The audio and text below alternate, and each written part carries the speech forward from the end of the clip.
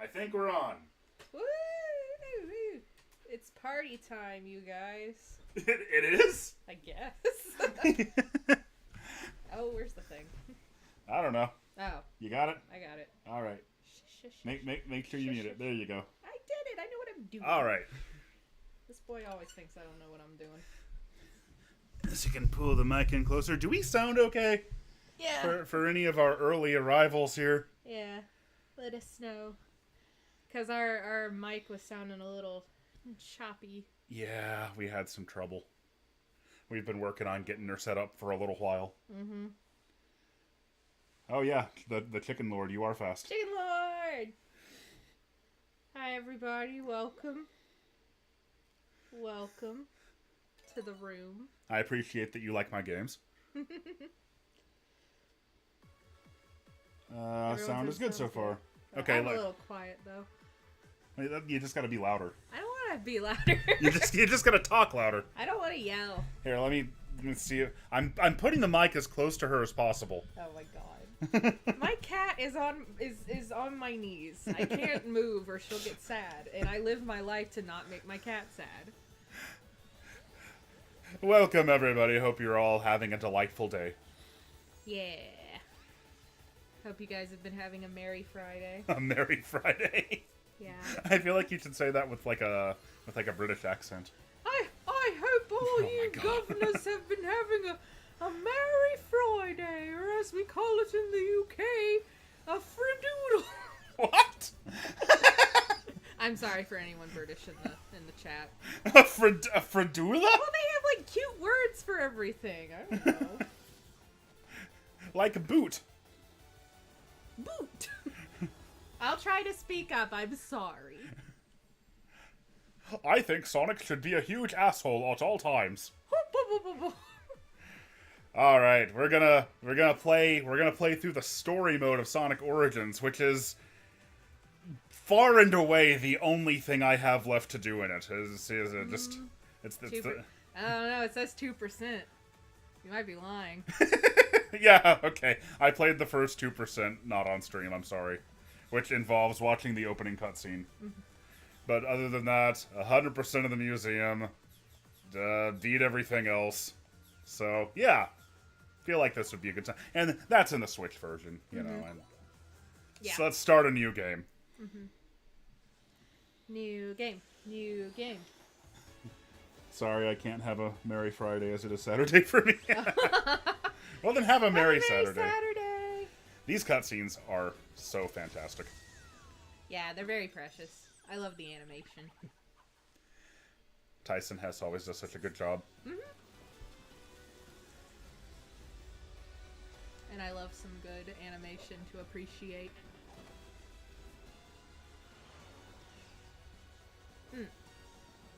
Like, honestly, the Sonic CD ending was, like, the peak for, like, almost 30 years.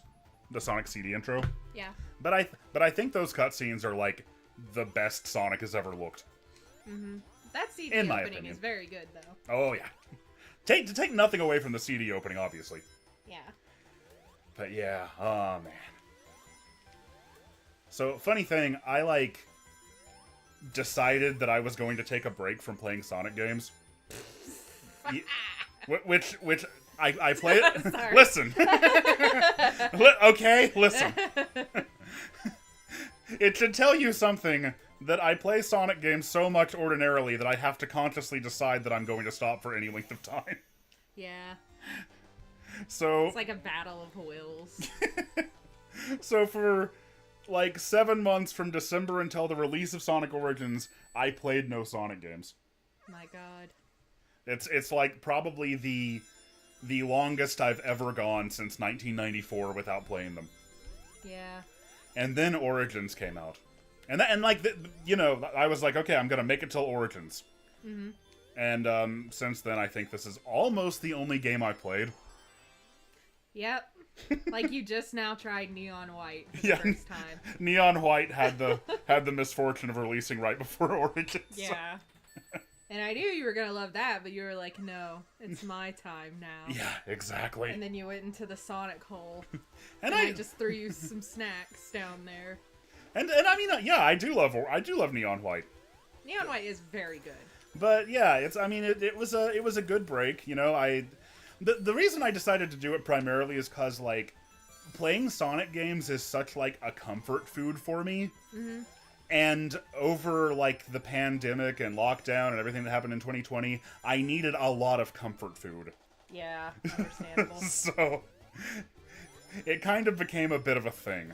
Yeah, I played a lot of Dragon Age games during that time. Yeah, exactly. Everybody's got their comfort food.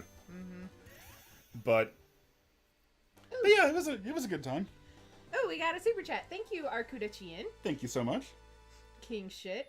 King shit. He says, as I like to do at the start of these streams, if you want more Geek Critique, join us at the Discord for things. Join us in the Discord for things like Josh's hot take tier lists. My hot take tier list? Oh yeah, those. You do those all the time. Like, I'm mystified how you come up with more Sonic things to do a tier list about. It's not just Sonic things! Soon it's gonna be Sonic characters' shoes tier list or some shit. That does sound fun, and I would do that. He would do that. But thank you so much. But yeah, like, you come in here sometimes, and I'm sitting here on the couch on my computer, like, making a tier list, and you're like, you making another tier list? Because for a while there, I swear you were making a different tier list every day. Tier lists are fun, I don't know. I'm not judging. Ooh, here we get to see one of the cool features of Origins. Do you think it's worth spending one of my 999 coins to get another try at the special stage? I think you can spare it. Yeah. Oh, Shadow Strike 99, thank you so much for the super chat. They say, I love Dragon Age Origins, Morgan and Alistair. I know, those are like two of my favorite characters. I love them so much. Yeah. Morgan Goth Queen forever. Dragon Age really is similar to you. It's what like Sonic games are to me, I think. Yeah. Like I've played Origins like 5 times all the way through. And I'm playing Origins right now. Oh. Like Dragon Age 2 is like my favorite bullshit game. One of them. Oh, Arkudichian, thank you so much. Thank you so much. They say it's mostly Sonic things. It's mostly Sonic things. It is. And they're right.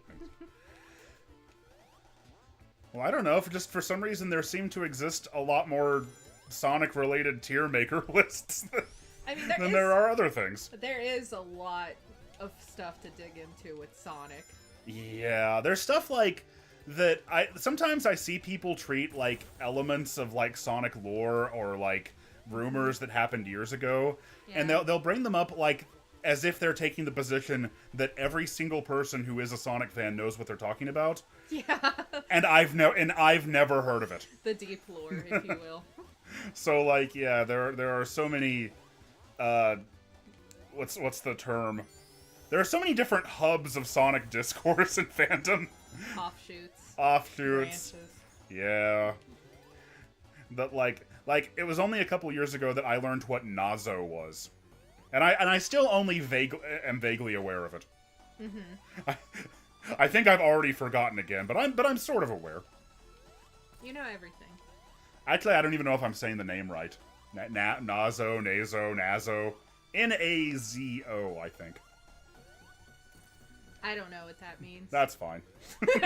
I'm just a civilian. You don't need to know. Anyway, I really, really like the ability to replay special stages by spending a coin. One, because, look, coins in the lower left-hand corner there, coins are just absurdly easy to come by. They replace the lives in anniversary mode and story mode. What's the difference between coins and rings, though? Well, rings have a hole in them. She just looked at me. Yeah, but I don't see any coins. I just see rings. Yeah, okay. Are the rings the... Okay, yeah, okay. This is probably a basic question. I'm sorry. Okay, coins are a new thing in Sonic Origins. I mean, we've had, like, red star rings. The best guess anyone has for why they're even called coins, by the way, is because coins is an anagram of the word Sonic. So they didn't have to draw any new letters for the lives icon down there. Oh, that's pretty hilarious, if true. Anyway, basically in anniversary mode, whenever anything that would have caused you to get an extra life, like collecting 100 rings, or getting something from a monitor, anything like that will instead give you 1 coin. Oh. And coins can be used to unlock things in the museum and get you an extra try if you fail a special stage. Now, see, wasn't that nice? You just answered the question. Well, you didn't actually have to be a big meanie pants. Well, the question was, what's the difference between coins and rings? So I just told you. No! I didn't see. You weren't clear. I didn't know that you meant in the context of this game. I thought you just meant in general. Why would I mean it in general? Is that how little you think? Wow, you guys, you're getting a front row seat in our marriage falling apart. I'm just kidding. Also, I noticed the coin symbol looks almost identical to the graphic in Sonic Rush for the, like when you get that thing that makes your boost that maxes out your boost meter. Yes. And it's like that's. I always thought that.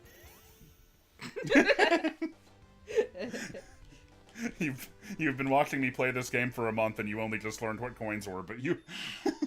Oh, bye, Chicken Lord. Have a good night. Have a good night, Chicken Lord. Have a Merry Friday to you too. Merry Friday. But yeah, the thing is, okay, especially, see, there, I just did it right there. I never really cared for really most of the Sonic special stages. You rebel. I'm not a rebel. That's pretty common, I think. But especially the ones in Sonic 1. So good. No, it's not. It's really good. This is my least favorite of all of them, to be honest with you. Well, okay, not of all of them. Of all of the mainline ones, let's say. There are certainly worse. But this way, if the random never-ending rotation of the stage screws up, and you need to, and you end up hitting one of the inexplicably called goal balls. Goal balls. I didn't know what else to call them. This is the worst one, though. Like, out of all of the special stages, this one, I think this is number 3. This is the one that I most often struggle with, because it's just such a big open area, and you're just... I know. Yeah, I've watched you do these like a billion times, and I still don't completely understand what the goal is. The goal is to make your way to the Chaos Emerald, which is somewhere in the stage. Okay, well, that makes sense. And I hit the goal ball again. I always thought it was weird that they were called goal balls, because, like, if that's not your goal. Your goal is the Chaos Emerald. So why does the thing labeled goal make you lose? You'd have to ask Mr. Sonic, lead of all Sonic games. Get Hirokazu Yasuhara on the phone right now. Yeah.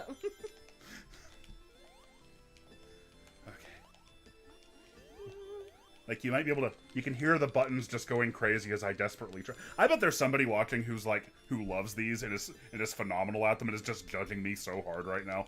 Why aren't your coins going down when you restart? What do you mean? Like, it's still at 999. Oh, coins carry across all games. What? But how you used one? How is it not going down? Oh, okay. That I don't know. Yeah. I hadn't noticed it wasn't doing that. I probably have over 999. Oh, someone's saying our stream is choppy. Oh no. Uh-oh. Okay, I think I can do something about that. Sorry, guys. But for now, I mean, you don't want to miss out on a second of this riveting Sonic 1 special stage action. I know, right? Jeez. Oh, Arma E, thank you so much for the super chat. They say, I hope you get to Freedom Planet and its sequel one day. I hope you two are having a great day. Take care. I hope you're having a great day. Thank you so much. Who was that? Arma E. Thank you, Arma E. I like your little armadillo guy. Armadillos are good. Here, you do it. I'm gonna go fix the screen. Nobody wants to... Oh my god! Nobody wants to see me do this. Oh, it went down! Wait, how do I do what was going on? Wait, am I spinning the stage? Is that... Or No, the stage spins automatically. What? Yeah. You didn't know that? Wait, how do I make it move? Oh no. What if I'm like way better at this than you are somehow and I find the chaos what if you emerald? get it? I mean, it's in there. It's in the middle of that thing. Oh, that's stupid. Oh my god. Oh my god. No! Oh my god. Oh my god. I'm gonna get bullied so hard in the chat. Oh. Oh, I can jump! You can, yeah. That's nuts. No. No. No. No. This is like a spinning clown nightmare. I know, right? Ugh. Oh god. Okay. Listen. Listen. Just go over. How do you break the thingies? You bump against them. Oh. See, you're changing their color, and then they eventually go away. Oh. Wow. Oh no! Come on! Oh, jeez. No, let me back on that side. I was doing so well. Oh, okay. Your head's getting in the way. Sorry. How could I be a top tier gamer if I have all these? I forgot the word. It's okay, you're so close. Handicaps. Oh jeez. Okay. I think I got another life? Question mark? Or did I get a coin? You got a coin. There Oh ho ho! Oh my god. Oh my god. I'm gonna freaking do it. I believe in me. No, no. No go hole. Oh god. Okay. Bro! I just keep falling. Fun, isn't it? I keep falling to the... You do this like 7 times? Why? This is... You're so... Oh my god, baby! Oh my god! Oh my god! No, I'm so close! Oh no! Oh! Oh shit! No, no, no, no, no! Whoa! Sorry. You did I got it! You guys! I did it! Woo! Woo! Gamer! Good work, baby. Oh, shit. Oh, thanks, I'm kinda dumb. I'm also kinda dumb. I can't believe I did it! You guys! It was because you believed in me. Okay, I'm gonna stop the stream for a second to change some settings, so give us a bit. Oh yeah, we'll get right back to you, Shadow Strike. Ooh, someone said I am better than you. You are, what? yeah. I'm the Geek Critique now. I hope you guys like Persona. Okay, let's see if that works better. Okay. Yeah, just let us know if there's any issues, guys. Yeah, I am so proud of you. Yeah! I was just joking when I said wouldn't it be funny if I got it. Yeah, you did it first try. Gamer! Oh, okay, thank you so much, Shadow Strike, for your awesome super chat. They say, Josh, who was your favorite wrestler growing up? Oh, Diamond Dallas Page. Yeah, I was going to say, I know that one. It's not even a contest. We are back on, right? Oh, geez, are we? I think so. You can check the. You might be able to check the. Oh. Hit play yourself. According to everything I'm seeing, we should be back. Yeah, I think we're back. Okay. Yeah. Chat, if there's any problems, let us know because we can't see it. But yeah, geez, you did it. That was exciting. Yeah, I've never been so excited spinning a little hedgehog around. Sorry for anyone I made violently ill. Now, in Sonic 4's special stages, you do spin the special stage itself. Oh, wow, twist. Yeah, because Sonic 4 was originally conceived of as a mobile exclusive title called Sonic the Portable. Yeah, that's right. That was its dev code name. And the idea was because you're playing it on a phone, like, you know, you can spin it. Yeah. And it would read with motion controls. We are back. Yeah, they're saying it's a lot better. Okay, cool. Sweet. Yeah, I just turned it down to 720p. Because I figure, you know, in a game like this, I don't think the extra... What's the difference between 720 and 1080? I don't think the extra P's are going to make much of a difference. Extra P's.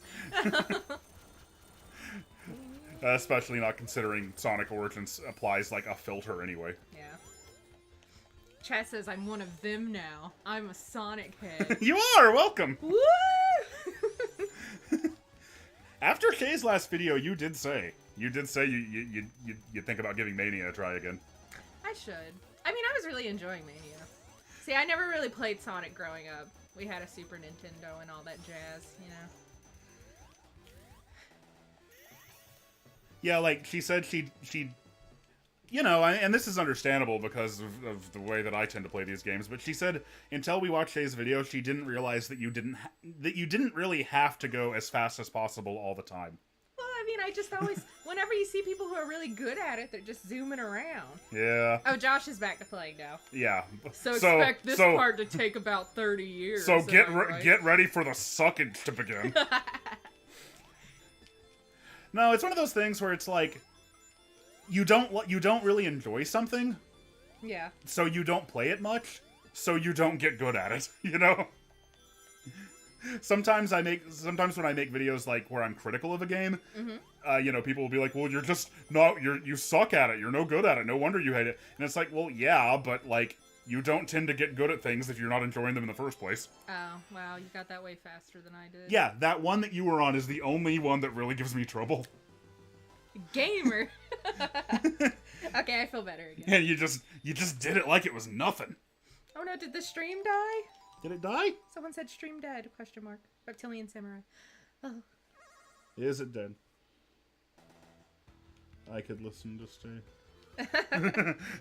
His accent is delightful. It is. And his Balan Wonderworld video is also... Oh god, oh, is it Wonderland? Good. Wonderland. Is it Wonderland? No, it's Wonderworld, because we always think it's Wonderland, but it's Wonderworld. But see, every time it comes up, it's like an eternal Mandela effect.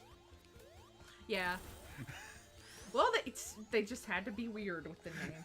Okay, they're saying it's working. Okay, we're good. We're good. Sometimes it's just not working for one person. Yeah. And they're like, "Is it dead?"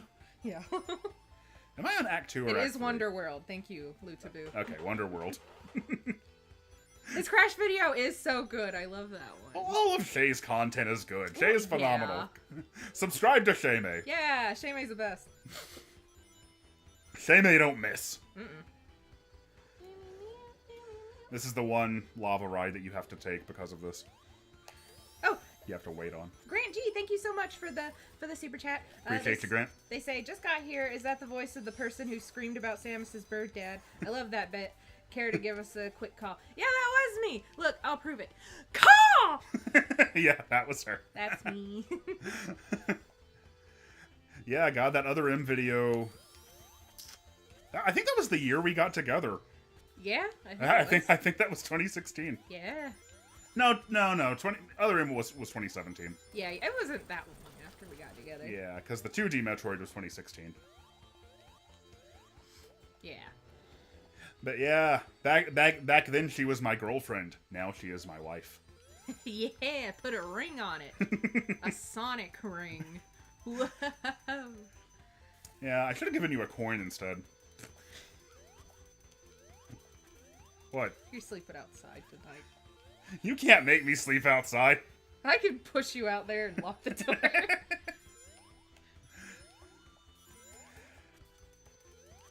So, what's your favorite Sonic 1 level, and why is it Marble Zone? I like the music here. The music is good. Spunky. God, I love this little trap right here. So, like, I'm just gonna do it. I'll just show you guys what happens. Oh, he's gonna do it, guys. You run into these spikes, and you fall all the way back down here. That's so rude. It's hilarious. I want to have a talk with you, Yuji Naka? Hirokazu Yasuhara. Oh, yeah, he was the programmer, not the level designer. Yeah, Naka was the programmer. Yasuhara does not ever seem to get the respect that he deserves. Mm. He was the director and level designer for all of the Genesis Sonic games except for CD. Yeah, I knew that. People are always like, oh, Oshima and Naka, that was the creators of Sonic. But, there was a third original member of Sonic Team. The secret sauce, if you will. Should just do a video all about that guy sometime. Yeah.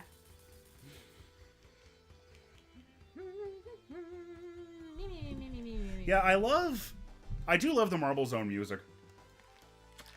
I don't mind Marble Zone as much as I used to, and I kind of understand what the thought process must have been there, that after Green Hill Zone, maybe we ratchet it back and do something a little bit more of a traditional platforming stage. A little bit weird, a little bit spooky. No, a little bit not weird. A little bit funky. It is funky, I'll give it that. A little bit spooky. I don't know if there's anything spooky about Marble Zone. I don't know, it's got some weird vibes. I guess it's you get that whole ancient ruins aesthetic. Yeah, I just feel like it's so kind of like different than Sonic's usual aesthetic. But I mean, it was only the second level, you know? Yeah, well, Sonic had no established. I have the entire history of the rest of the games. Yeah. I'm going off of here. But yeah, in terms of level design, it's a little more linear and it's a lot more blocky. But I sort of get that. But at the same time, it's just like 3 acts of it. Like you're really ready to move on to Spring Yard after that. Yeah. Oh, jeez. Excuse. Oh no. Sorry. Bless you. Oh, thanks. I can't sneeze one time. I gotta sneeze 5 times. That was like 3. It's the number of times that Booker T was WCW champion. Oh, what does it mean?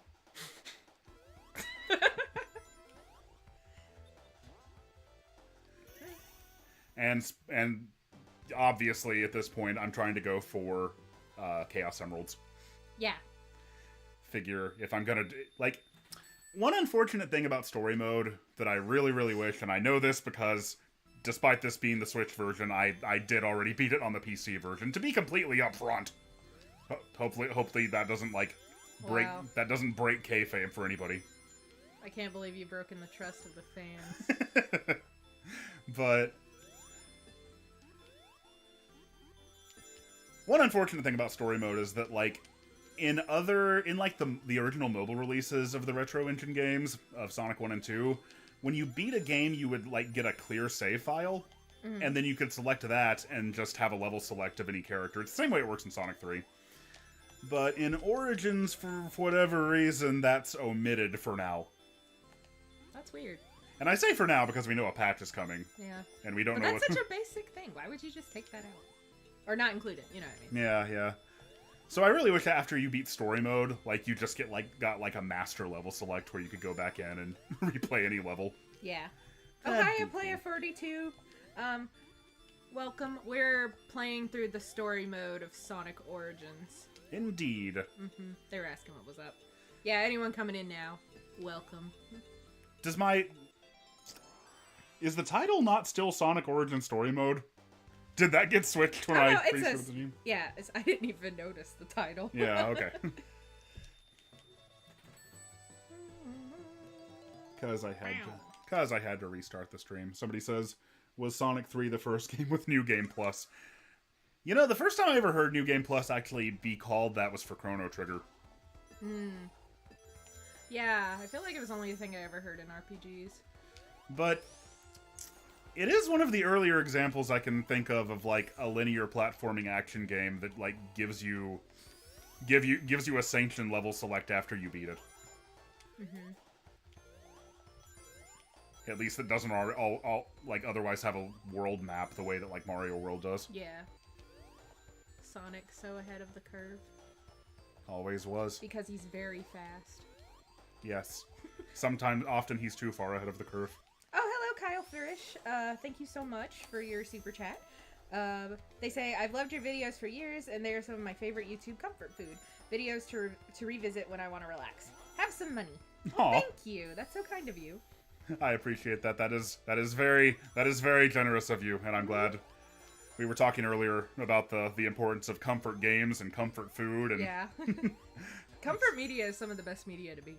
Yeah. If someone says it's their comfort food. So that's a huge compliment that you feel that way about my stuff. Thank you so much again. Oh no, I got hit.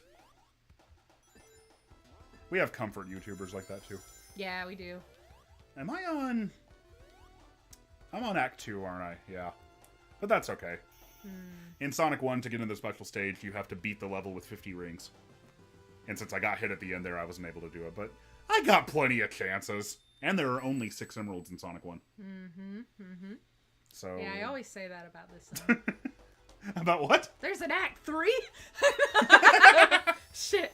Yeah, that's another early installment weirdness thing about Sonic 1 is that where most future Sonic games have 2 acts, Sonic 1 has 3.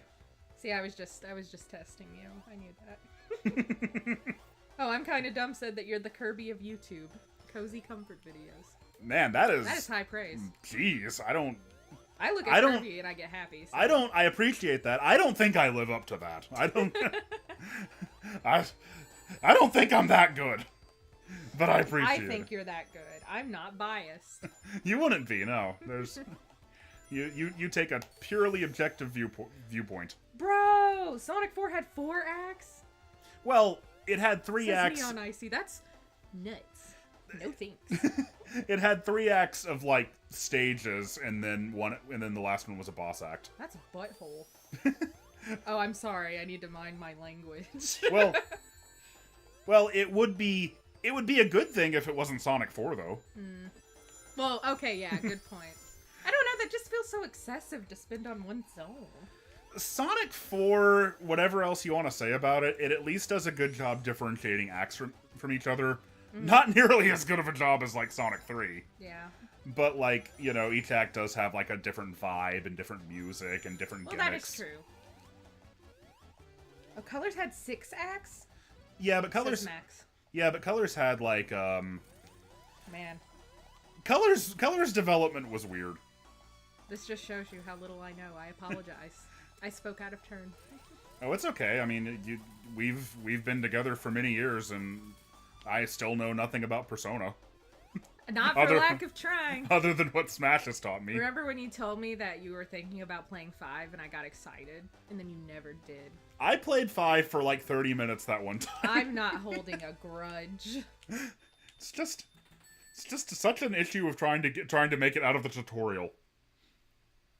But it's good. I'm sure it is. I'm sure... Persona 5 is one of those games where even people who... So what if it has like a 10-hour tutorial? Yeah, it really doesn't. It's just a lot of story stuff in the beginning, you know. It gets really good once you get past the 25-hour mark, I swear. Oh my god, it's good from the very beginning. You just don't like sitting and reading story stuff.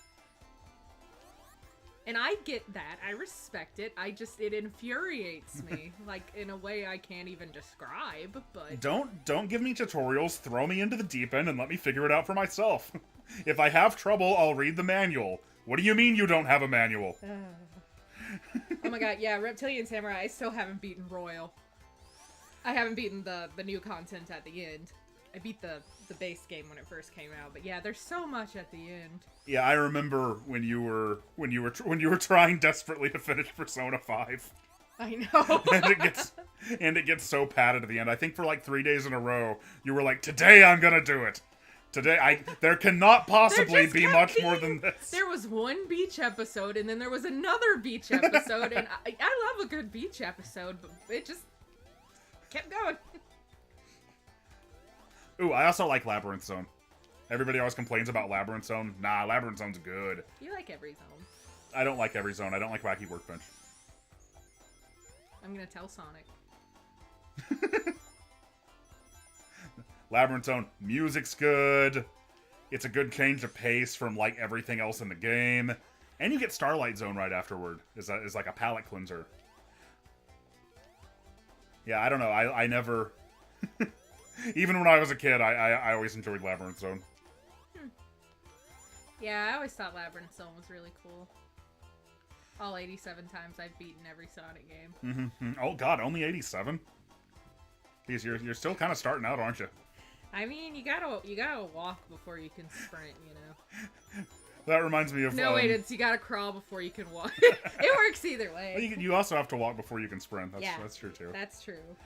No, I remember, that reminds me of when my best friend was trying to get me into Rocket League. And so I looked up a guide for it, because he was really into it for a while. Mm-hmm. I looked up a guide for it. No, actually, he freaking bought it for me. He was trying so hard to get me into it. Oh. oh man, I don't have 50 rings again. I only have 46, and I don't feel like going back there. That's okay. Yeah, people always tell me that Rocket League is a good game for anyone to play, because, like, if you're really good at it, you can do some crazy shit, but also it's just so weird to control that everyone's kind of bad at it. Yeah, no, I looked up a guide for it, and it was like, okay, so... I've never played it, though. The guide was like, okay, so for the first 1,000 hours, you're not going to be very good. And that's okay. Just have a good time anyway. I was like, "Whoa, this is... If I do get into this, this is going to be quite a commitment." Yeah. But, I mean, I don't think you have to, you know, get into the deep car The shit. deep car shit. You can just, you know, do your best. I can't play games like that, though, because people get so mad if you're doing kind of bad. But it's like, how are you supposed to get better if you don't play? So, I get too stressed out. the first 100 times you beat a Sonic game, that's really just kind of practice, you know? Yeah. That's really just kind of, that's just kind of learning the ropes and learning your way around. Oh, geez, is Rocket League free to play now? I had no idea. I think it is, yeah. Oh, thanks, Paper Sonic. Learn something new every day. Oh, welcome, Paper Sonic. Oh, welcome. They always seem to be around in our streams. Ah, what a gem. You're all gems. Sparkly little gems. You're all Chaos Emeralds. You're all a bunch of little Chaos Emeralds. Oh, man. Oh, no! And see, because you need 50 rings to get into the special stage, Oh. taking damage hurts in a way that it doesn't in later Sonic games. That sucks. If you're going for that, it's okay. If I don't get it now, I can get it in Starlight Zone, no problem. Yes. Yeah, the first two, like Sonic 1 and Sonic CD in particular, I think do a really good job of differentiating, like, stages. Mm-hmm. And, like, having a lot of variety. Like, I remember I actually read an interview with with I think one of the level designers of Sonic CD a while back, where he said that it was his intention to have, like, a technical stage and then a speed stage and then a technical stage and then a speed stage. Yeah, I actually told him to do that. I'm sorry. You were like a year old and you told him to do that. I was a very smart newborn. I got him up on the phone. Uh-huh. He probably only speaks Japanese. But you didn't speak any language at that point, so it's... I actually plausible. was fluent in Japanese as an infant, but Okay. I forgot. Okay, I Because see. I got older. It's like the baby geniuses thing. Yeah. It's just like that.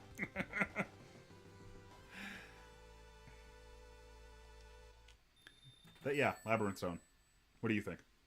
I mean, I wasn't playing it, but I thought it looked neat. I like those little crystal things. Those are pretty. I like the music. Looks fun. Yeah, there's a Sonic Mania mod called the Misfits Pack, which I implore everybody to check out. If you have Sonic Mania on PC, anyway. The idea is that, like, they take stages that are often derided as being like, kind of lesser than, like Labyrinth Zone, and, like, reimagine them in the Mania style, and it's just extremely, extremely good. One of, if not the best, Mania mods I played. Oh, thank you for the super chat, Arkuda Chien. Thank you. They say, hey Josh, if someone asked you to pick one Sonic Zone to put into Mania 2, what would you pick? Ice Cap Zone. Yeah, you would. Although, hang on a second. Despite the fact that I love Ice Cap Zone, it is absolutely definitive for sure that it couldn't use its, like, original, the Brad Buxer music anymore. Mm-hmm. So, okay, let me let me go back to the drawing board on that one. Because, not that I still wouldn't love to have Ice Cap Zone in a Mania 2, but if I can only pick one... Darkwing Spartan says not Bridge Zone. Well, see, you know, I hadn't thought of... Good point, I hadn't considered the 8-bit games. I was kind of just thinking in terms of, like, the 16-bit ones. Let's put Green... Let's really shake it up and put Green Hills Zone from Sonic 2 8-bit in there. Oh, wow. People are burnt out on Green Hill So Zone, let's but have two. no, it's not Green Hill Zone. It's Green Hill Zone. Well, one in a similar vein. That'll make people happy. And it doesn't have the usual Green Hill music. It has like that remix of. Actually, no. I guess it's the original version of Toot Toot Sonic Warrior. Mm-hmm. Toot Toot Sonic Warrior. Because Sonic 2 8-bit came out before Sonic CD. Yes. Yes. Yes. Thank you. I've been wondering about that for a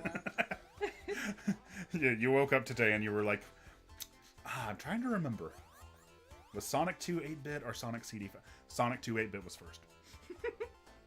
I can. Thank you for clearing that. I'm here to clear up any confusion. The speed that you're used to is completely absent. It does have a lot of water, though. That's why people hate it. Yeah, I can see that upsetting people. and And so is there any cool boy way of avoiding it? you cannot avoid the water. Yeah, okay. I can see why this is divisive. No. Yes. So you drown a lot. Mm-hmm. But I don't know. I mean, the music's fun. Platforming's fun. Gimmicks are fun. I love the burrow bots. That is a look at that. That is a cool badnik right there. Yeah, he's a little cutie. It looks like he's wearing a little baseball cap. He does look like that. Love how they stick up out of the ground and then come and try to jump at you. Yeah. That's a little less cute, I guess. But... Orbinauts are not so cool. Are cute, or whatever. However we're phrasing that. But yeah, we're gonna see here in a little bit when I get to CD, like, Sonic CD is like a psychedelic drug trip version of Sonic 1. It's like Sonic 1 through a kaleidoscope. Mm. Most of the stages in Sonic CD have some sort of an analog to Sonic 1, but like Yeah. they're more stylized and they're more out there. Yeah, they kind of went all over the place. I mean, visually in a cool way. Let's see some of what the chat's saying. Yeah. How many times? General Piggyface wants to know, how many times do you think you've played through the classic Sonic games? I don't know if there are enough I don't know if there's enough numbers. Well, see, there's so many that you actually run out of numbers, and Yep. and you start okay, so in all honesty, like at least 1,000 wouldn't really surprise me. Yeah, that wouldn't surprise me either. That sounds crazy, but it's not. Oh, Emerald Forgotten wants to know, when will Kalen return to the Geek Critique? Whenever he wants to get his butt over here, I guess. Yeah. Funnily enough, Kaylin and I grew up across the street from each other, and now we actually both live in the same apartment complex.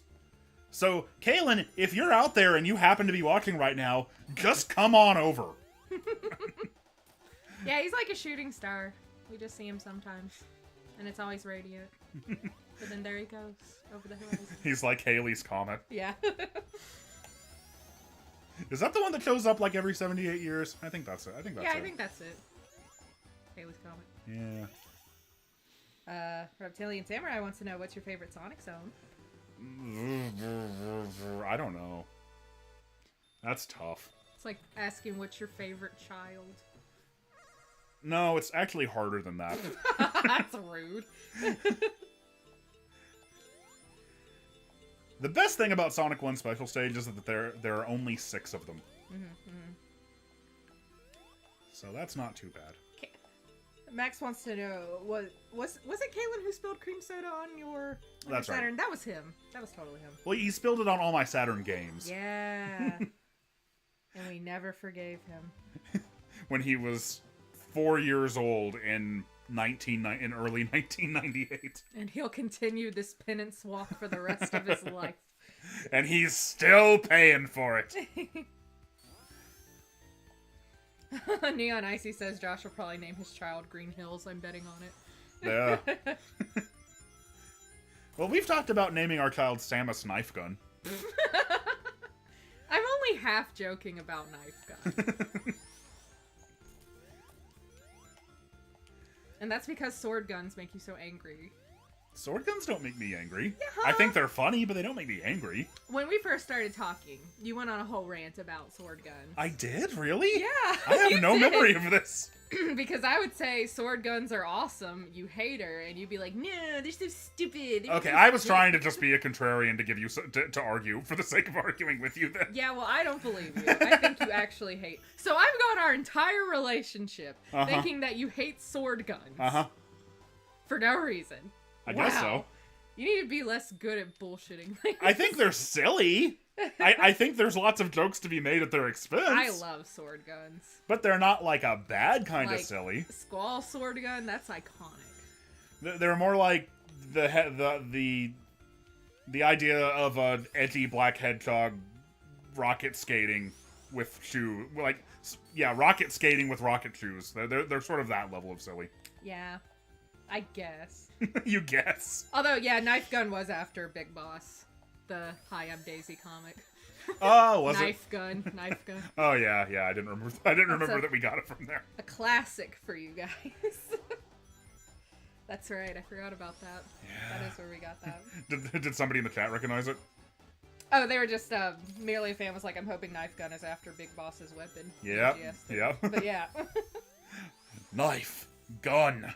Knife gun. Freezer said, younger Josh trying to impress a girl. That thing you like is stupid. No, I wasn't trying to impress her. I was just...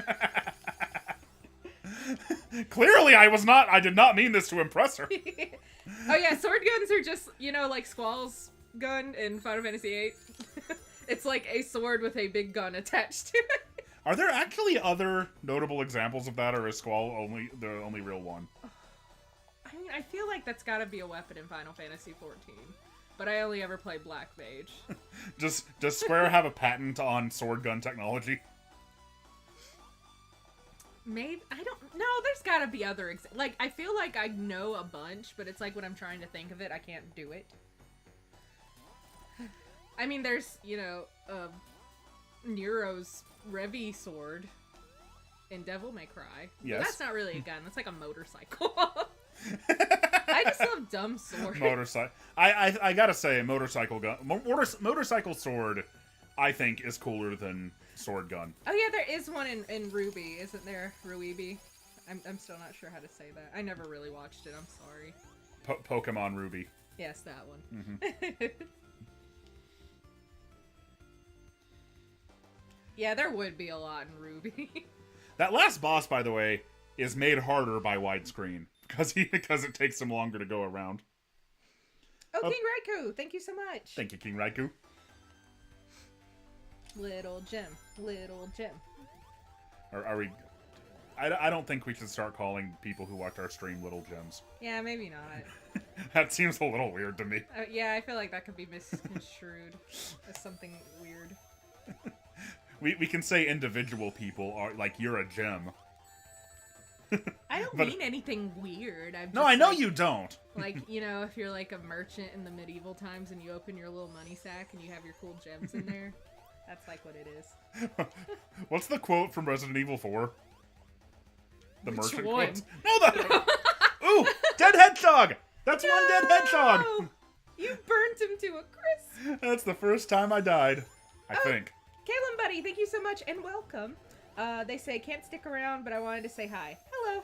Hi, Kaylin, buddy. Hello to you. And thank you for the super chat. Gonna take the down path this time. I never go down here. Oh, Balthazar228, thank you so much. They say, at least it's better than the deadliest weapon in all of Final Fantasy X, a Blitzball. Don't talk shit about Blitzball. Blitzball's so stupid, it owns. They float around in an orb. I know what Blitzball is. Don't worry. I'd play Blitzball so hard. Like, if someone made Blitzball real, I'd be like, yeah, put me in that orb. Do you play Blitzball in Final Fantasy X? Yeah, there's a Blitzball minigame. Okay, I couldn't remember. Yeah, you could actually play it, but it doesn't look as cool as in the cutscene. Doesn't it? I can see why I never go this way, by the way. Because it looks awful. Coming on the down path here, I'm seeing why I like to stick to the upper route. Mm-hmm.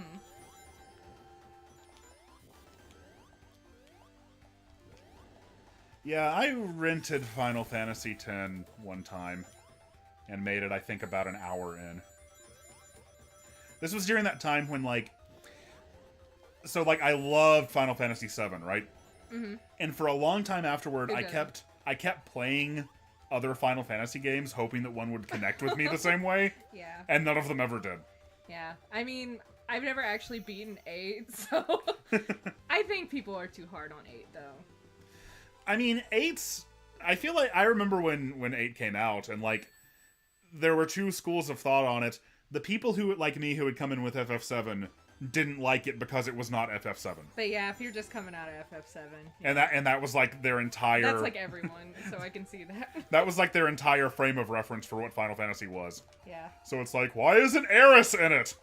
Yeah, I'm not saying that Blitzball is, like, fun to play in the game. I'm saying, theoretically, I'd want to blitz. Like those kids, I'd be like, show us how to blitz. Show us how to blitz. The other group that didn't like Final Fantasy VIII when it came out was, like, the older fans at the time who had gotten into the series during the 2D age. Yeah, and they resented. And they resented Final Fantasy VII and all the new... Yeah. and all. So they didn't like... Like, it was hilarious because, like, the new FF7 kids didn't like Final Fantasy VIII because it wasn't enough like Final Fantasy VII. And then they really didn't like 9, even though 9 owns. The old guard didn't like Final Fantasy VIII because it was too much like Final Fantasy VII. Yeah.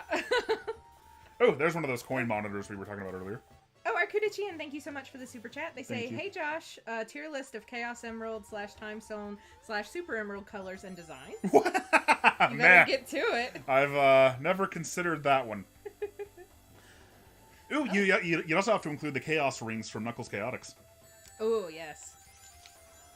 Oh, Balthazar 228. Thank you. Sorry. I think I skipped over yours. To be honest, I'm shocked they didn't just let Taxman and Stealth just make this game on their own. Yeah, I mean, they... Like, all of the games within this are Taxman and Stealth projects, you know? They are Retro Engine, the group that would become Evening Star. Mm-hmm. But yeah, I do think it would have been better if... So if you don't know, what they did was... The versions of Sonic 1, Sonic CD, and Sonic 2 in Origins are the versions that came out on mobile devices from 2011 to 2013. And those were, like, the Taxman and Stealth, Headcanon, Evening Star, whatever you want to call them. The group that would go on to make Sonic Mania. Before they made Sonic Mania, these are what they made. Yeah. They ported widescreen versions of Sonic 1 CD and Sonic 2 to mobile devices with widescreen and upgrades and using their own engine. Taxman himself actually started... God, I remember downloading all the way back in 2002 a fan game by Taxman called Retro Sonic that used the Retro engine, that used the very same engine that would go on to power these remakes and power Sonic Mania. Yeah, I mean, that's how they got noticed in the first place. Yeah, exactly. So, when it came time for Origins, what Sega decided to do was port from mobile the Retro Engine versions of 1, 2, and CD, and then hire Stealth's Headcanon team to make Sonic 3 and Knuckles, which did not otherwise have a Retro Engine version yet. But yeah, I agree. It would have turned out better if they'd just gotten Headcanon to do everything. Yeah. Samir Vadi wants to know if a Final Fantasy retrospective is in the cards, given 16 is coming out. Do you guys know? Do you know how many times I've tried to convince him to do that? And he's no. I'm not mean about it. He's like, no, because I hate everything that you like. That's not true. That's not Everything true. you like is dumb. And then he locked me outside in the pouring rain. I like how you threatened to make me sleep outside and then and then oh. He has never done that. That is a joke. Please don't take that out of context. Oh god. And now they're doubly gonna do it because you told them not to. Oh, damn it. I'm gonna go on Twitter and be canceled. Yeah, I can't believe Geek Critique locked his wife outside in the pouring rain. No, I mean, I'm really excited for Final Fantasy 16, though. Like, I feel like it's been so long since we've had, like, a mainline Final Fantasy game in a fantasy world. Like, we've had 14 and everything, you know. But I'm really excited. I mean, 6 is my favorite, so just give me those vibes. I'll eat them up. I'll be like, yum. The thing about a Final Fantasy retrospective is that the only game in the series I've ever been able to get into at all was 7. Yeah. I guess I could do a video on 7, but... Yeah, you could. That's like the only one you really like. And I mean, 7 owns, so I get it, but you know. I do love the good ending. The good ending almost makes Special Stage 3 worth it. Oh, Balthazar 228. I'm gonna get your numbers right, and it's gonna be amazing. Thank you so much. They say the series that could really use a 1080p remake is the Advanced Trilogy. GBA screens were not kind to players before they memorized layouts. That is so true. Like, we just got that Castlevania GBA collection, so I feel like they should do that for Sonic. Yeah, and in addition, you know, the level design of the advanced games was also a lot rougher. Yeah. That not having Yasuhara around anymore. Yeah. And I feel like having like a wider viewport would really help, as opposed to Sonic N for the N-Gage, which gives you a narrower viewport instead. Yeah. Hilarious. But yeah, I'm honestly really shocked they haven't done that with the GBA games. Like, those were some of the only Sonic games I played like a ton when I was a kid. Like, I love the Sonic Advance games, so I'd like that. Well, it's unconfirmed, but there may be like publishing rights issues outside of Japan with those, because they were published by THQ. Oh shit! At least in the U.S. I don't know about other places, but like Sonic Advance 1 anyway, and maybe the whole trilogy, I can't remember, actually came out on the Wii U Virtual Console, but only in Japan. Yeah. And that's why people think there may be some sort of a publishing thing, because, you know, THQ has gone out of business, so who knows where those... who knows how that works now. That's usually what stops cool things from happening. Merely a fan says, I look forward to Josh's retrospective on FF Mystic Quest. Is that the one... Is that the one that wasn't really a Final Fantasy game? That was for the Game Boy? Yeah. And, like, they kind of designed it for, quote-unquote, for Americans. Which is never a good idea. So it was a really, really, really dumbed-down RPG. Yeah. Never a good idea. Which, in their defense, RPGs were very, very, very niche in the US before... Yeah, this is true. Before FF7 and before Pokemon. Yeah. I like how every fourth time he comes down, he squishes the end letters a little more. He just gets really angry on that last one. All right, we're coming up on another cutscene. Ooh, ooh, ooh.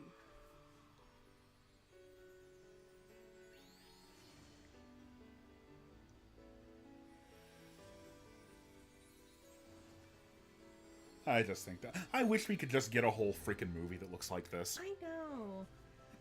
Like, I would love a movie in the style of, like, the Tyson Hess shorts. Yeah. Like, they're so cute and good. Not to say the Sonic movies we're getting aren't great, too. Oh, yeah.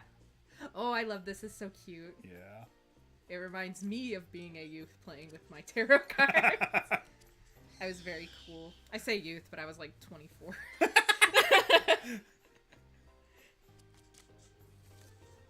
She doesn't like the result that she wants, so she just sneakily goes for it again. That's so cute.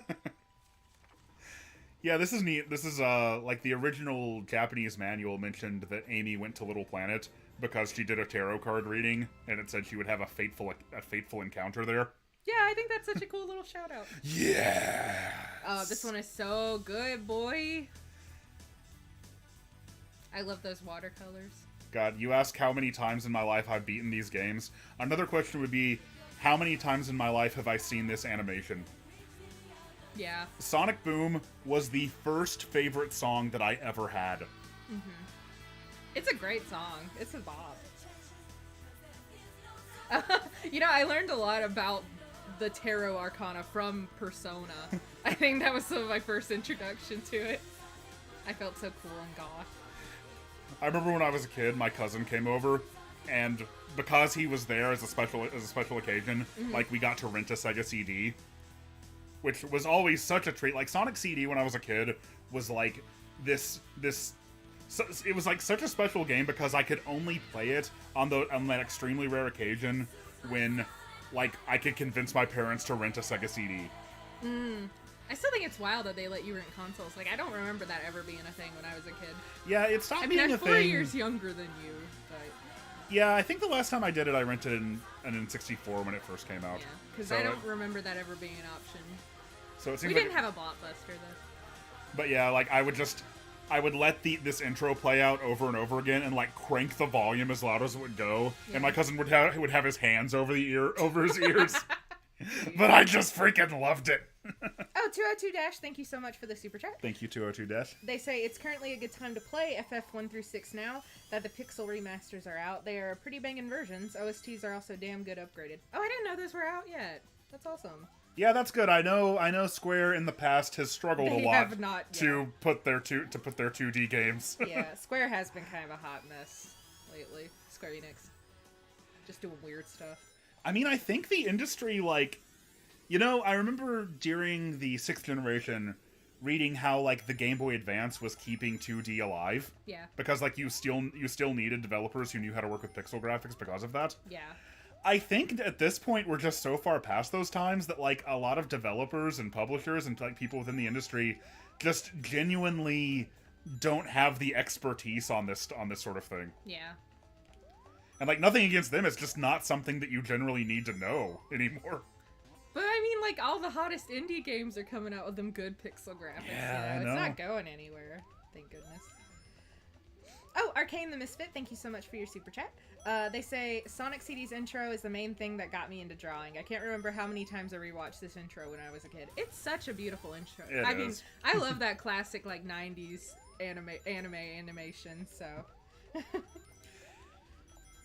Yeah, it was done. Just watercolor. Oh, wasn't it done by Toei? It was done by Toei Animation, yeah. No wonder. The watercolors. Or as I call them, TOEI. TOEI. We watched a video a long time ago about Super Sentai and Power Rangers. I can't remember what it was from, but the dude kept saying that it was he kept saying it like that. Yeah, he kept saying TOEI. Instead of Toei, he would say TOEI. Unless it's like secretly supposed to be pronounced like that. I have no idea. No, it's Toei. Yeah, that's what I thought, but I don't know. In contrast to Sonic 1 special stages, at least of all of the games in Origins, these are my favorite. Yeah. I love these special stages.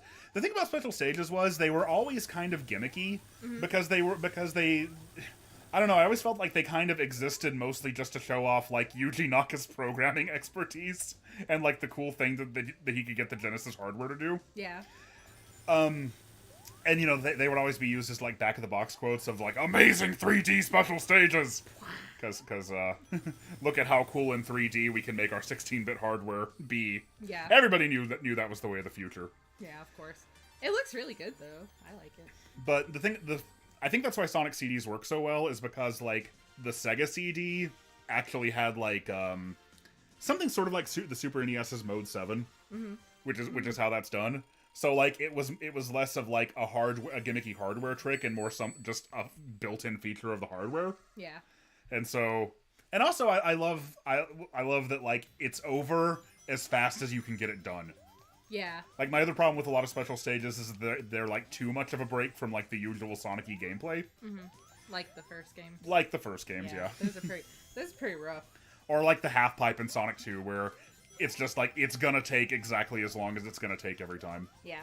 But yeah, in this one, in those, like, you have to bash all the UFOs, and however fast you can get it done is how long it takes. I like that people in the chat were equally judging you and praising you for your choice of the US soundtrack. Oh, I knew that would happen. Yeah. I love both soundtracks almost equally, probably. There are some songs that I prefer in the US soundtrack. There are some that I prefer in the Japanese European soundtrack. But, like, I don't, like, even in the cases where I prefer one to the other, I don't hate the other one by any means. I think they both have lots of strengths and weaknesses. Well, actually, let me correct myself. It's all strengths. They don't really even have weaknesses. I just love them both. It's like that comic where somebody has two cakes. Yeah. That's kind of how I feel about the Sonic CD soundtracks. Yeah. But I say mostly because I think if pressed, there are probably a few more songs that I prefer in the US version. But, you know, that makes sense. That was the only one I knew for a long time. Yeah, it's understandable. I remember the first time I heard... It was kind of funny because the first time I heard the Japanese soundtrack, I think I downloaded it in these like incredibly low bitrate WAV files from the internet. Actually, no, I'll correct myself. It was in Sonic the Screensaver for the PC. It was that was like a piece of PC software that came with like pretty bit crushed versions of like some songs on the Sonic CD soundtrack. Yeah. And hearing them in isolation, and especially at that low quality, I was like, man, I'm glad we got the soundtrack we got. Correct. But you know, your first impression of anything that's different from Yeah. something you really know is It's gonna throw you off. Is gonna tend to be a negative one. Yeah, it's like the first time I heard Goku's Japanese voice. Yeah, that's a good example, actually. And I thought it was weird at first, but now I'm like, yeah, that's the good shit. Yeah. I mean, I love both voice casts though, but Yeah, the first time I heard Goku's Japanese voice, I was playing a Genesis or a Mega Drive Dragon Ball Z fighting game in an emulator, and I pulled off a Kamehameha, and I got Kamehameha! oh yeah. And I was like, well, that must be the emulator glitching. Yeah, but it's just like the more you watch him with that voice, it's like, yeah, that fits Goku perfectly. Oh, yeah, it does. Like, but you know, I grew up with the English voice cast, so. But yeah, I remember specifically hearing the special stage music, the Japanese version of the special stage music, and having this negative reaction to it and be like, man, that's not nearly as good as what we got, jeez. And then, like, a while later, I actually, like, played the game with the Japanese soundtrack, and I'm like, oh no, wait, this fits perfectly. Yeah. Oh, Just John 43, thank you so much for the super chat. Thank you, John. They say hello and thank you for the wholesome retrospectives. If the 8-bit version of Sonic 2 is as special to you as it is to me, I hope you check out AS2R. AS2R. I Not actually, sure what that is. Yeah, I don't think I've heard of that one. Which is surprising. I'm usually Yeah, you're usually ahead of the curve. let's make a note to check out AS2R. Yeah, we will. Sam Nurek, thank you so much for the super chat. Thank you, Sam. That's very generous. Yeah, they say, Josh, my man, how are ya? Been wanting to catch your stream for a while now. Wanted to say thanks a ton for the content over the years. Your videos reinvigorated my childhood love for Metroid and Sonic. Oh, that's so sweet. I appreciate that. Thank you. That's super cool. Yeah, that's always stuff like that always makes me smile real big because I'm like, when I'm talking about something that I love and it like makes other people want to check it out or get into it. Oh yeah, that's the highest compliment. Yeah. And Fez64, thank you for your super chat. Thank you, Fez. They say, any Sega CD games you really want to see in the Genesis Mini 2? I hope some core design games end up in it. Big ones for me would be Popful Mail and Snatcher. Oh, yeah. What about Magical Knight Rare? That was Saturn.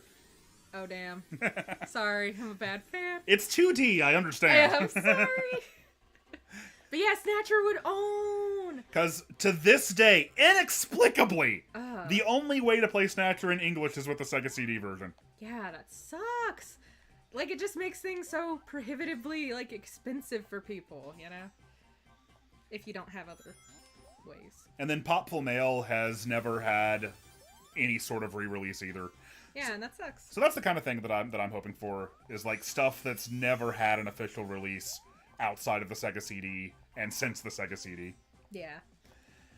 Popful Mail was at one point considered to be a game, to be like one of those games that's completely reworked for the Western market, and it was going to be called Sister Sonic. And star Sonic's sister. What? Yep. That is bullshit. No! You are lying. I'm not lying! What? How? How would you do that? You would Snatcher. No, not Snatcher. Oh, shit. Not Snatcher. I was looking at chat. I'm sorry. Did I say Snatcher? I think you said Snatcher. Chat, help me out here. Did he say Snatcher? If I said Snatcher, boy, I can understand why you were confused.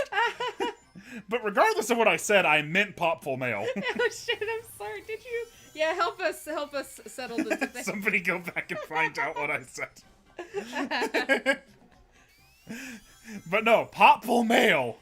Yeah. was considered to be reworked as a Sonic game. Oh no. Snatcher could not be reworked See, as a I Sonic. can see that with Popful Mail. Okay. That makes. Oh, he didn't say Snatcher. God All damn right, it. good. Thank you for checking. I'll accept it. I'm sorry.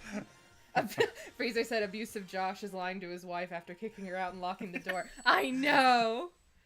And now I'm gaslighting. And now you're gaslighting. And actually, that person in chat, they were in on it. They were in on it. Mm-hmm.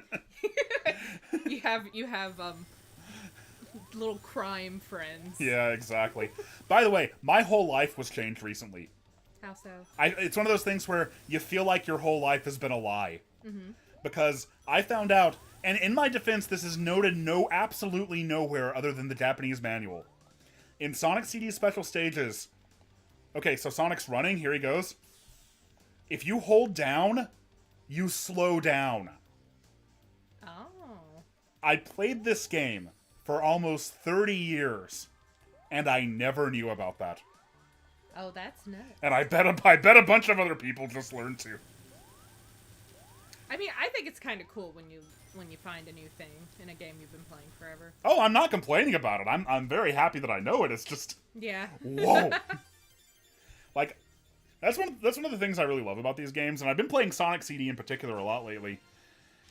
Because like I'm still learning new things about them. Shocked about Yeah. this fact. Yeah, I know. That's how I felt too. It was only in the Japanese manual? Yeah, it was only noted in the Japanese manual. That's weird. And like the reason that people don't know about it, I think, is because like most people played Sonic 2 first. Or Sonic 3, and in those games you cannot there is no way to control your speed in the special stages.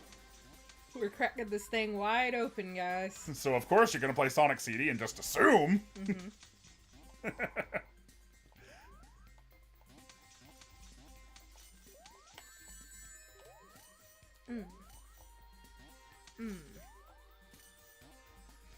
Yeah, you've blown several people's minds.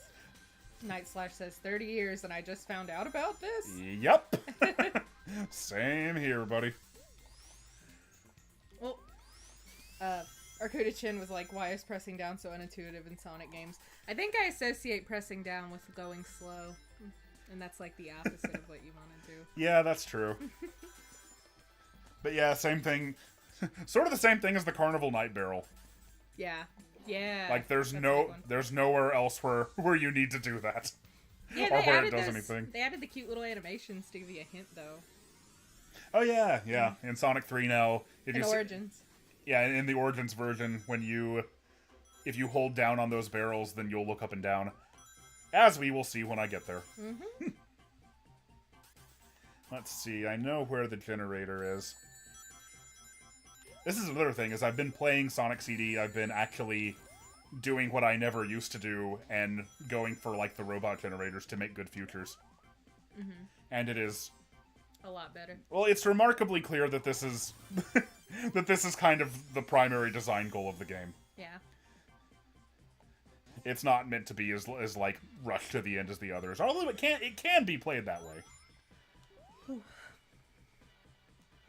Yeah, I actually did one run where I would go for the generators and then go to the good future and then restart the level. Because there are no lives, so you can do that real easy now. Although I may quit that as we go on. I've kind of got a lot to do here. Yeah. Kind of takes a while, huh? And Sonic CD, if you don't do that, is a pretty short game. Let's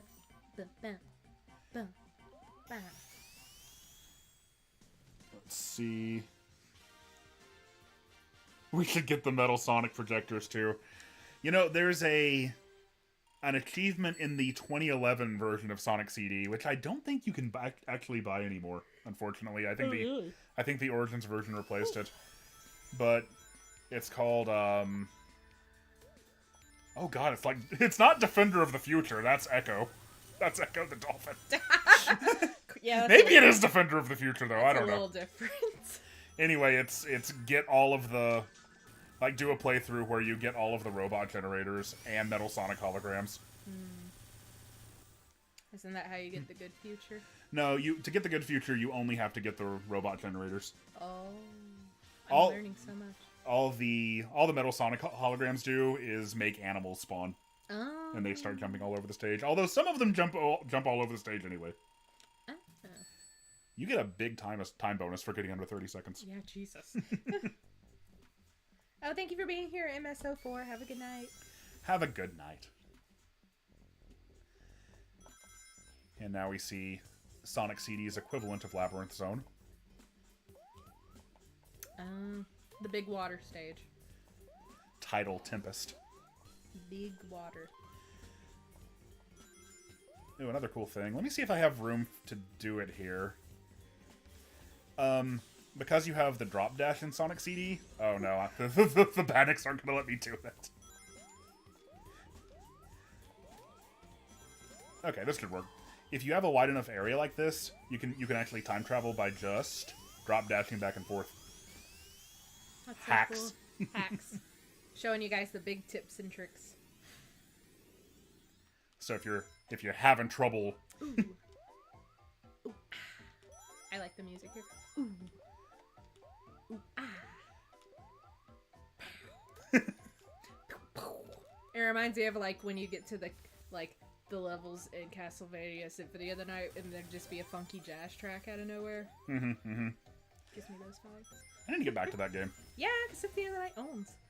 I got to the inverted castle and it was hard, so. That's how far I made it too. It's so good. It's so good. Oh, the card's like blah blah. Yeah. He doesn't do. Fun fact. Mm-hmm. While the U.S. replacement soundtrack affects all the other songs, it does not affect the past tracks. Ah, really? Yeah, which always made them so weird when I was a kid and didn't know about any of this stuff. Yeah. Because, like, the past tracks had absolutely no resemblance to anything else. I wonder why they do that. They just didn't want to make double the songs. That's not... No, all the other music in Sonic CD was Red Book audio, which means, like, you could put it in a CD player and listen to it that way. Oh. But the past music was, like, played using, like, the Genesis hardware. I think I'm saying that right. Maybe it was using some combination of the Genesis and CD hardware. Basically, it wouldn't have been easy to replace. Cash Banuka said the past tracks were hard-coded into the game. Yeah. Past tracks are MIDI while everything is CD recorded. I forget what IIRC means. Sorry. If I recall correctly. Oh! Sorry, Arcane the Misfit. Yeah, somebody who remembers more about Genesis Sega CD sound hardware off the top of their head could probably explain that better than I did. Yeah. Who's got smart technology brain? I remember one time me and Kaylin played this hack. I think it was called something like Sonic Winter Adventure. And the whole gimmick of it was that they had made an original Sega CD soundtrack for it. Like, you had to like enable the Sega CD component to like hear this custom soundtrack they'd made. So we played it and we uploaded this video where we were praising like the wonderful CD quality music as we were playing it. Yeah. And then we got a comment that was like, "You guys didn't enable the Sega CD component." No. it was just defaulting to the other soundtrack. That's hilarious. I don't always have an ear for music. To say the least. That's okay. Harry Henry said, I remember one guy compared this game's look to 90s Trapper Keepers, and, like, yeah, absolutely. Yeah, totally. Yeah, it's got that vibe. I had a Sonic Trapper Keeper in the 90s. Oh, yeah, you did. I never had a Trapper Keeper, but I was a little poo baby. What? I was a little poo baby for most of the 90s. Were Trapper Keepers, like, I know, like, the Trapper Keepers with designs on them and stuff was like a distinctly 90s thing, I think. Mm-hmm. Were Trapper Keepers themselves only popular in the 90s? I thought they were popular in the 80s, too. Were they? I'm not a Trapper Keeper aficionado. The one I had, you can probably look it up and find it. It had a picture of Carnival Night Zone on it. Oh, fresh. And then Sonic standing in front of it, like, holding a Genesis controller. That's so fresh! Mm-hmm. Oh, Balthazar228, thank you so much for the super chat. Thank you. They say, I need more DKC from Retro. I need my monkey fix. I'd also love to see you check out Guardians Crusade for the PSX one day. It's my only pink disc. What's a pink... I wonder what a pink disc is. Oh, I'm not sure. Help us out. What is a pink... And thank you for the super chat, by the way. Are we bad gamers? We don't know about the pink disc. I don't know what a pink disc is. Oh, thank you again for the super chat. Yeah, it says the same thing. Oh, did they super chat again? Oh, yeah. Yeah, they super chatted the same thing. Oh, well, you don't have a super cat again, man. Yeah. Just we'll always make sure we get to you. Yeah. I keep track. But thank you. But I hear you about needing more DKC in your life one way or the other. Oh, he says it's literally just a pink colored disc. Oh. Oh. That sounds so cute. Was it like a Japan exclusive thing? I'm not like I'm not like that big into like the PlayStation collecting scene. Although I was for a while last year. Yeah, you were. Yeah, kind of got big into the Yeah, the we old both were. PSX for a while. And the Xbox. And yeah. Which special stage is this? This is like 5 or 6, I think. I couldn't tell you. I'm yawning and reading. So since I'm having trouble with this one, another hot Sonic CD special stage tip. One, don't chase the UFOs. The UFOs, especially as the game goes on, they're faster than you. Which is good advice for real life, too. That's true, yeah. So, like, if you miss one, it's best to just, like, not try to turn around and catch it again. But another good tip is that when that timer up there reaches 20 seconds, you'll hear, like, a sound effect, like, boing, boing, boing. Like Mario grew in a sci-fi world. Or something. And when that happens, we'll see it happen here. There it is. A special, very slow-moving UFO will spawn in the middle of the stage. And if you hit that, you get 25 extra seconds. So, like, sometimes the best thing to do becomes almost, like, just wait for that to happen. And if there's only one left like this, then you can kind of, like, look at its path and bump against, like, the edges for a while until you can get into a good position where you can get it. You should hold, like, a Sonic seminar. Where you teach people how to be good at Sonic. I think you just have to learn yourself, really. No, you could help them. I think the best way to get good at video games is to play them. Yeah. I don't know. Maybe you can learn it, though. Take notes. Maybe. People do have, like we were talking about with that Shay video that he put out recently earlier, people nowadays do seem to have an egregious amount of trouble sometimes in understanding how to approach Sonic. Yeah, that's true. Because, like, I know I do.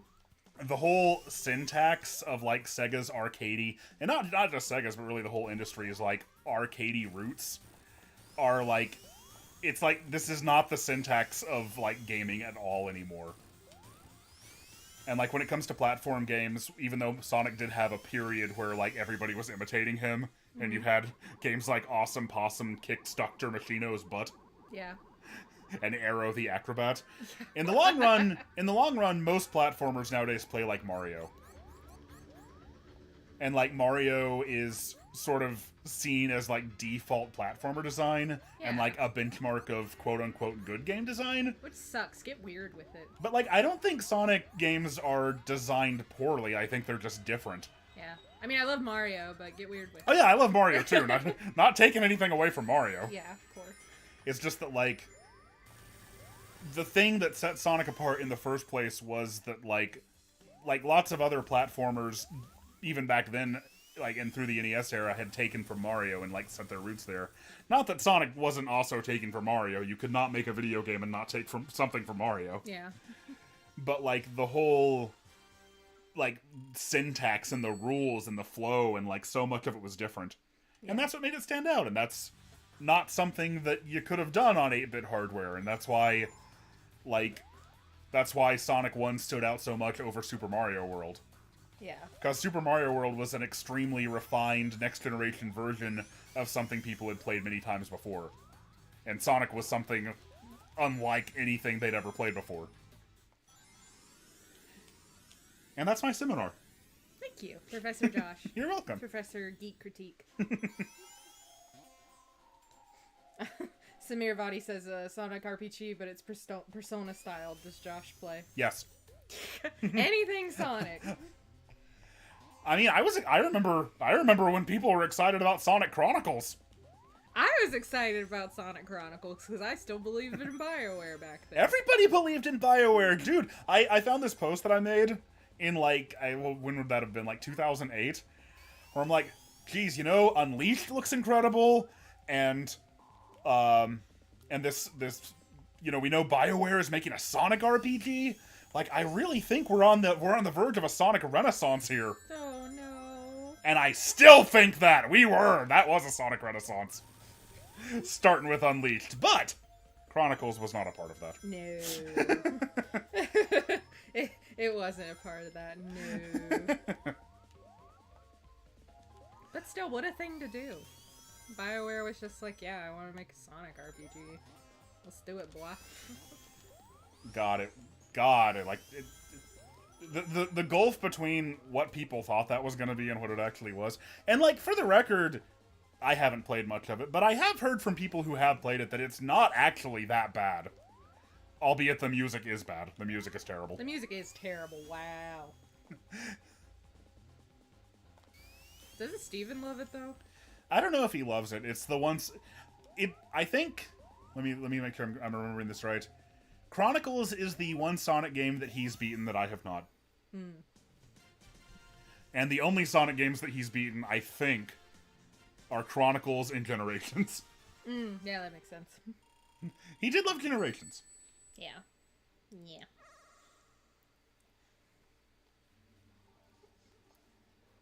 Alright. Yeah, Lutzabu says, I don't see how Unleashed was a renaissance. Well, half of it was really good, right? Wait for the next Sonic season. Yeah. We'll talk about it then. That's a long story.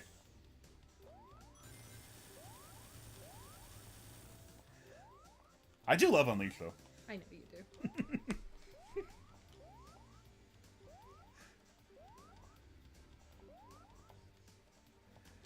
The Chronicles OST is funny bad, though. That's true. That's fair. It's pretty dang hilarious. Oh, yeah, geez, epilepsy warning. Lord. Oh, yeah, sorry. Sorry about that.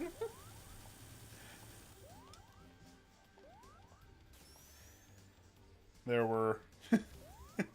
Game makers did not often make concessions for that sort of thing. No, they did. Ah, no. They wanted to melt your eyeballs right out. I was really annoyed that I failed the special stage, and then I remembered I could just try it again. Yeah, see? It's nice. Yeah.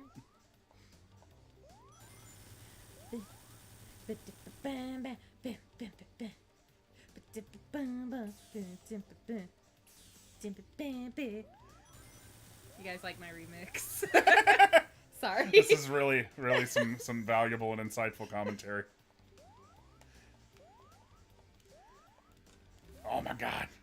I feel like the more I think about this, the worse I do. You just gotta let it flow. Exactly. That's the thing. When like I'm only half paying attention to these things, I do them in no time. Don't think, feel. Don't blink. Don't think. Just go. Gotta go fast. Ah, you got it! Sword! I watched Foxbox. I watched Sonic X, and I thought it was really good up until, like, the last 30 seconds of the first episode. I can do a lot of things. and then I never watched it again. Oh, Jesus. Oh, 2002 Dash, thank you so much for your super chat. They say, I remember playing and beating Chronicles and liking some of the soundtrack, but I beat the game and remember having fun with it, but it was damn hard. I'm sure 9F, I played it again today, I'd be frustrated. Probably sure if. Sorry, Probably, I didn't know. I never know if it's youth slang, okay? If it's youth slang? I never know. All the kids on TikTok are saying, dude, 9F this. Maybe. I didn't know what no cap meant until like a month ago. I'm 29. Welcome to being 29. I just use whatever slang I like. Like yeet. We were talking about that earlier. Do the youth still say yeet? I say yeet all the time. Hey, YOLO, am I right? That was 10 years ago. Yeah, that was. Ouch. You guys still play with fidget spinners? Do you still have your trapper keepers? Yeah, no cap's like no lie, right? That is my understanding, yeah. Yeah. Like if you say, I wish Sonic could get pregnant, no cap. That means you're not lying, that you do wish that. What have you done to my cat? I'm sorry. Don't bring that up! I'm so sorry. This is not gonna lead to anything good. Just forget I said Even as a joke, that... I'm sorry. Becky? Oh no, 2002 Dash, you're fine. I was like, is that a thing? That's my fault for being out of touch.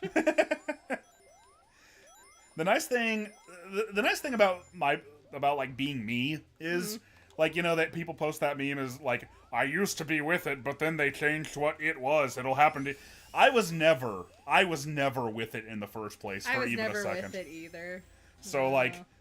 like whatever happens, it's really no different to me. Wait, I do not want Sonic to get pregnant. That was just an example. Please. I don't know why I said that. Well, now you've offended someone else who does desperately want Sonic to get pregnant. Whatever you want. I'm gonna go jump out a window now. How dare you insinuate that Sonic should not be pregnant at all times? That's not what I meant. Live your dreams. I'll leave it at that. Just live your dreams. I'm sorry. That's her position.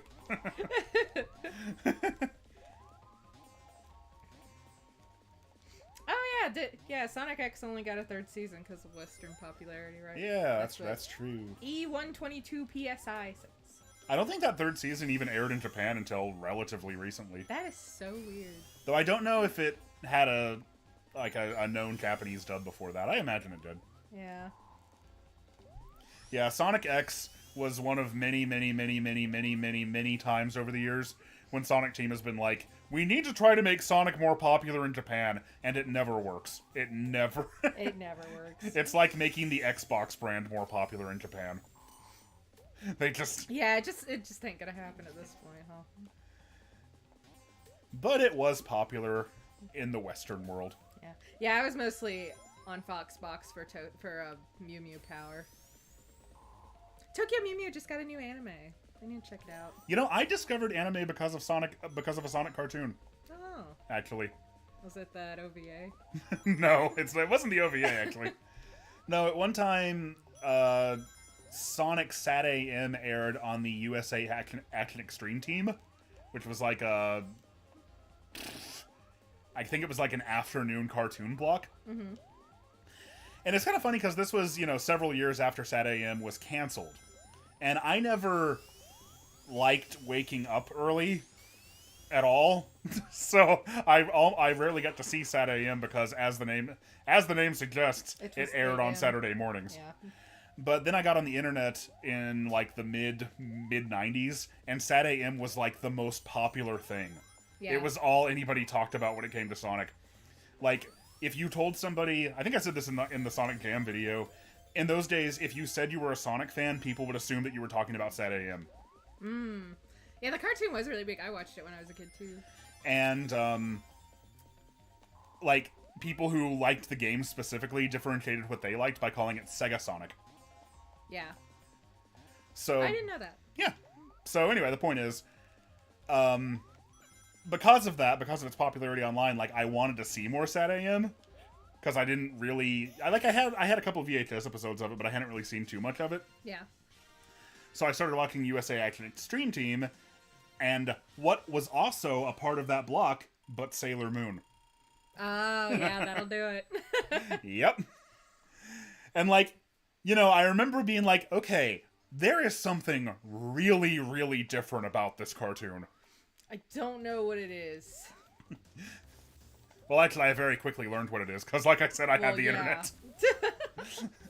I got online and learned the word anime, although I did not know how to pronounce it.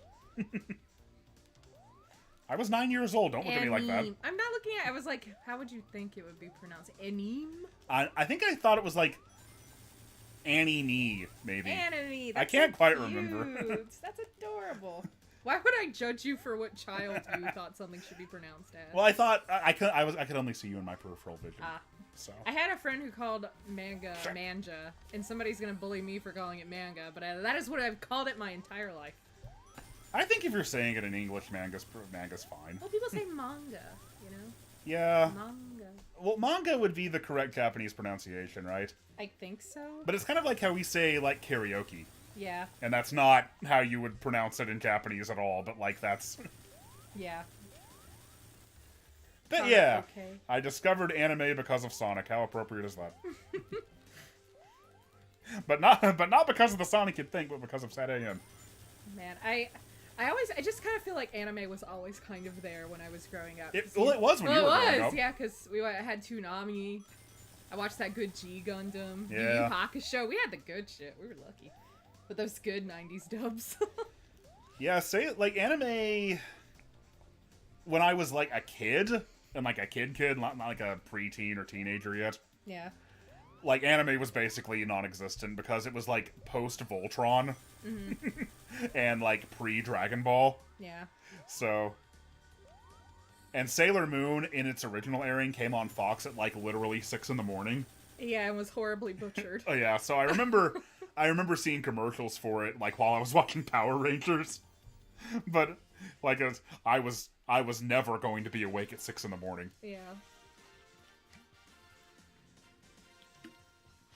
See, like I said, those special stages are easier when you're not paying too much attention to them. Yeah.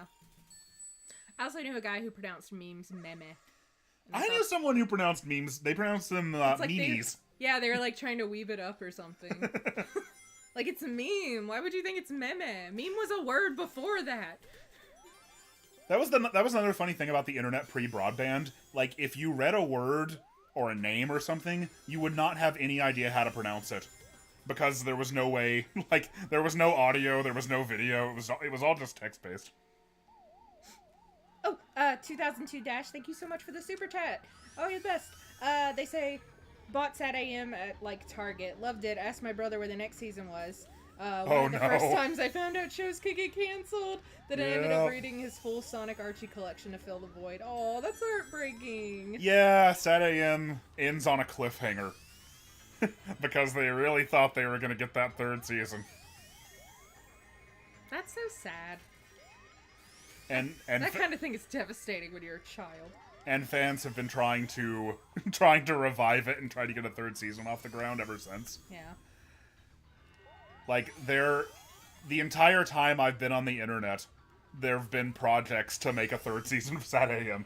Yeah. And there's one right now that's actually gotten, like, way further than anyone else ever has. Look up, I think it's called Team Season 3, maybe? Yeah. But they have, like a lot of completed animation and, like, a trailer. And they've gotten, Oh, yeah, they do have complete animation. They've gotten the lead singer of Crush 40 to do, like, a new rendition of the theme song. And it's just really, really, really good stuff. So, if you're interested in Sad AM at all, check that out. Oh, God!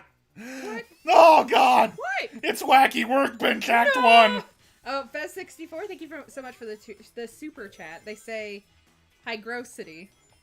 Hi, what? Eggeroni Pepperoni says Hygrosity or Hygrosity. Oh, it's pronounced Hydrosity, obviously. What do you, yeah, I know. What I you guys... was trying to avoid saying either one. Yeah, it's Hydrosity. What are you guys talking about? Hydrosity. Yes. Is there some other way? I mean, that's the only way I've ever heard it pronounced. Yeah. Right? Yeah, Hydrosity.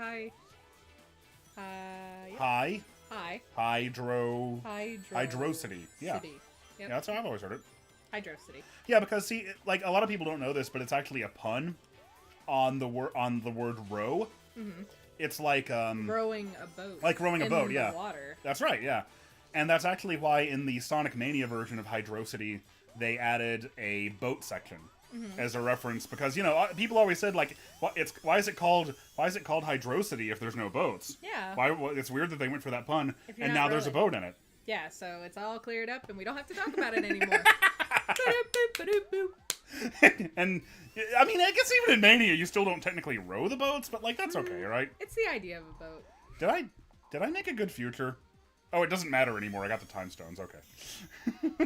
It's fine. You're really good at getting the time zones. I was talking about the time stones, not time zones. Well, the time stones allow you to affect the time zones. Yes, you fixed it for me. Thank you. You're welcome. I do not hate Wacky Workbench Zone 2 nearly as much though. My real beef really is just with Wacky Workbench Zone 1. And by the way, I'm insisting on using the weird nomenclature of Sonic CD, which calls what are usually axe zones instead. This is not Wacky Workbench Act 1. It's Wacky Workbench Zone 1. Why? That's weird. I don't know. A lot of weird things about Sonic CD. It's like in Persona 5. It's just like in Persona 5. I was thinking the same thing. They call the social links confidants, and that weirded me out at first. Like, that's a sin. That's social links. But nah, confidants make sense. But this isn't really like that, because that makes no sense. Anyway, I just wanted to talk about Persona. You always want to talk about Persona. That's okay, because Persona is also Sega.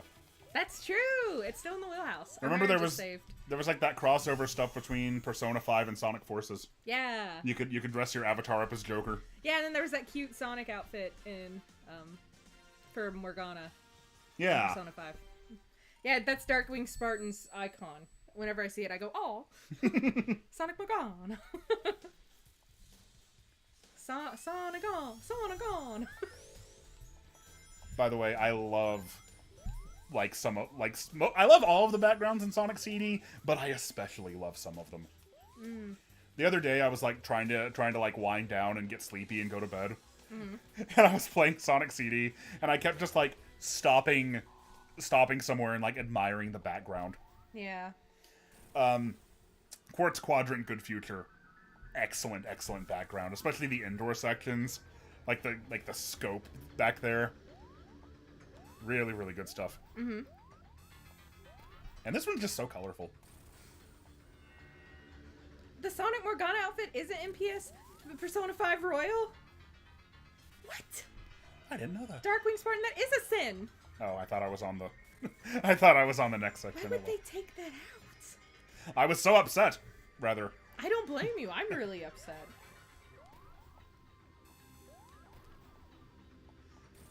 That'd be like removing the Joker costume from Sonic Forces. Like, what would be the point anymore? Oh, is it Morgana in a Mega Man hat? Oh, it totally is. See, I saw blue and just assumed. I apologize. Oh, what being around me has done to you. I know. I see Sonic everywhere. Forgive me, Darkwing Spartan. Anything blue must be Sonic. Oh, Stephen Barry's here. Hi, Stephen Barry! Welcome. We were talking about you earlier, and how... Am I correct in saying because I always share this factoid about you, that the only Sonic game that I have not beaten that you have is Chronicles. Yeah. We were talking about Chronicles a little while ago. Oh, by the way, something that this is another thing that blew my mind, and people are going to think I'm very dumb for this. Somebody in the Discord did not believe that I didn't know this. They were like, I don't buy that you could have played this game all this time and not know that. Oh, that. It's really subtle, though. Yeah, I never noticed until I was playing this. I think right after Origins came out, I think it might have been my first playthrough through Sonic CD. These things are path swappers. Yeah. I always just thought they were decoration. It's really subtle, though. I can see why you would miss that. Like, I know what path swappers are in the context of Sonic, because, like, I've paid attention to, like, the ROM hacking community. But, like, yeah, when you swap them, like, it changes what plane you'll move around on. Yeah. So, like when it's like this, now I can jump up here. Well, no, I hit it again. But yeah, anyway, you see what I mean. I mean, I probably wouldn't have noticed that. I never noticed that. And I am very, very, like, how did I never know? I think it's one of those things where, like, when you learn something as a kid and it goes over your head, you're not inclined to ever think about it again. Yeah. So, like, when I was a kid, I would come here and, like, I would get stuck here and then just kind of awkwardly jump into it over and over again until I made it through and not really know why. And then I never thought to revisit that. Oh, that's so funny. I never thought to re-examine why that might be. It's weird how your little baby brain will work. Yeah, exactly. Oh, chameleon with the set. Okay, sorry. Chameleon, thank you so much for your super chat. They say Blaze should be in more games. Blaze should be in more games. I agree. She's a real one. Of all the characters they added, like, after the Dreamcast, well, I'll go back even further than that. Of all the characters they added after Sonic Adventure 1, Blaze is my favorite. Yeah. Oh, I agree. The icon should have been, like, flippy arrows, not just, like, a blue ball. Yeah, I think something to indicate it, yeah.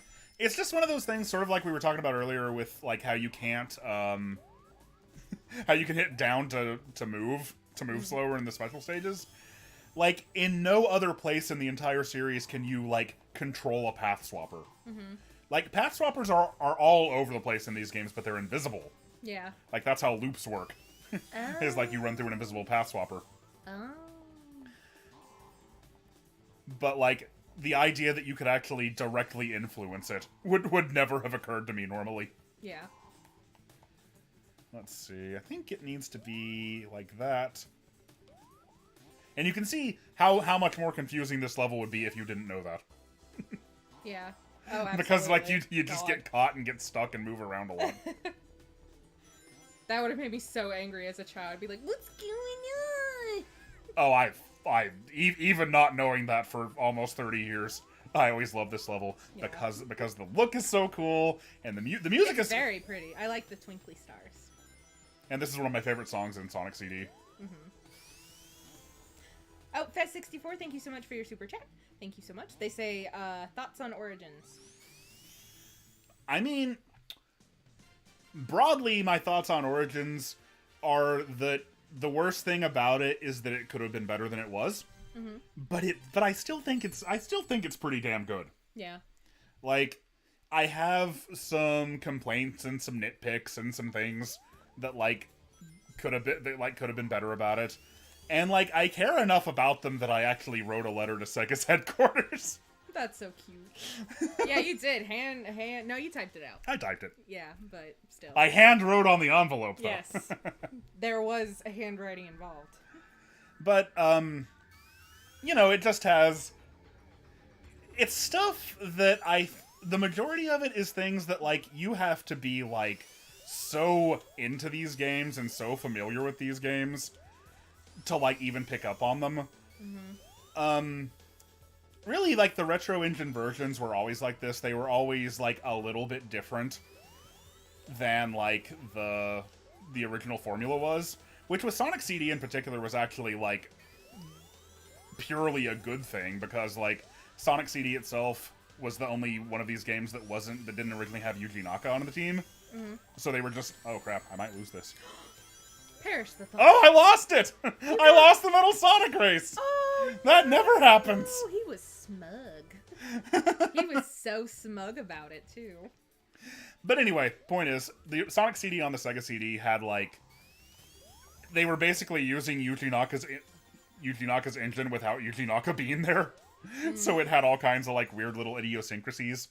Whereas the Retro Engine version, you know, generally feels a lot more standard and a lot better. But so yeah, most of the issues with Origins comes down to stuff like that. And like I said, it's stuff. There are a few places where like these minor physics differences actually lead to like things that were originally not traps turning into traps. But then there are also places where things that were originally unintentional traps, like Dr. Robotnik's diabolical traps where you get stuck in the level, stuff like that doesn't happen anymore. At least not in the same places. So yeah. Like, I read a post about this on, I think, Sonic Retro, of somebody who is a programmer, and talked about how, surprisingly, it is still pretty difficult to calculate, like, physics like this, even in a 2D game. Yeah. So, like, it's really, really, really hard to make it perfect. On the bright side, we do know absolutely for sure that they're going to do at least one patch, they're going to do some bug fixes. But like I said, just generally playing through it normally, I don't really like it. Nothing about it really bothers me. Yeah. There's just some things that I would like to see and some changes that I'd like them to make. Yeah, and I'm sure they'll do a few more patches on top of that. If things are still weird. I don't think they're gonna abandon it. The Headcanon Twitter posted a couple days ago that everybody involved with Headcanon is together physically in the same place for the first time ever. And it's not confirmed, but like, you know, people are hoping that maybe that's related to Origins. What does it mean? Not for sure on that, but hey, I have more than gotten my money's worth out of Origins, personally. Oh yeah, don't say. Like, That sounded mean, but I didn't mean it to be. Like, I do absolutely. I see the argument, and with other series that I didn't love so much, I could surely even make the argument myself that, like, you know, $40. Although it is on sale on the eShop right now. Oh, is for it? 20% off? Yeah. Wow, that's surprising. But I can see the argument that the price point is going to be a tough sell for like 4 16-bit, Yeah, you that know, is a Genesis lot. games. Mm-hmm. But you know, for me, like this is. Some of you guys might remember I used to have a video on the channel, like trying to in support of a campaign that was trying to get them to bring Sonic 3 to the Retro Engine. So like I've been hoping for them to bring this stuff to consoles and PC for the better part of a decade. I've been like wanting an official re-release of Sonic 3 for so long. And like yeah, this is this is 100% worth it for me. I mean, you know, not for nothing. Yeah, delisting the original games is always kind of a crap move, though. That is, yeah. Mm-hmm. Sonic Origins played for 20 hours or more. Only played Bayonetta for 1. My God. Bayonetta owns. Wait, were you... You might have been playing on my account. I haven't played Bayonetta recently. Well, yeah, I mean... The way we have it set. Oh yeah, you had to play on my account, that's right. So yeah, it's not even me playing Bayonetta for 1, it's you. I've played Bayonetta for way more than that. That doesn't make any sense. No, but I mean... On my account on the Switch, because... you've only played it for 1. Okay, yeah. Alright. Speaking of awesome backgrounds, look at this one. Yeah, that one's beautiful. Look at all those pipes. Yeah, Metallic Madness actually has a different background for every zone, 1, 2, and 3. And for every time zone of every zone. Oh, there he went! Yeah, that's what you do. That's how physics work, right? That's freaking adorable. There's a shortcut here if I can pull it off. God, when I'm not trying, I do this first time. There we go. There he goes. Now that was yeet. as they say, we assume. As the kids say. That trick does not work in the original Sega CD version, though. Oh, does it not? Now, if you come over here, like, the signpost doesn't load. That's nuts. Pretty. Metallic Madness, good future. Metallic Madness running into the spikes. Oh, Darkwing Spartan, I'm so excited for Bayonetta 3. It actually has a release date. Oh, yeah. Finally got one. And I love her new costume. It's adorable. And the new character looks really, really fun, too. The big cat. I'm excited. It's gonna be so sick. Bayonetta rules. I still really need to play it. Yeah, because it rules and you're a hater. I'm not a hater. I'm not saying no. You're wrong. Bayonetta, that would be being a hater. And Devil May Cry owns too. Yeah, I know. But you haven't played that. I have played that. You barely played it. I played Devil May Cry for like 3 hours. I was enjoying myself. I'll stop giving you crap. It's not my fault Sonic Origins came out when it did. You gotta fill your Dark Soul with light. Yeah, you got me. You got me the original Devil May Cry. Yeah. I'm trying to help you. I'm trying to save you. No, the original Devil May Cry, from what I played of it so far, I love it. It's one of those games that's just, it's so weird. It's so like... It's so weird. It's so a product of its time. It's like it is unmistakably a 2001 PlayStation 2 game. Mm-hmm. It's so good, though. Oh, thank you, Steven. Thank you, Stephen Barry. Thank you for the super chat. Stephen Barry? I hope I'm pronouncing that right. Yeah, or is it Stephen Barry? Stephen Barry. Like Norman Smiley. That's for you, Steven. That's for you, Steven. Nobody else will get that, but you'll get that. Oh, halfway there. Devil May Cry 1 is so... It's really hard, but it's really good. I mean, if you're a little baby Alicia. Then it's hard. Yeah. No, I think Devil May Cry. Nah, it's hard either way. The original Devil May Cry is a pretty difficult game, actually. Yeah. Like, oh, fucking fire spider. The bad thing about getting the good ending is that you don't get to see Sonic throw the rock. I love when Sonic throws the rock. Not Dwayne Johnson the Rock, but Yeah, if people legit want to get into Devil May Cry, I'd say start at Devil May Cry 3. Because that's where you get the vibe, you know? And it's just freaking amazing. what about starting at 5? Would that work? Because 5, I feel like, is the most accessible one right now. Although, yeah, but those remakes, those HD versions of 1, 2, and 3 are on pretty much everything, aren't they, too? yeah, I mean, you can get on Switch now. Yeah. Well, it's just like 5 is there's so much So story cool. stuff. He's so cool. He's the best little guy. There's just so much story stuff. I would say start at 3. And 4 is so good too. You gotta play 4, or else you don't know what Nero's deal is. Just start at 3, trust me. God, I love the way Sonic's personality is portrayed. Is portrayed here so much. Just that little subtext, like, you don't get any words, you don't get any. Yeah. But you can just tell what a cheeky, irreverent little bastard he is. It's good shit. We don't talk about DMC 2. One thing I wish in story mode is that you didn't get the credit sequences, though. Yeah, that is pretty.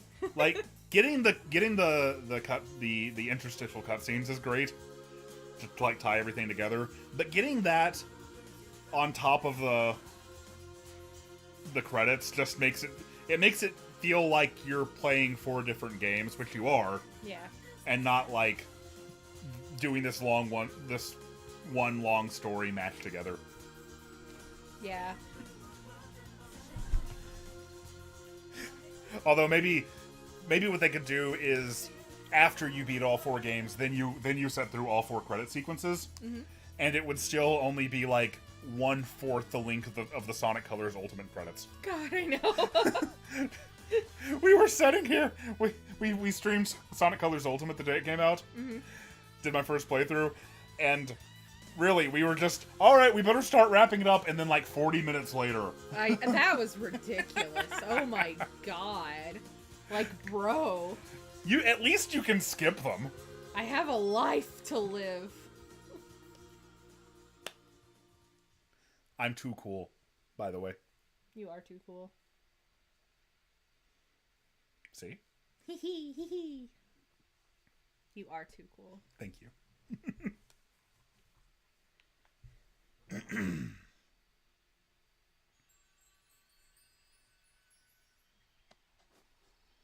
Babies.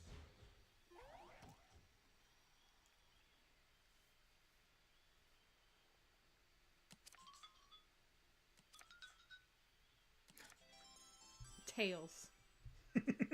What could it mean?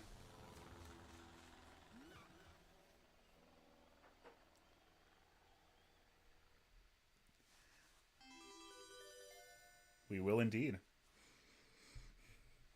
Bye, Tails. No, we'll see him next game. Hi, Tails. Which is now. We'll see him now. Oh, thank you again, Steven. Oh, he's gotta go. Oh, we love you too, Steven. Oh, yeah, we gotta figure out what we're gonna do for All Out. Oh, yeah. Thank you, Steven. Thank you. Have a good night. We'll see you soon.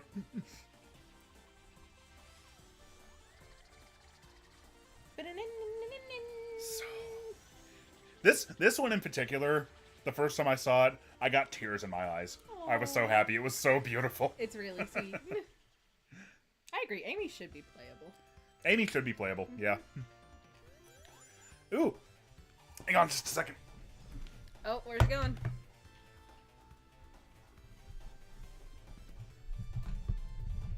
Oh. He's pulling a little table out. He's getting up. He's got a controller. He's handing it to me for some reason. You know I suck at Sonic. No, you can be Tails. I know, but I'm always just gonna be getting left behind. Yeah, that's all you do is Tails. And being sad. Hey, fly. Yeah! Bye! I'm back, don't worry. Let's go.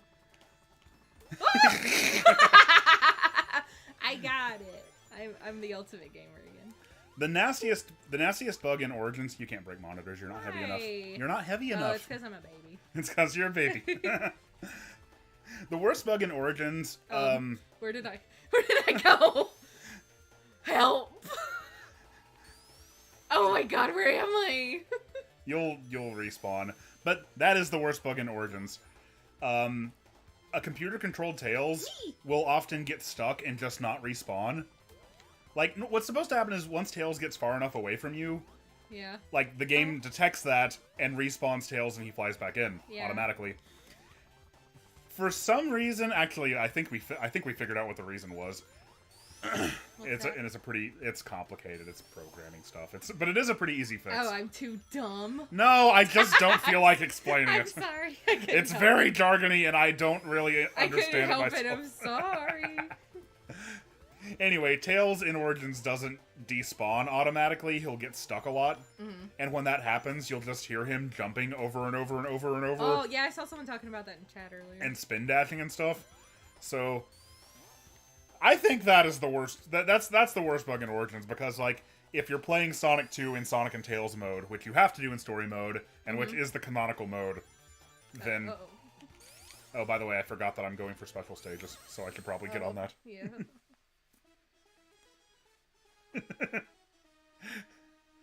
Okay, we gotta get 40 rings. No. Can you handle that? Absolutely not.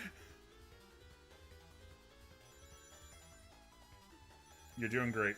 Thanks. You're in front of me. I'm never gonna get wings. Oh, I'm never gonna get wings. I'm never gonna get rings. There you go. Jump and then you'll be in front of me. No, I won't. See, I'm still not. Oh, how did they change that? Hang on, don't jump. Oh yeah, wow. They changed it. In the original version, Tails would be... You could jump over the other player and get in front. And like it would swap every time somebody jumped. Yeah, I wonder why they changed that. That's weird. Probably because, in this mode anyway, like, Tails being in front will really screw you up if it happens. Oh, yeah, if you're, like, playing with the computer. Yeah, because... That would suck. Because, like, Tails, the CPU-controlled Tails can get hit by bombs, and therefore lose rings that he picks up. That would suck. So it's really not a good thing if Tails is in front. That would bite the big one.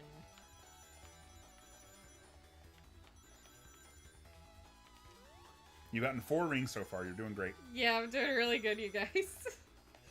Well, it's okay. Only the total matters.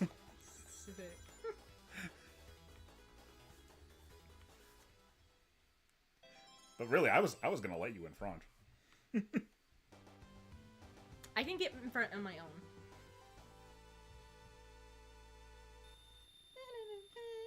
He can only lose rings you would have missed anyway. Yeah, exactly. Oh, true.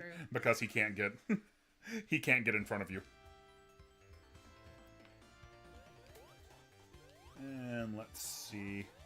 In Sonic 2, unlike the other games to this point, you get into special stages by crossing star posts. Yeah, could you actually have done it without my 6 rings? No. Ah! I'm sorry, just his little animation there. He flips over and then he's just fucking gone.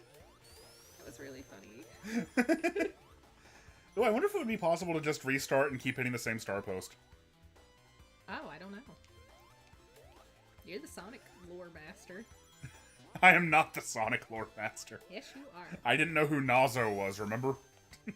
Oh. Beloved Sonic character. I did know Ashura, though. You're gonna have to get your redemption. I feel like Ashura was kind of the previous generation's Nazo, so I did know that one. See, I know what Ashura is because you told me. Yes. Ooh, yeah, this is special stage 2. Wow. You don't have to play, by the way. It's just I just handed you that if you'd like to move around the Tails. I'm doing important work. You sure are.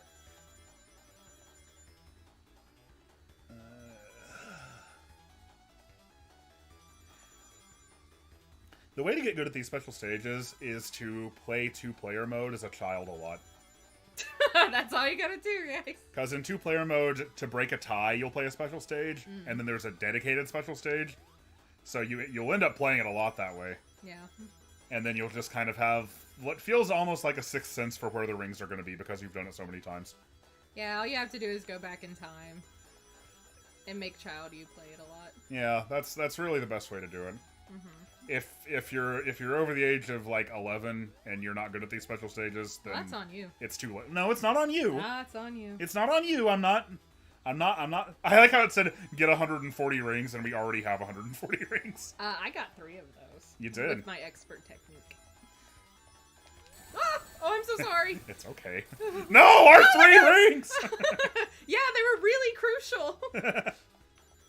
It's okay. You'll get some more, maybe.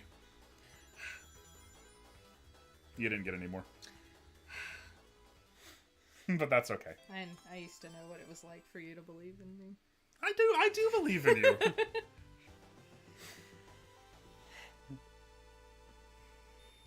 It's actually possible to get all 7 emeralds just in Emerald Hill. I think that's why they call it Emerald Hill. Whoa! So dumb. I'm your co-host. I gotta hype you up.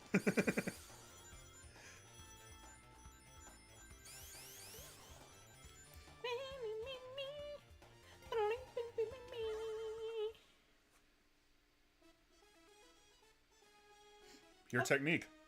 Oh, shit. Sorry. It's okay. I was looking at the What were you saying? Oh, just that Five Guys Productions said something really nice. He said, Josh, man, I absolutely love your channel and critiques. I listen to them as podcasts on long car rides sometimes even. You are the man. Well, thank you so much, and I love your burgers and fries. They are excellent. God, I bet they hear that all the time. I bet they're so sick of hearing that joke. Yeah, sorry about that. I apologize. But really, in all seriousness, thank you for the kind words. You guys are so nice. Oh no, your ring!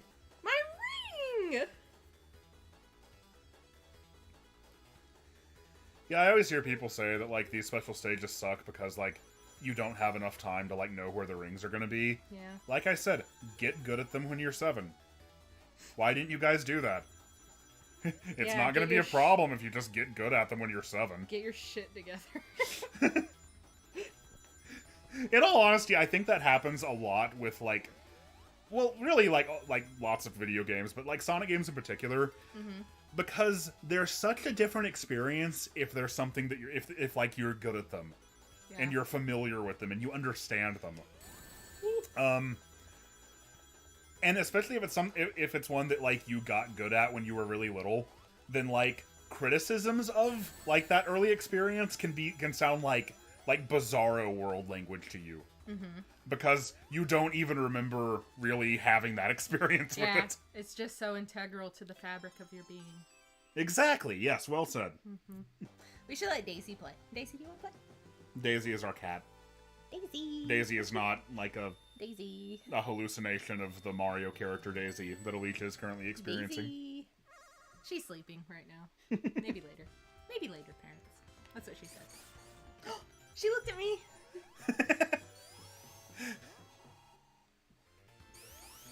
Daisy is a professional cuddle bug. And a professional gamer. Mm-hmm. And a professional professor. That's true too, yeah. Actually, she's a doctor. Doctor baby. She looked at me again. Oh, big yawn. You can see Daisy in... I want to say it's the Dreamcast retrospective when I'm talking about Sonic Adventure. Yeah, Opal likes to... Our other cat, Opal, likes to get in the background all the time. Yeah. A Daisy sighting is rare. Yeah, every time I set up the table to shoot something, Opal will get on the table. So she ends up in videos all the time lately. Yeah, Opal loves to make friends. Be the center of attention.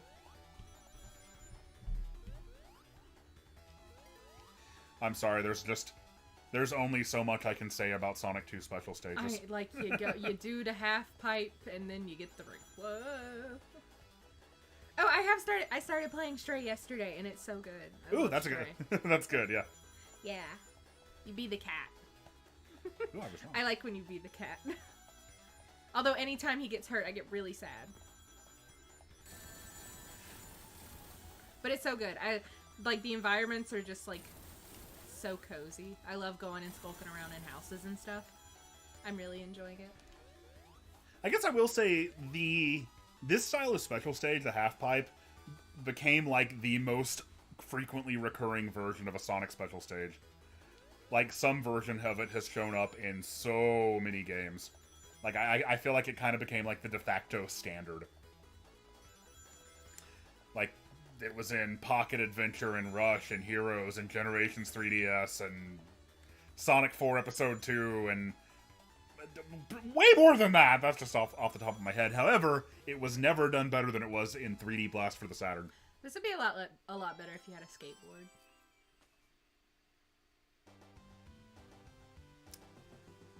It's a half pipe. Yeah. You could be doing like some ollies. Yeah, I know. He could be doing like some grinds. Tails would have to wear a helmet though. Only Tails? Only Tails. Only Tails has to wear a helmet. He's a baby. Well, I don't know if Sonic could wear a helmet with all those spiky spikes. He could wear a special helmet that has spikies built in. Like the helmet that you wear in the Mii costume, in the Sonic Mii costume in Mario Kart. Oh, that's true. That's so smart. You're so smart. Sonic believes in safety. As he should. He's a role model for the children. Oh, someone says that we're too quiet. Should we crank it up a little? I can crank it up a little, sure. Although nobody else has said that we were too quiet. Are we too quiet? Yeah, are we too quiet? Let's poll the chat. Should we turn the microphone up a little? I don't want to be blasting out anybody's eardrums. Yeah.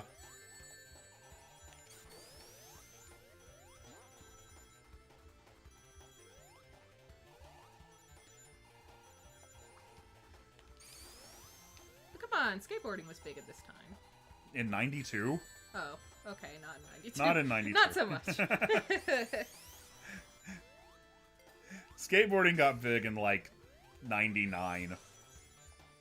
People are saying we sound fine. Okay, cool. But that the game seems quiet. Well, I don't guess it's such a bad thing if the game is quiet. I could turn the game up a little if you want. Mm-hmm. Let's see how this sounds. Okay, is that okay? Oh, is there an echo? Oh, jeez. There might be an echo. I'm sorry. I can get rid of the echo if you guys want to, I think. But come on, it's like there's 4 of us. Isn't that fun? Well, no, there's going to be a game echo. Because they'll hear the game coming through the stream, and then coming again through the microphone. Oh. I never know what's going on, sorry. I could hold Daisy up to the microphone, but I don't think she'd like that very much. Did somebody ask? Well, they said they can't hear Daisy. Oh, shit. Yeah, Daisy doesn't make a lot of noise. No, she's very gentle. It's Opal who likes to yell. Yeah, we have one gentle, extremely nervous cat. Now people are upset about the echo. Okay. Just turn it back down. Okay, hang on a second. Yeah, Daisy is very nervous and very gentle and likes to be on your lap all the time. Opal is very solitary. I'm actually going to take a quick bathroom break. Oh, okay. I'll do keep you need one? talking about our cats. Okay. No, I'm okay right now. So, yeah. But Opal is very sweet still. She just likes to have her time. And Josh is her favorite. Whenever Josh gets up in the morning and she hears him moving around, she goes, "Purr!" and she runs. She runs to him. I don't know as much Sonic Deep lore as Josh, so, I'll answer when I get back! yeah, he'll answer when he gets back. But if you guys have anything you want to talk about with little old me. Oh, I love the Vita. I still play my Vita freezer. I'm like the Vita defense squad. Like, I played the shit out of my Vita. It deserved better. Oh, Lepidotos. I hope I'm saying that right. Oh, God. I don't have a PC. Whenever I want to play a PC thing, I usually do it on Josh's computer. I mean, I've just played consoles my whole life, you know, PlayStation and stuff. I guess that makes me a normie, I'm sorry, but... But, I mean, Josh has a crazy fancy PC. He'd be able to tell you all his specs. Best video game cat. I do love Morgana. Morgana's a very good cat.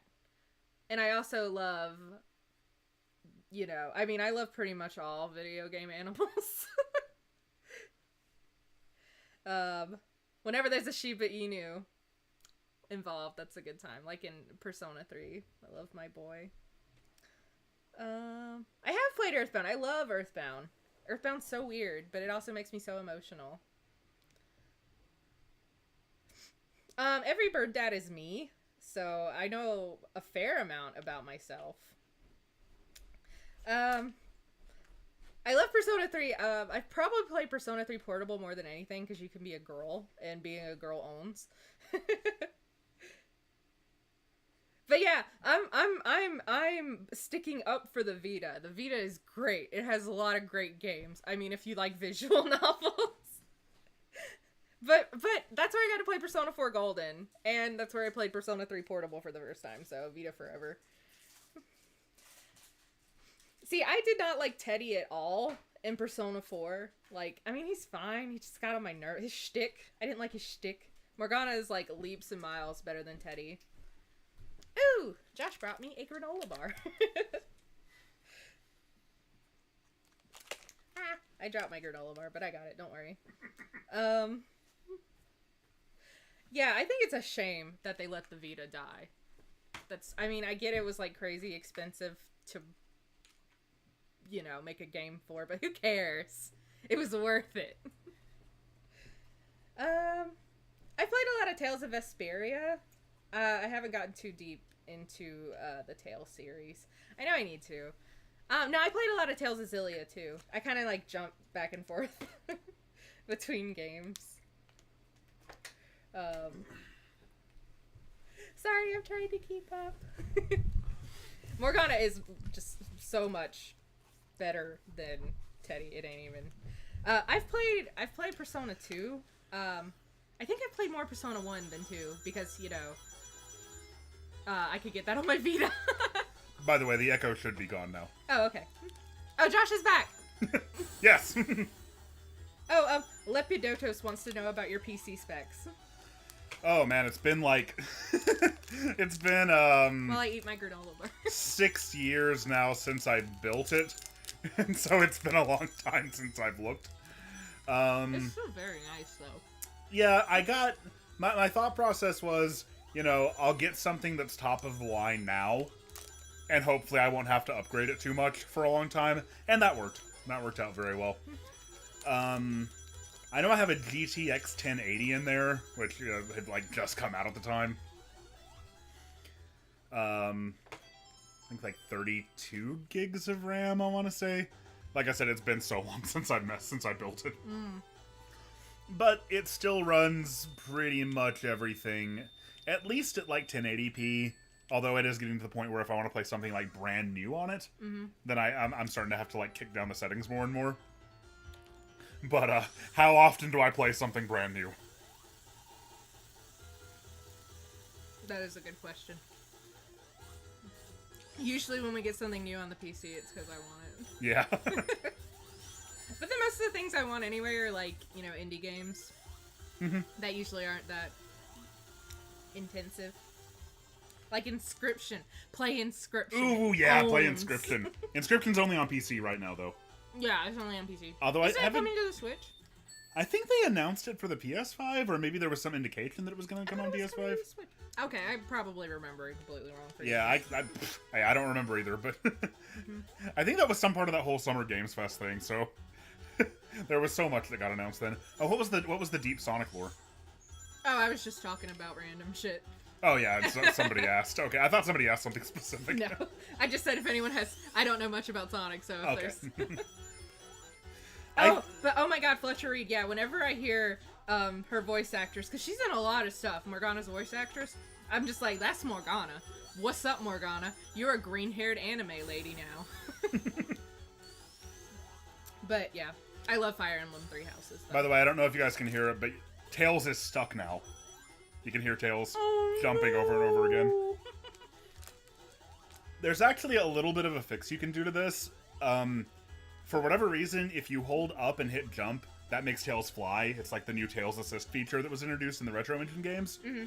And for whatever reason, if you make the AI tails fly by holding up and hitting jump, then he'll start flying, and then he'll actually there he despawn is. and come back. He's just a baby. You have to give him time. But my actual recommendation for now is, as long as this is happening, just don't play in Sonic and Tails mode.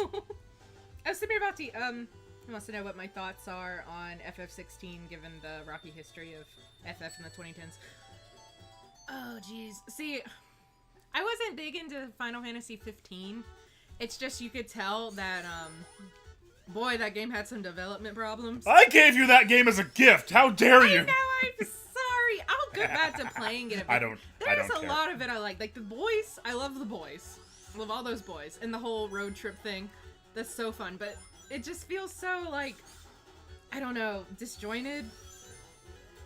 And I just didn't vibe with it too well. But after the Final Fantasy VII remake, like, the combat in that was so fun. Oh, I yeah, feel like they're figuring it out. And I know Square Enix has been kind of a nightmare company lately, and that really sucks. Yeah, it do. But it seems like 16 is coming together more cohesively and seems to have a more it's just, Final Fantasy 15 started out as like a completely different game in the fucking Nova Crystal, whatever, the Final Fantasy 13, spin-off games. So it was just a hot mess. So I'm hoping, going into 16, they have a more cohesive vision and things will go well. But, I'm going to keep paying attention. I really like how it looks so far. We'll see how it goes. As usual, the only Final Fantasy related things that I can speak on with any authority whatsoever is Final Fantasy VII stuff. And even then, it ain't much. Final Fantasy VII rules. That's okay. I beat and loved FF7 Remake. Haven't played Integrate yet. Yeah, we still need to play Integrate. Yeah, we God, do. I love that game. Yeah. Oh my God. Yeah, I forgot to mention that. Darkwing Spartan. Yeah, they gave one of the combat designers from DMC5 is working on it, and that makes me super excited because DMC5 is amazing. So yeah, that gets me really hopeful that the combat at least is gonna be fun, even if the story's kind of all over the place. By the way, Darkwing Spartan, it's cool to see you here. I saw in the Discord that you were that this stream was kind of at a bad time for you. Oh no, I'm sorry. Seems like it was at a bad time for a lot of the Discord regulars, unfortunately. Oh, sorry. Yeah, we did it a little earlier than we normally do. Yeah. But what else have we got to do on a Friday night, am I right? Yeah, right.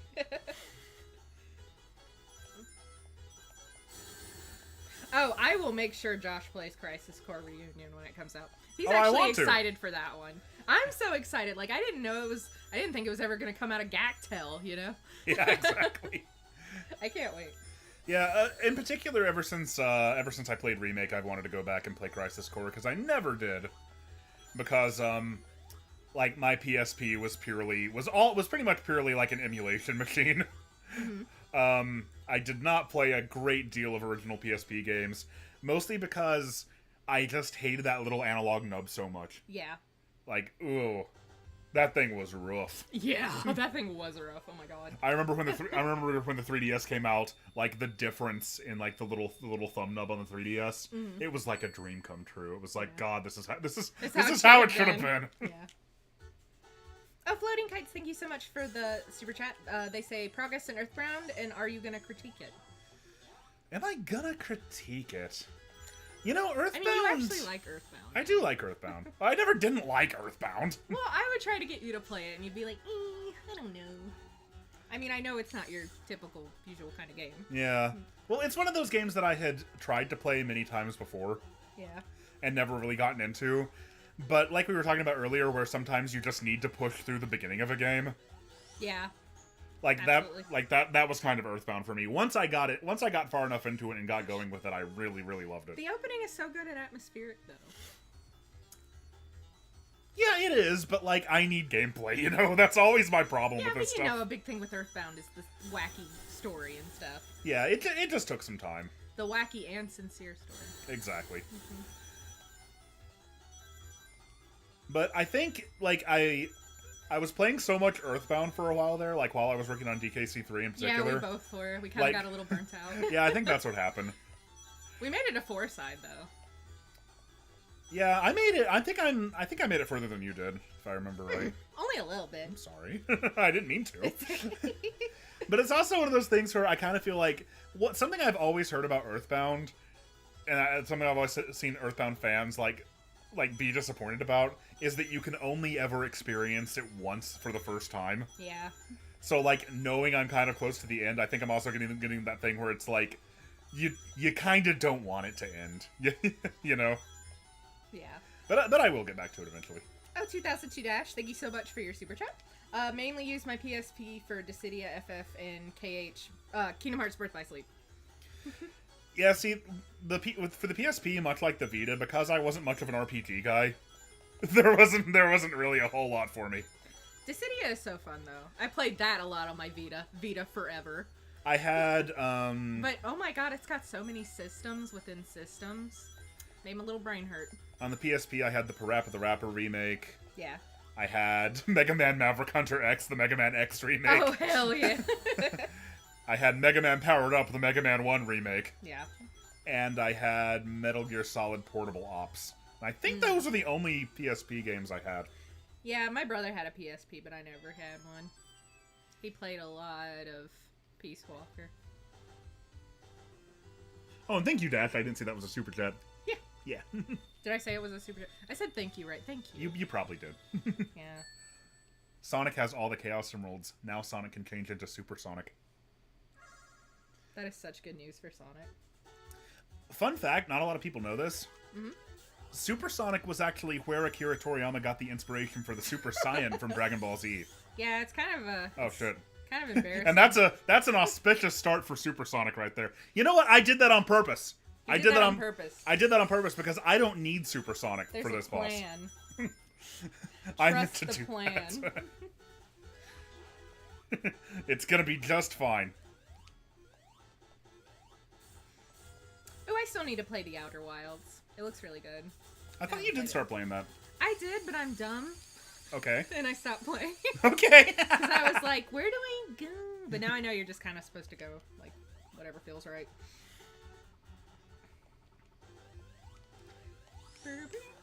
I think that was my second dead hedgehog, if I'm remembering right. Yeah, I think so. I died once in... You set him on fire one time. Yeah, I died once in Scrap Brain, and I died once there. Ooh, Fletcher Reed said, wow, Josh, you're so good at video games, lol. Wrecked. God, I know. Look, I'm... You know, the thing is, like, the only way you can get better is if you fail. Yeah. And that's really what this is all about. You miss 100% of the shots you don't take. Like, I want to apologize personally to everyone watching that I died back there. I lost... Well, wait, there are no lives. Sonic made a face and fell off the bottom of the screen. And for that, I apologize. I should be taking care of Sonic more than that. You should be taking care of him better. He's just a little guy. Like, he's very brave and strong, but you still have to have his back.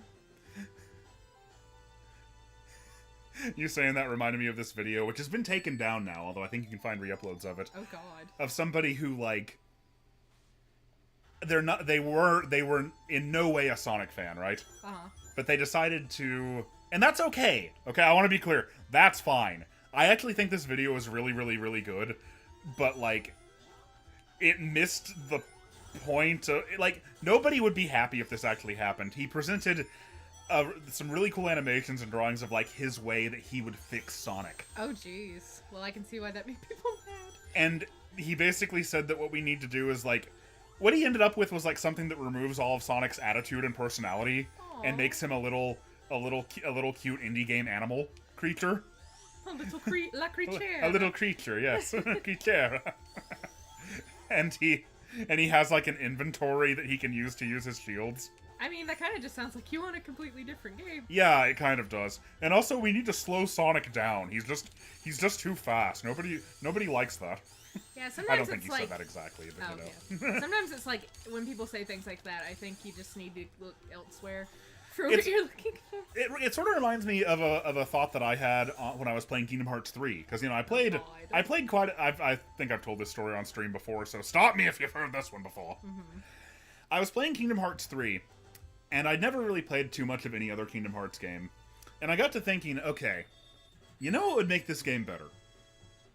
Is if instead of all this padding, oh god, and like item collection and stuff, if like each world within the game was like split into like more tightly focused levels, and like if like your combat a bit like the combat is really fun and really cool, and like the movement, like the game feel is so good too, but like there's just too much downtime, there's just too much like going from one place to another, and it's not particularly engaging.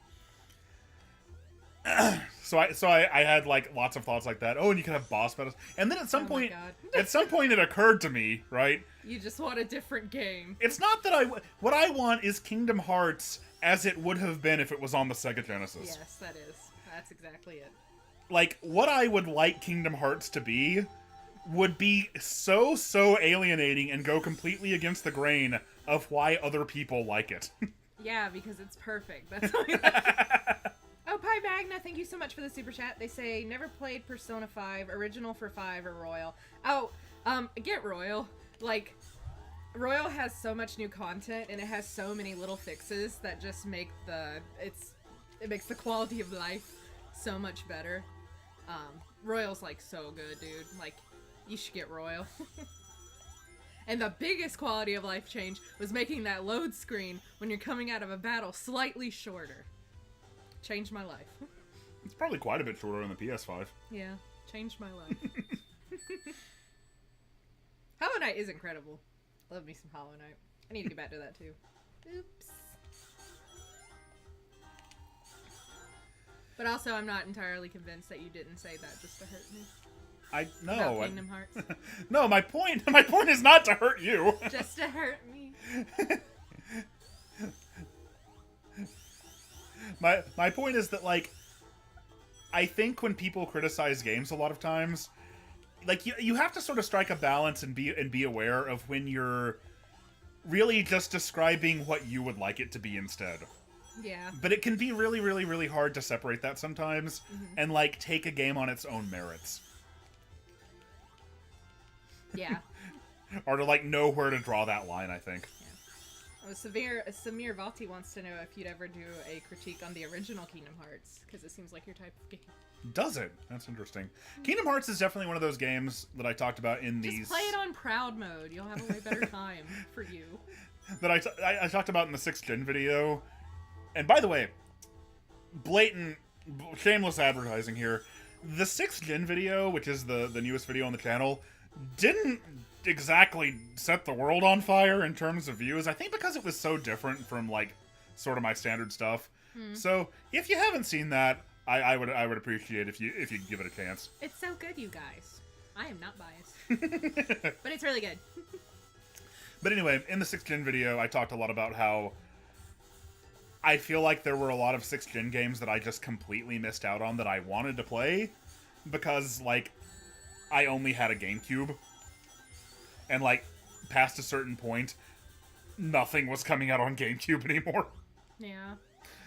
So, like, Kingdom Hearts was definitely one of those. Like, because, like I said, like we were talking about earlier, I was into Final Fantasy VII. Yeah. And I knew Cloud and Aerith were in Kingdom... And Sephiroth. The kids. We're all in Kingdom Hearts, so I wanted to play it for that. And also, I knew that for some reason they decided to start calling her Aerith instead, and I was like, why'd they change her name for? Oh, jeez. I know why they changed her name. We don't have to. We don't have to get into it. That said, if anyone from Square Enix is listening, first of all, stop doing this NFT shit. What are you doing? Yeah, what the fuck, you guys? No, nobody wants this. Get your shit together. Secondly, if you can release like a $50 DLC for Final Fantasy VII Remake, and the only difference is you've re-recorded everybody's lines so that they call her Aerith instead of Aerith, and I will buy it. The Aerith mode. I'm not saying it bothers me. I'm just saying I would prefer. I know. if I in my headcanon could just keep calling her Aerith. Yes. Oh, Five Guys Productions, thank you so much for your super chat. Thank you, Five Guys. They say, loved your first 2 critiques on Mario RPG / Paper Mario. Do we have Thousand Year Door critique coming someday, friends? Well, Mario and Luigi is coming first, because that was the original intent of the season, right? Mm-hmm. That it would be Mario RPG, Paper Mario, and Mario and Luigi. The idea was to, like, do the first game in each of the 3, like, Mario RPG pillars, I guess. Mm-hmm. And the thing is, I remember I started working on Mario RPG in, like, May of 2020. Yeah. And by the time I got done with Paper Mario, it was December. It was, like, November or December. Yeah. And by that point, lockdown had worn on me so much. Yeah, it was a rough time. That, like, I was glad that I already had the scripts for those videos done, because I couldn't have done it by that point. I was just... Yeah, RPGs are a lot to sort through. Yeah, and, like, by that point, frankly, my mental health was just completely in the toilet. Yeah, I'm sure a lot of people can relate. Yeah. But... Hard times, Daddy. I'm sorry. Well, hello, Dusty Rhodes. It's me, Dusty. The coronavirus put hard times on Dusty Rhodes. But anyway. Yeah, I do still need to do Mario and Luigi Superstar Saga. And I am still excited to eventually do Thousand Year Door. Mm-hmm. Thousand Year Door so good. And the rest of the Paper Mario games. I mean, why not? Well, of course. Even Sticker Star. Ooh, especially Sticker Star. I'm really excited to see what all the fuss is about there. Don't tell me. I've heard enough, but still, don't tell me. No, the thing about Paper Mario that's really funny is that, like, for the longest time, you know, you might remember what I said about Paper Mario and how, like, my whole reaction to it was just, yeah, this isn't Mario RPG 2. Yeah. And how but on the other hand, I loved Super Paper Mario. Yeah, that's the one I played the most of. I love that game too. Super Paper Mario was like an early Wii game. When the Wii was still in that period where, like, every big game that came out on it, like, everybody was hyped about it because, like, there was like everybody wanted more stuff to play on their fancy new system. Yeah. So I played Super Paper Mario, absolutely loved it. And what's kind of funny is that, like, the way that you see people online talking about the newer Paper Mario games now reminds me so much of the way that people used to talk about Super Paper Mario. 'Cause, like, you know, those like first generation Paper Mario fans at one time were just, they were so incensed that Super Paper Mario would, like, abandon the RPG formula. Yeah. and be more of a platformer, and, like, so, like, I see people say, like, almost identical things now, and I remember this especially because, you know, like I said, I was always on this side where I was going, what are you guys talking about? Super Paper Mario's great! Yeah, I mean, I found it really cute and charming when I played it. I really loved it. Yeah. When I rented it. So, but that's pretty common for lots of things on the internet, like, if something is something will be hated for about 10 years, and then the wheel turns, and then it's like, people don't even remember that it used to be that way. Yeah. Same as it ever was. Same as it ever was. Same as it ever was. That said, I think Sticker Star may not get that same sort of treatment. Yeah. It kind of doesn't seem to be going that way. Color Splash and Origami King, though, I can see people coming around on those. I like Color Splash. Color Splash was good. I only played it for about an hour. Yeah, I mean, I only played it for a few hours. I was working at a Dairy Queen. I was sad, okay? You were. That's when we met. You were so sad. Nothing will make you sad like a Dairy Queen. You and all your coworkers just called it the Dairy. Yep. Or Dairy Hell. Yeah. Because we're very original. Yeah, you know, I knew a couple of friends of mine used to work at KFC, and they'd always call it Chicken Hell. Yep. Hi, Tails. 2002 Dash, thank you so much for the super chat. Thank you again, Dash. They say, just gonna quickly say, screw the boss here for Mystic Cave.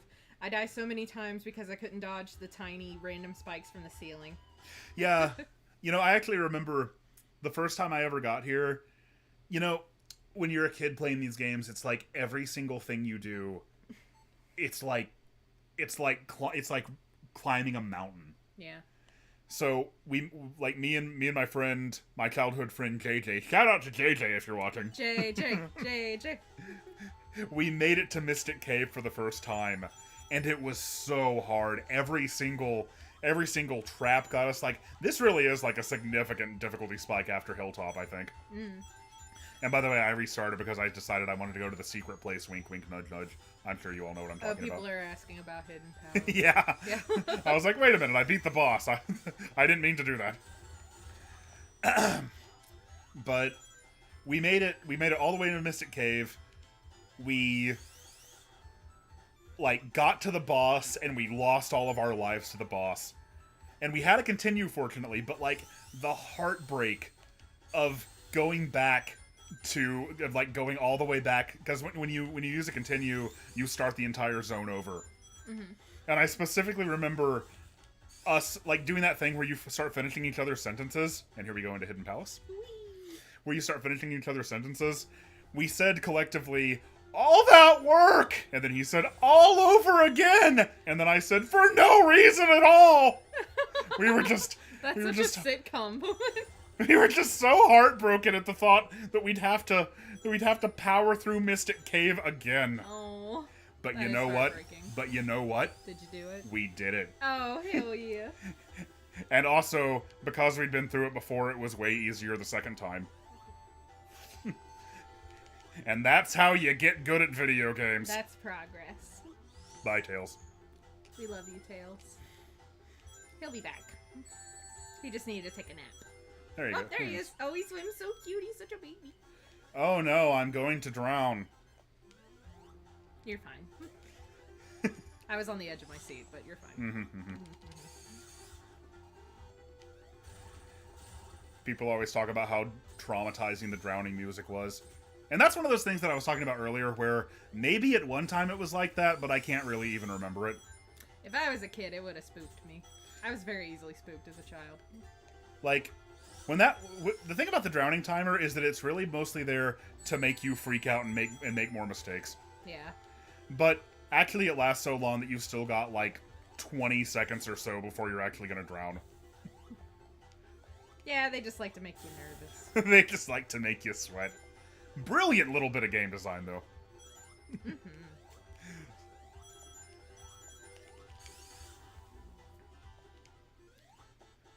that a pipe organ? Yep. Why is there a pipe organ? Why wouldn't there be? Oh, cool. I like that there's a pipe organ. Oh no! See, I was like, I'm just gonna cheese this with Tails. There will be no cheesing here today. Get him, Tails! Yeah!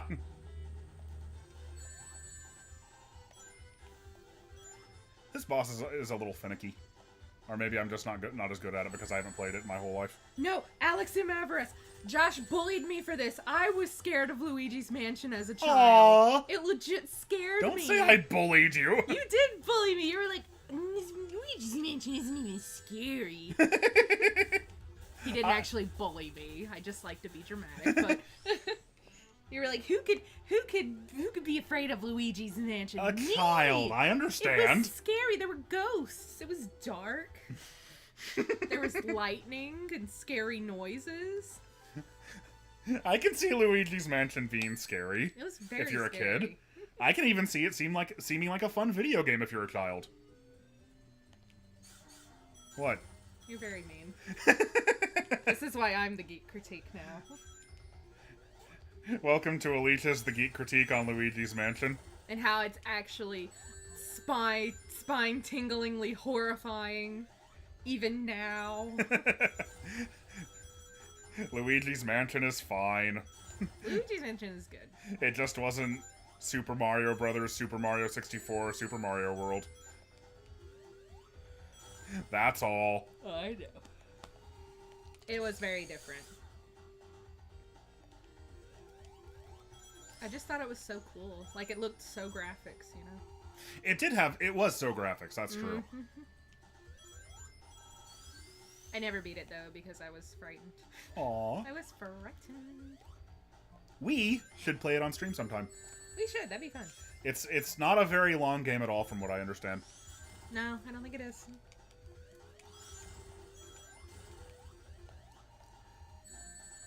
People aren't too mad at me for that Luigi's Mansion joke, are they? No, they're not. Okay, cool. Talking about the scareability of the ghosts. Okay. The ghosts are cartoony, but when you're me and afraid of everything. Yeah, like you gotta look at it from like a kid's point of view. Yeah. I don't know, it's spooky. And like not one of those kids who sees spiders or something and is like, wait, oh yeah, cool. So somebody more like I was who sees a spider and runs away.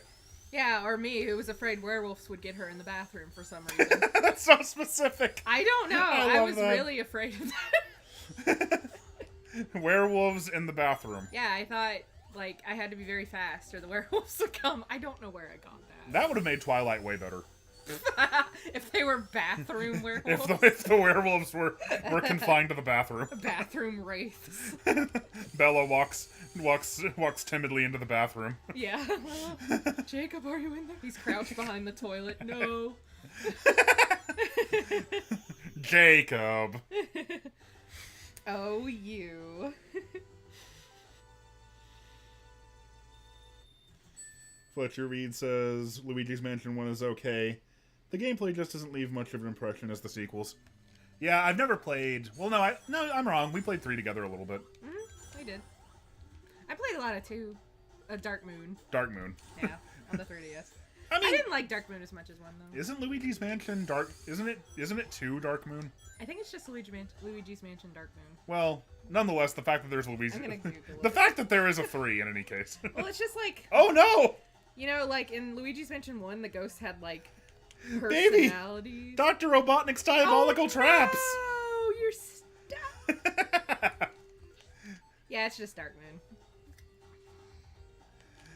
That dastardly Dr. Robotnik got me again. I can't believe that happened. That's so funny.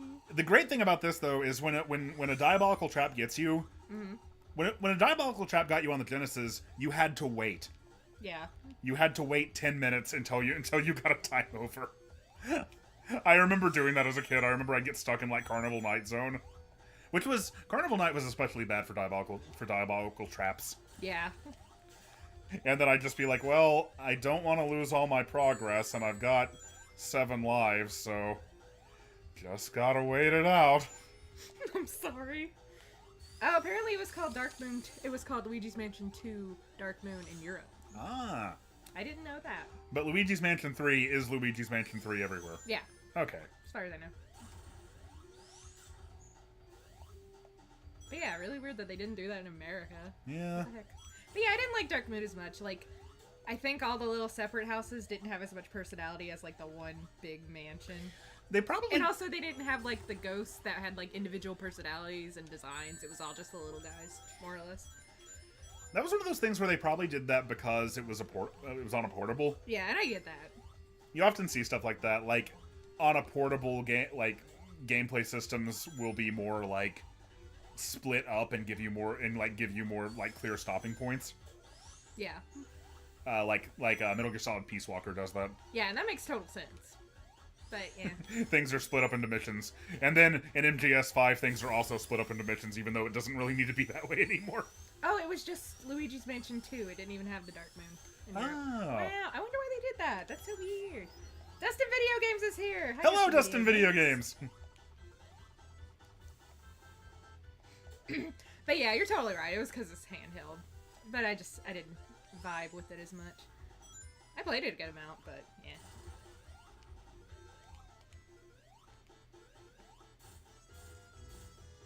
Bye, Tails. We love you.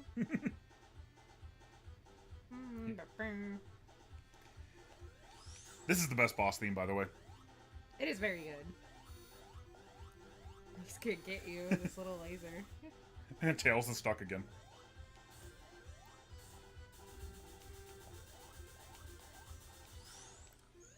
You did it. You got that, man. Oh, now I have to play Metropolis Zone. Oh, I'm sorry.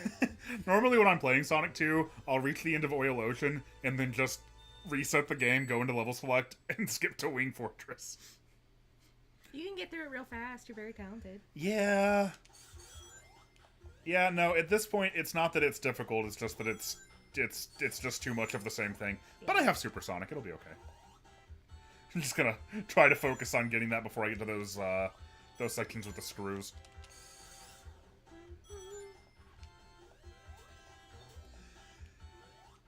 Yeah, like, everything in Metropolis Zone is, like, such a dickhead.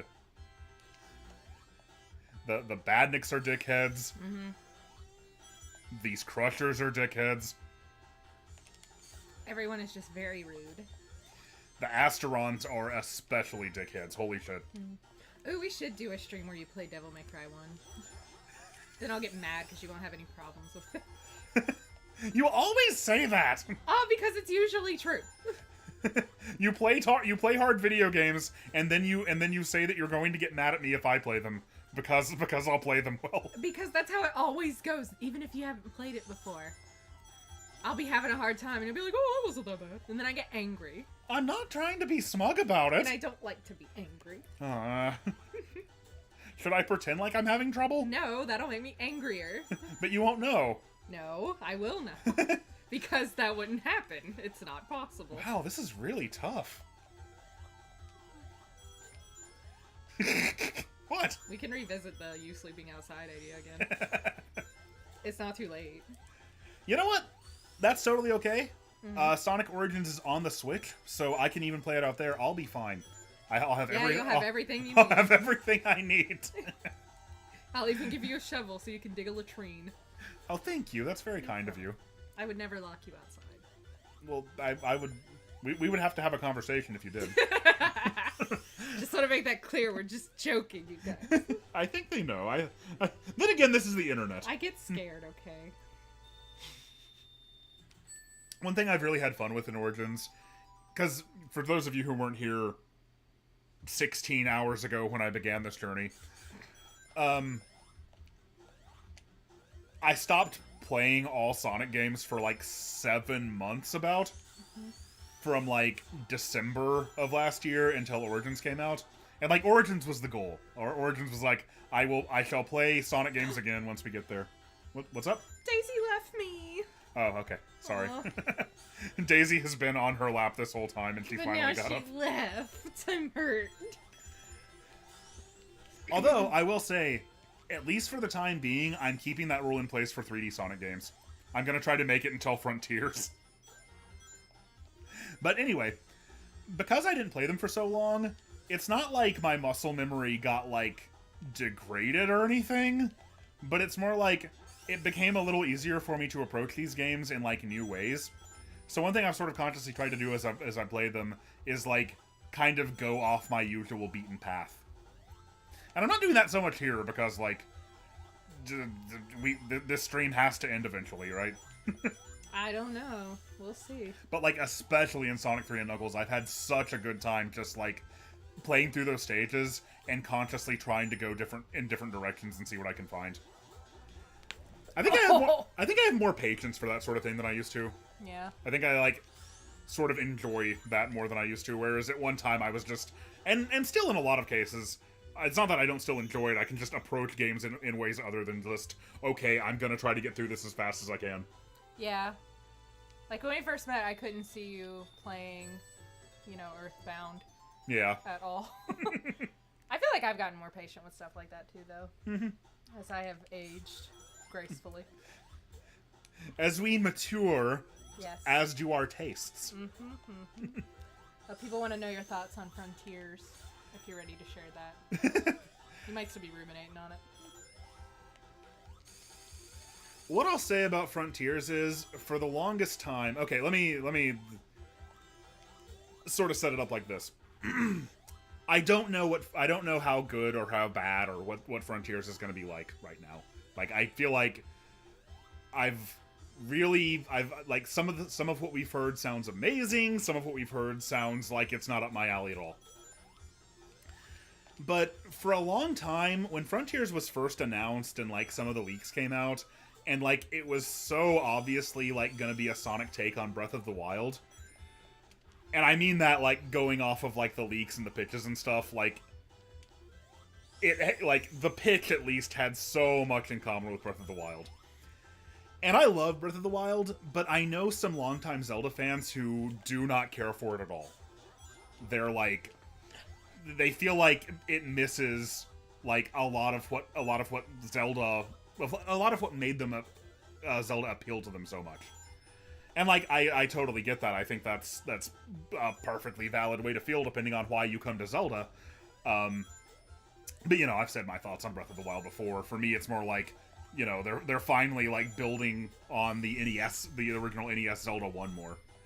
And that's what I really love about it. Daisy made good decisions. But anyway, for quite a while, my primary worry was that, like, Frontiers was going to make me relate to the people who hate Breath of the Wild more than I do. That it was going to be, like, this open-world Sonic game with, like...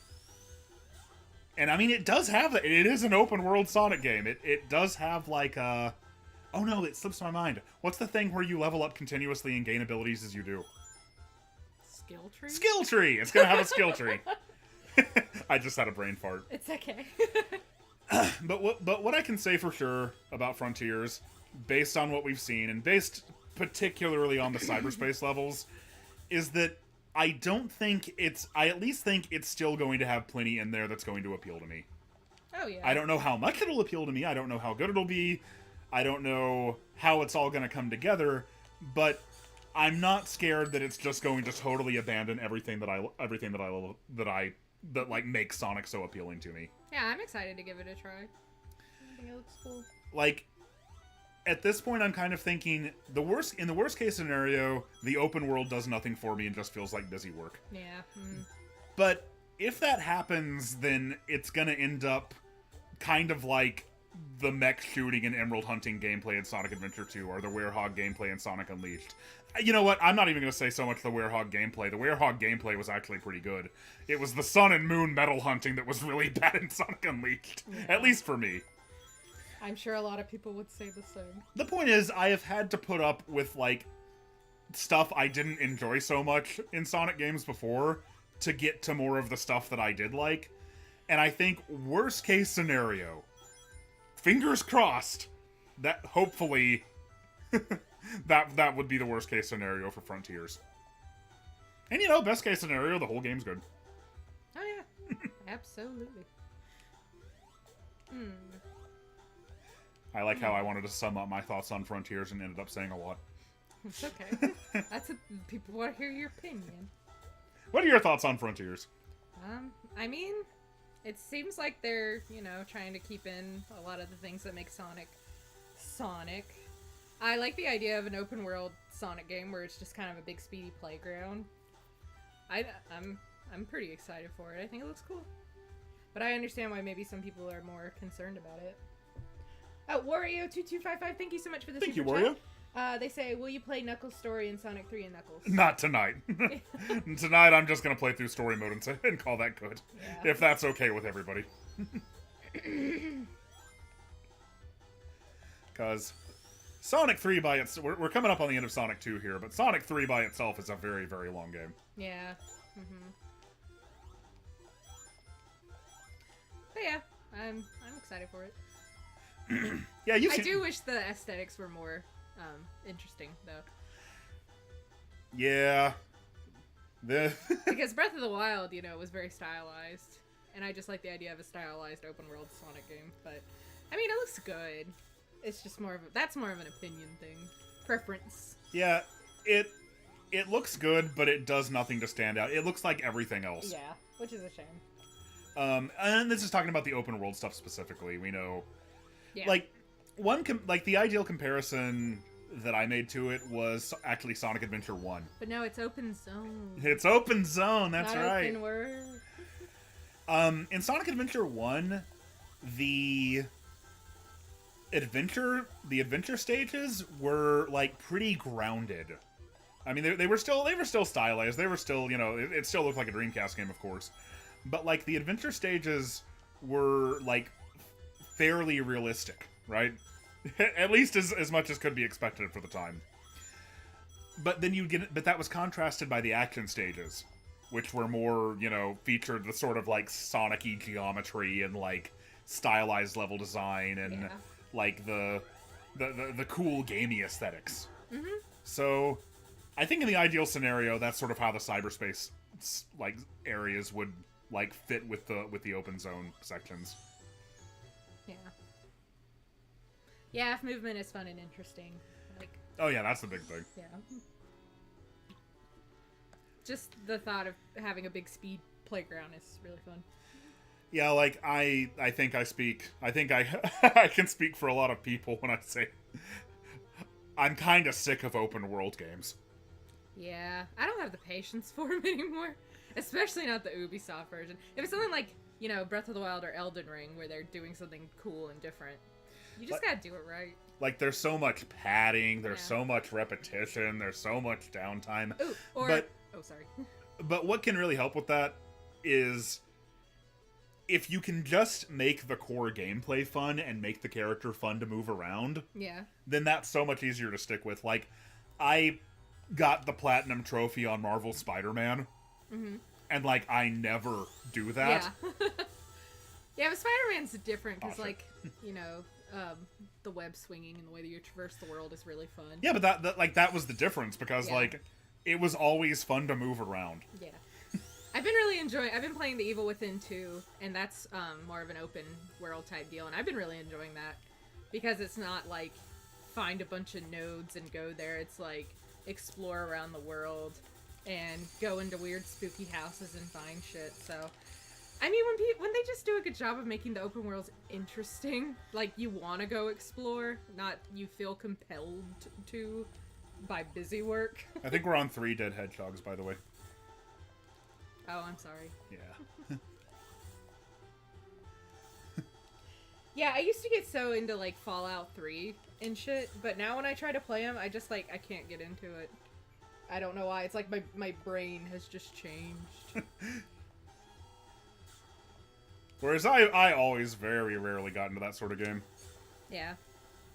I think the only open world games that I've gotten into were like Breath of the Wild and Spider-Man, maybe. I don't know. Yeah, that makes sense.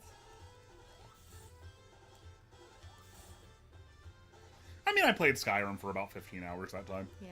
I don't know, sometimes I get into a mood for that kind of game, and then I'll play it for a few hours, but I have to be in a very specific mood, and I usually don't end up playing for a long time. Oh, I did play a ton of San Andreas. I just never made any progress whatsoever in it. Yeah. Oh, except for Fallout New Vegas. I always get super into that one because the story's so good. Oh, and MGS5! I love MGS5! Yeah, see, I didn't love MGS5 at all. This has been our internal debate since we got together. It's not. I don't think it's even a debate at this point. I think we understand each other. Oh, I know, but you know. MGS5 like nails the primary reason I love Metal Gear, but completely flubs one of the primary reasons that you love it. Yeah, you know, the story. The characters. The story and characters are more important to you than they are to me. Yeah. And it's just like, in the trailers, what they were presenting seems so cool. And I know they had to cut out so much of the story. I love this ending so much. I got a little misty-eyed just now. Oh, sorry. It's okay. I'll stop talking over it. No, you don't have to. Keep going. Go on. I'm just saying. Man, this will always be just so important to me. It's really good. Just like really the way it felt to beat this thing for the first time. Ooh.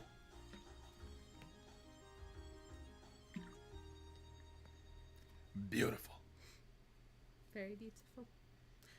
But yeah, I mean, yeah, it might be like what Darkwing Spartan's saying. Breath of the Wild might have just ruined those kinds of games for me. And Elden Ring is so good, you know, and there's so much content without falling back on the Ubisoft model. It's like, you can do it, you guys. I like how Ubisoft has just become inherently... Was the original Assassin's Creed open world? Yeah, it was. Okay, I didn't remember. Mm-hmm. That was like one of the first, you know, it was like the first game to do it that way. And people were like, yeah, but then they kept doing it and they were like, no. Yeah. The first Assassin's Creed... Yeah, Hirokazu Yasuhara! That man deserves so much more credit than he gets. You do. Anyway, yeah, the first Assassin's Creed was the only one I ever played. Yeah. Mark Cerny! You're doing well for yourself. You have plenty of accolades. I played a lot of Assassin's Creed 2. but I never beat it. I've never beaten an Assassin's Creed game. I just can't keep doing it. I played a lot of Assassin's Creed Odyssey, but that's because I'm a big Greek mythology nerd, and I like that. Mark Cerny, if I remember correctly, was like the primary designer of the PS4. Oh, really? Yeah. Wow, I didn't know that. Yeah, he's kind of a big deal in the industry now. Yeah, that's amazing. Oh god, if I could make Persona 6, what would it be? God! That's a big question, dude. It really is. Well, I know what I would do. I'd make a girl be the main character. Yeah! Because I love playing as a girl in Persona 3 Portable, and I think it's just cool, and I wish they would do that. Is there no way to do that in Persona 5? No, you can't play as a girl. Huh. Yeah, I mean, the girl MC was, like, specially added for Persona 3 Portable. It wasn't originally in the original 3 Orfest. But I don't know. I mean, jeez. It's just, I love the more spookier vibes of 3, and I love the, like, JoJo's Bizarre Adventure Part 4, murder mystery vibes of 4, and then the cool Phantom Thief thing of 5, so I don't know. It's so hard to say. Because I mentioned Mark Cerny in the PS4, somebody says give it up to Knack. Yeah. Sorry, I just rambled a lot, but... No, talk about Look, one thing that I have learned from the Geek Critique Discord is that seemingly everyone except for me absolutely adores Persona. So, if you can talk about Persona for me, that would be great. Because I have nothing to say about Persona. I mean, I'm always ready to talk about Persona. Ooh, who's that in the bushes? Ooh, who is that in the bushes? I think it's Ixis Nagus. Oh, shit. Yeah, that's my guess. I don't even know if I'm pronouncing that right. It's been so long since I watched Sad AM.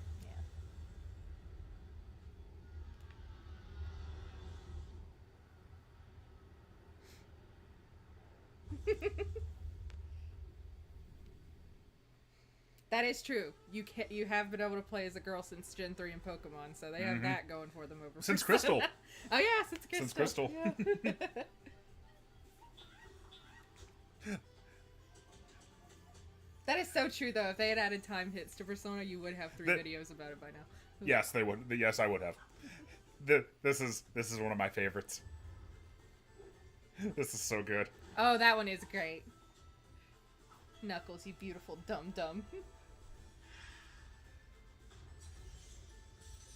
Look at Tails' tails. Knuckles, you sweet baby. I like how they drew Eggman here as he gets up. He looks, like, very kind until Knuckles turns around and then he looks devious again. Yeah. That's a good one. Oh, such good shit.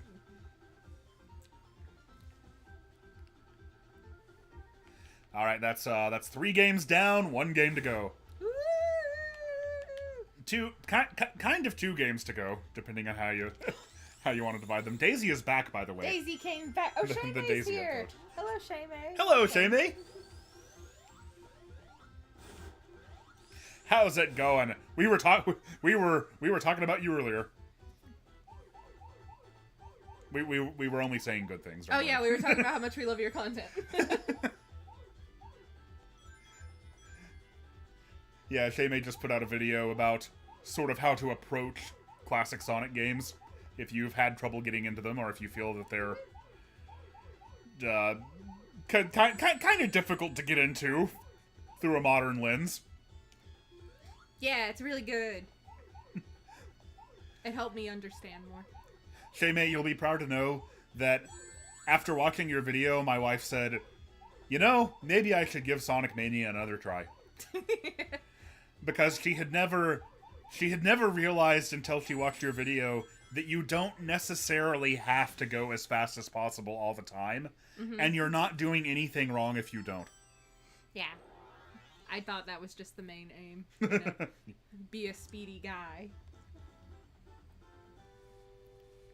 Yeah, I don't think just pure speed for its own sake, like get into the level as fast and as stylishly as possible, really became like the primary focus necessarily until Sonic Adventure 2. Yeah. That makes sense. And then that kind of like went to the next level when the boost formula debuted in Rush.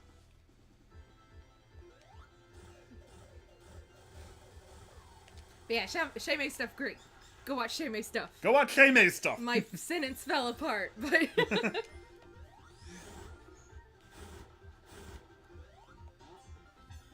Daisy, I'm so glad you came back.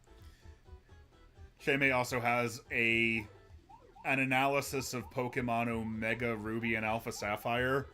Yeah, I love that video. That it's 7 hours long, and we've watched it like 3 times, I think. It's life-changing. It is, yeah.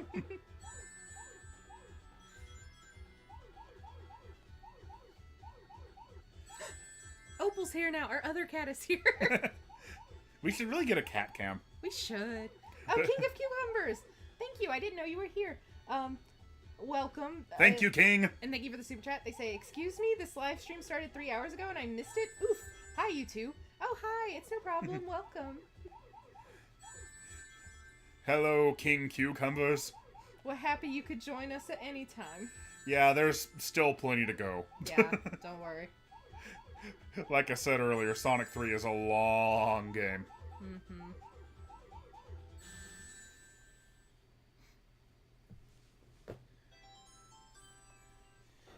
Anybody else saying anything cool?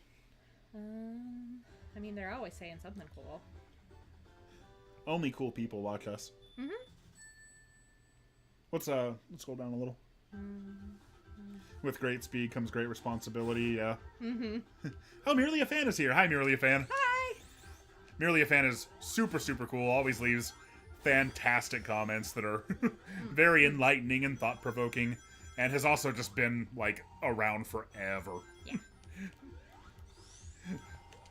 I remember him from, like, the early days of the channel.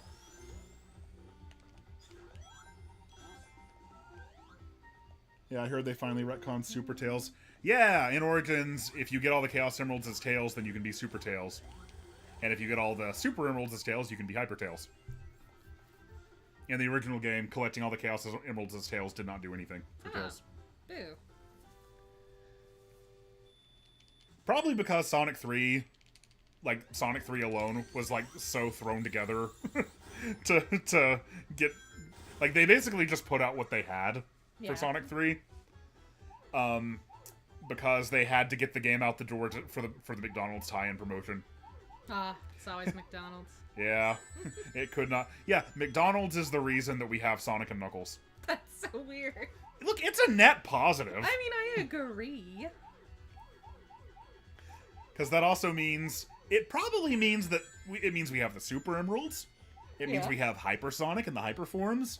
It means we have Knuckles in Sonic 2. And it means we have 134 million Blue Sphere stages. So really, thank you, McDonald's. Yeah, McDonald's, chicken nuggets. For permanently ruining our health when we were children. Woo! Oh, 2002 Dash, thank you so much for the super chat. They say, actually beat Sonic 3 and Knuckles with all Super Emeralds for the first time because of this game. Tried a few times, but always got stuck on Sendopolis Act 2. It's rough. Yeah, that's really good to hear. Congratulations. I didn't actually beat this game legit myself until I was probably about 12, I want to say. The special stages when I was a kid, like the way that they'd speed up and get super fast, were way, way, way too hard for me. Yeah, your little baby brain was like, I used to, because I couldn't keep up, I used to like pause buffer them basically.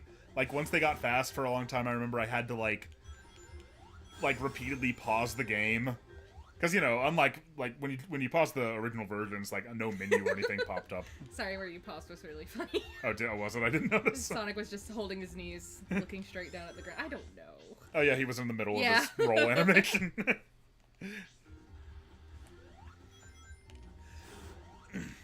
But then, like, I always had the Game Genie, so yeah, I would use the Game Genie code that made it so you could get all, like, you'd pass the Blue Spheres level just by getting one Blue Sphere. So I just used that as a kid. I can't believe you just admitted to fraud Well, on the chat. Yeah, like, people get so strangely angry sometimes about games having, like, easy modes and accessibility options. Yeah, that's and, very silly. People just play a game how you want to play it. Whatever's the most fun for you. And know? like, I think that like there's some like developers should be free to design games the way they want to. Mm-hmm. Like, I don't necessarily agree with the thought that like every game needs an easy mode. Yeah, If a developer doesn't want to do that, then because they feel like that would, I don't know, undermine the experience of playing the game, or like you know, for example, getting over it with Bennett Foddy would not benefit from having an easy mode. Yeah, I mean, that's kind of the point, that it's extremely frustrating. It would be nothing if it had an easy mode. So yeah. And you know, it's like when people say Dark Souls should have an easy mode. Touchy topic, I know. Here we go. I'm sorry. But it's just like, there are ways to make the game easier, like summon, you know? That's kind of your easy mode right there.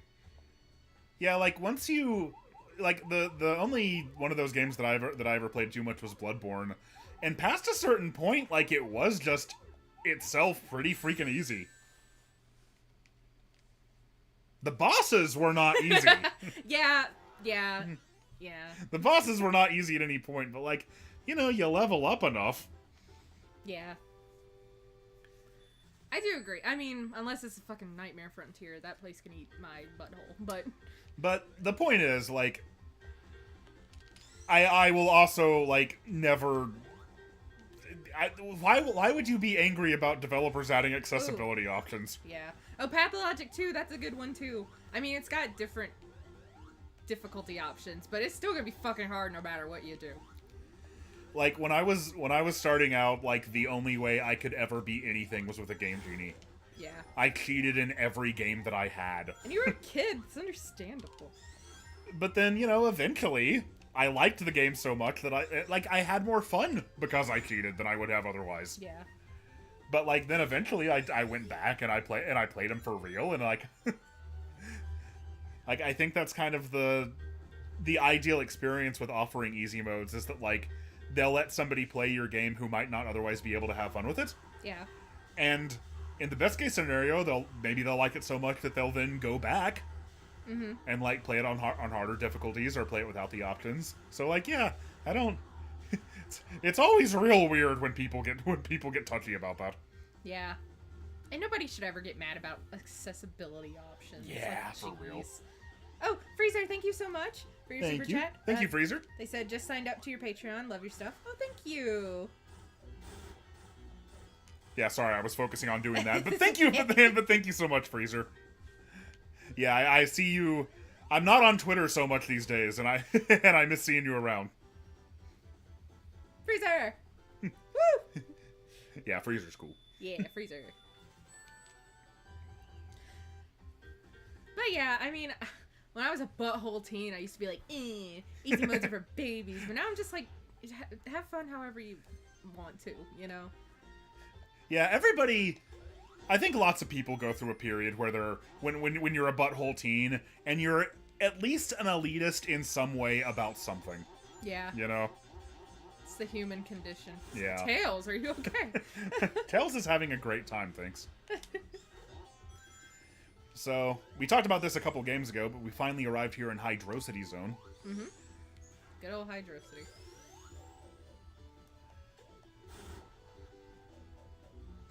For those who weren't here earlier, for some reason, like, the topic of how to pronounce this zone's name came up. Like, it's Hydrocity. Everybody knows it's Hydrocity. I've never... Like, people in chat were talking about, like, there was some other way to say it, but, like, I've heard it any other way. I've never heard anything but Hydrocity. Because, like, I remember when I was a kid, like, this zone name came up, and it's this big, long word. I didn't know how to say it.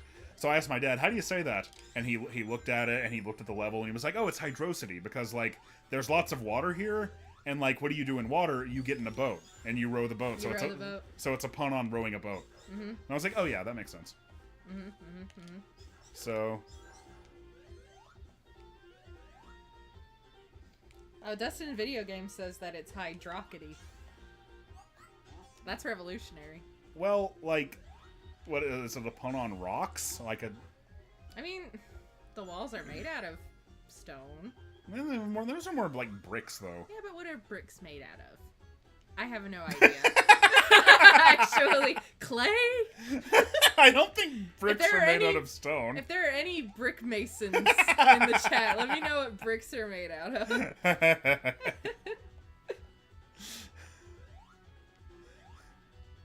And, like, Dwayne Johnson was not a celebrity yet, so it can't be that. No.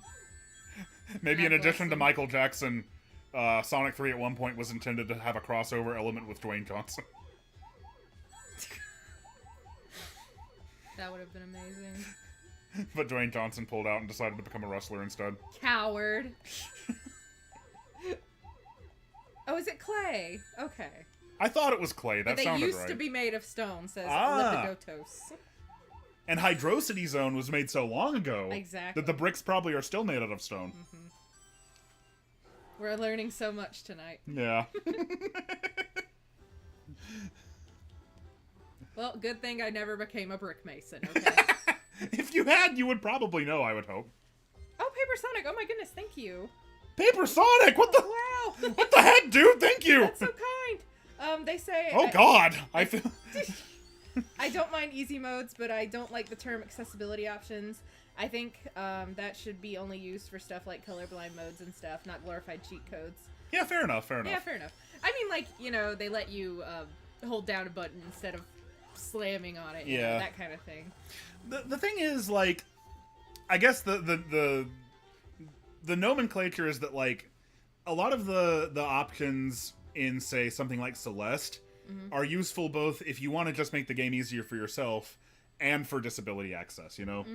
Like, I think there can be some crossover there, but I get what you're saying. Yeah. And again, my god! Thank you so much! Yeah, thank you. That's way, like, you guys don't need to super chat that much. It's okay. Yeah, that's so kind. Thank you. God, I feel, oh. It's a little overwhelming. Thank you so much, Paper Sonic. Man. Sorry, I'm a little speechless. You might have to carry this for a second. Oh.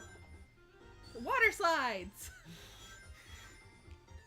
See, ancient people, they built beautiful temples, but they like to have fun too, so they installed water slides. Yes.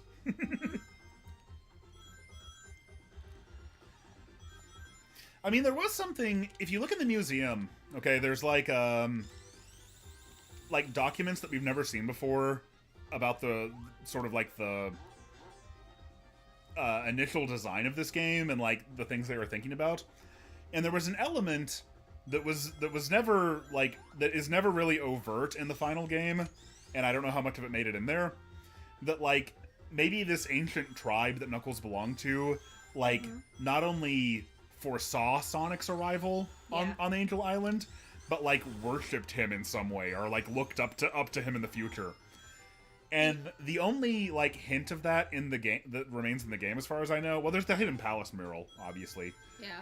But also, in the background of this stage, you can see, like, statues of Sonic's likeness. Wow. So, maybe the implication is that, like, they knew Sonic would be here and designed this to, like, take advantage of his abilities. Oh, maybe. That's a cool idea. There was also I this didn't know that you could see statues of him. It's, like, way up at the very top of the stage.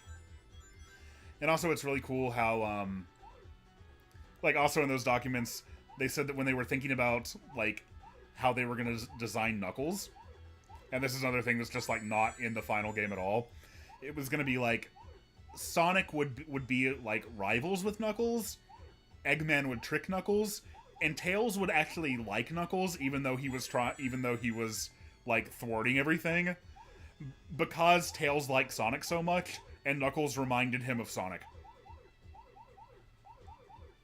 So that was a cute little thing. Maybe we'll check out the museum if we're not completely asleep after we're done. We'll see. We'll see.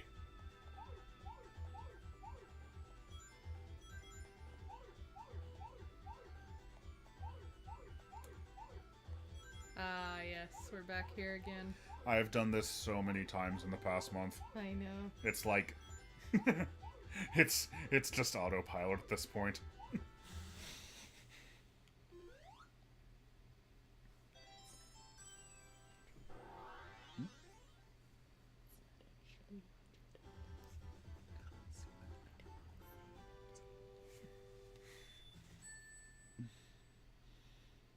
So I guess Tails would also like Blaze, Silver, Shadow, Metal Sonic.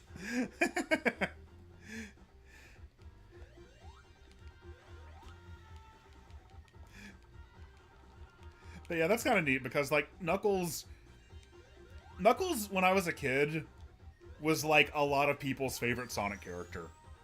Yeah, because Knuckles is so cool. Cause his whole thing was that like he was meant to be like the even cooler offshoot of Sonic. I didn't think he was cooler than Sonic myself. I did not agree with those kids. He's so dumb, but he's so tough. I love him.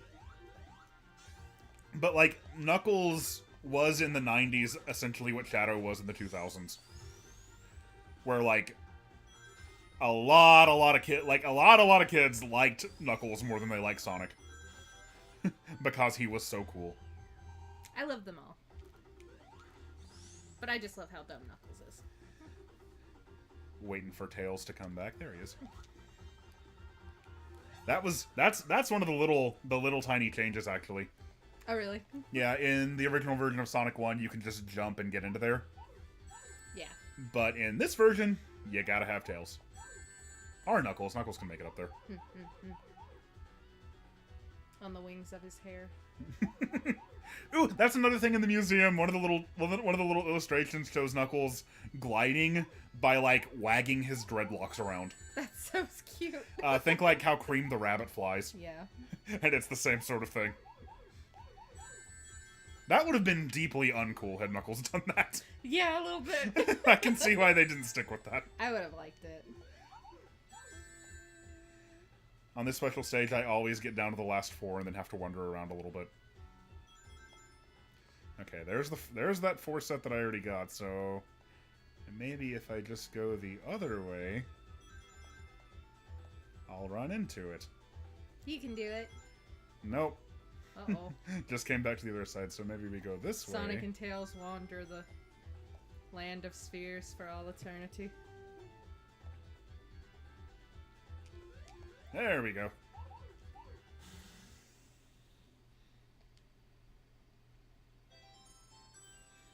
I think Knuckles gliding through the dreadlocks was like always intended. No, I think it was always intended to be how he did it. But I mean, like he would flap them up and down, like physically, the way that Cream does. Actually, in this version, Knuckles has additional animation on his glide where his dreadlocks move, kind of showing that was the intention. The air getting in his dreadlocks.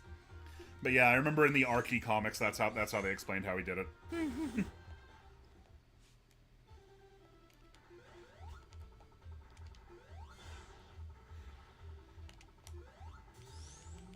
Spin.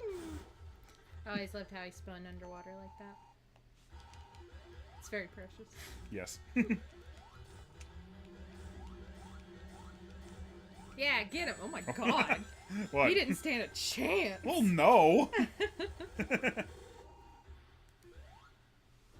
Maybe Knuckles is just really light. So I he mean, can float on the air currents like a piece of paper. Listen, Tails can spin his tails like a helicopter blade and fly. It's like a helicopter. That makes perfect sense. So, like, Knuckles being able to glide with his dreadlocks isn't really much of a stretch. No. I'm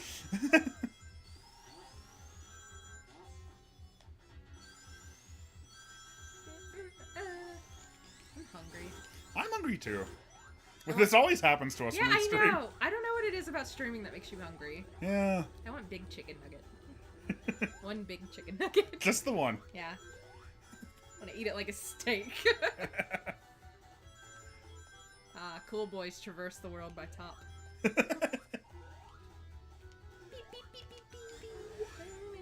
Ooh, that's another change. Those tops feel quite different. Oh, do they? Yeah, in the original version there was oh god. Oh. In the original version there was like a delay between you starting to move and the top actually moving around. Like, I think if anything it probably actually feels a little more natural here. But the problem is I'm so used to how it normally controls that it really throws me off. Yeah.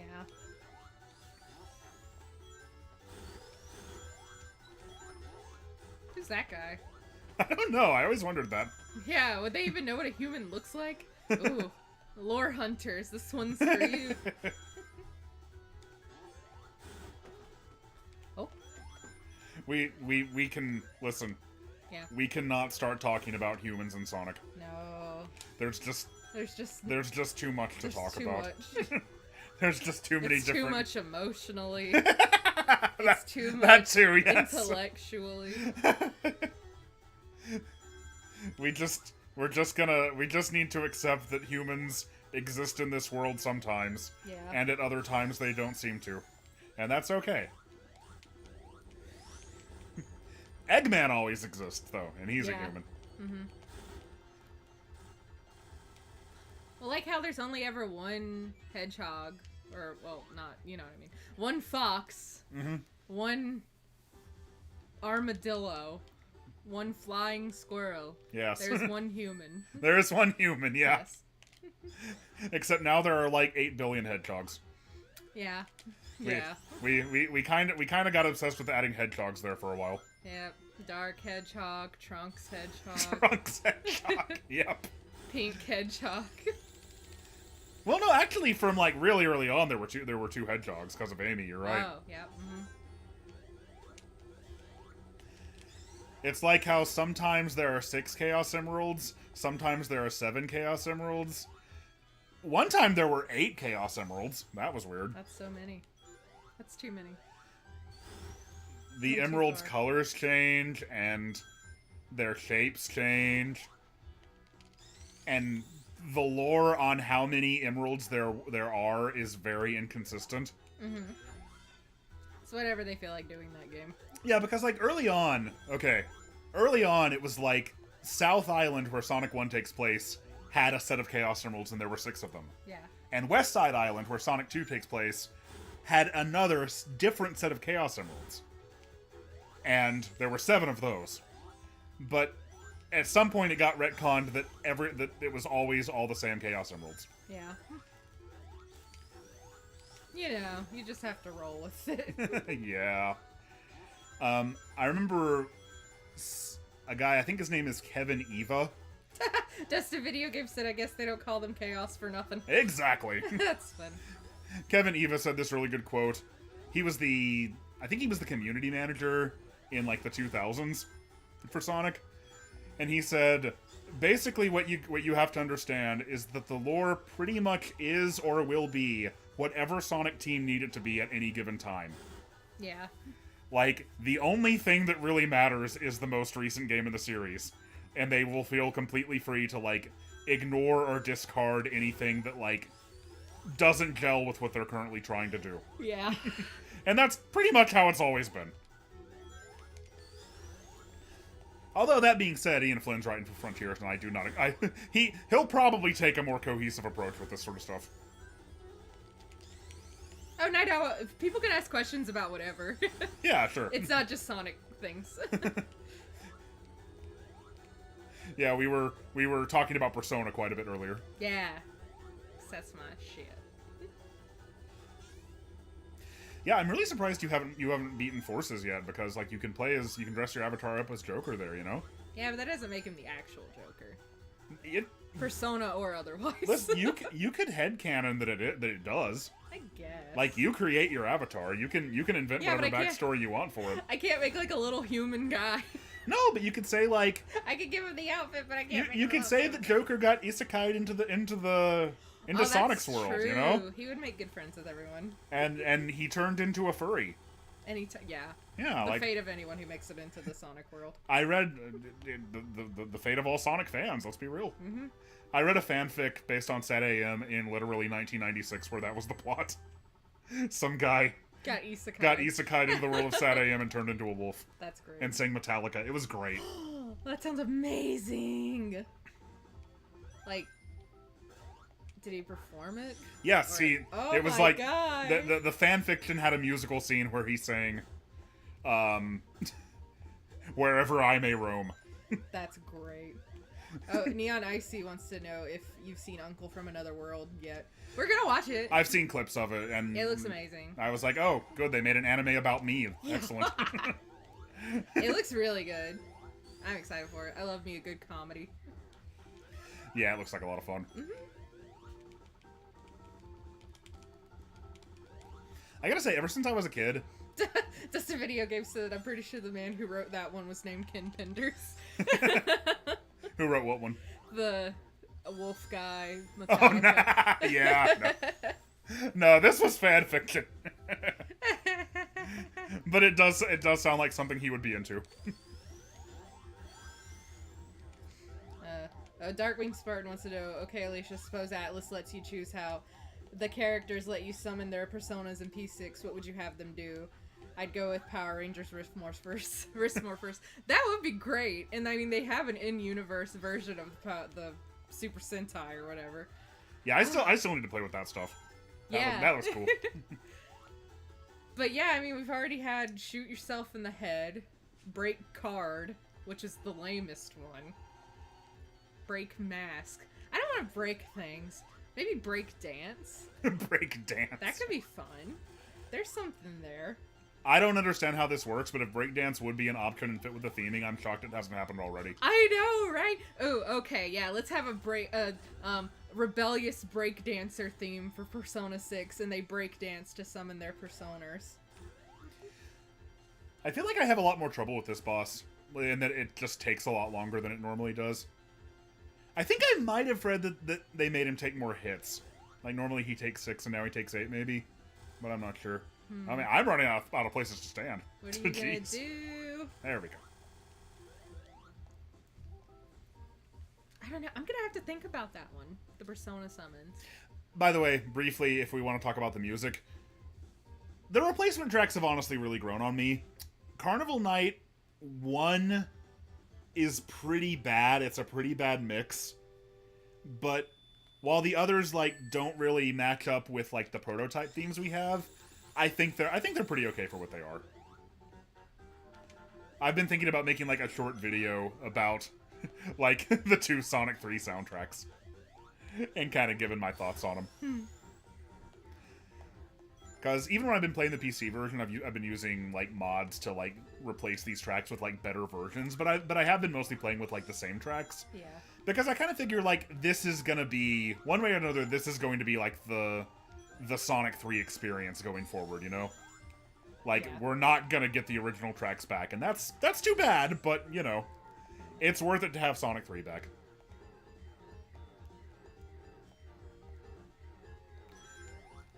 And they've grown on me quite a bit. Hang on just a second.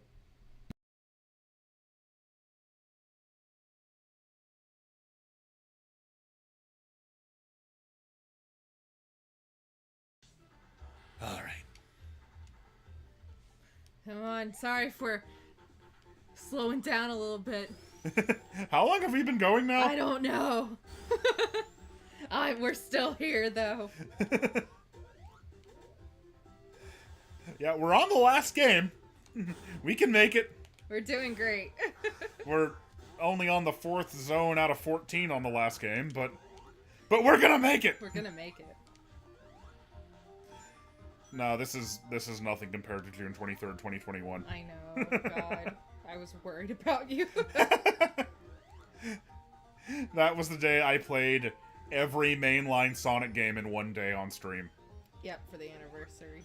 I started at, like, I want to say about 11:30 a.m. and finished at, like, 6 a.m. the next day. And I streamed so long that, heartbreakingly, YouTube said the VOD was too long and would not save it. God, that sucked. That was the worst. Yeah.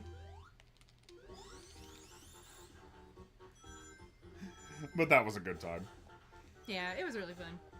Just a lot. Oh, they also added an actual different Supersonic theme for Sonic 3 and Knuckles.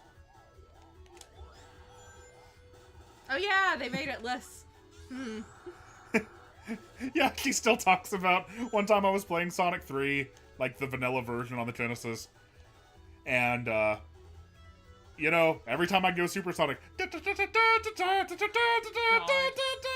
over and over and over again. I was just sitting on the couch, like, playing a game. or trying to read Berserk, and then just all the time. It starts to get to a person after a while. That was an excellent invincibility theme, but God, you cannot. Oh it never should have been placed in a position where you were going to hear it over and over and over. Well, yeah, because you were always supersonic. I'm glad we have other options now. Yeah.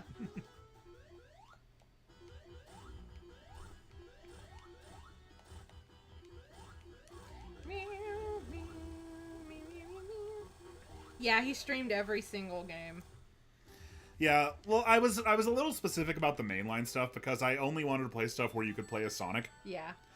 So, like, that cut out Sonic Heroes, fortunately.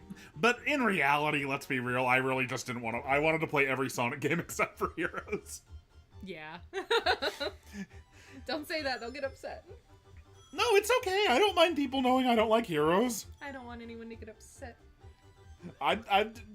No offense if you do like Heroes. I'm glad you like Heroes. It's okay to like Heroes.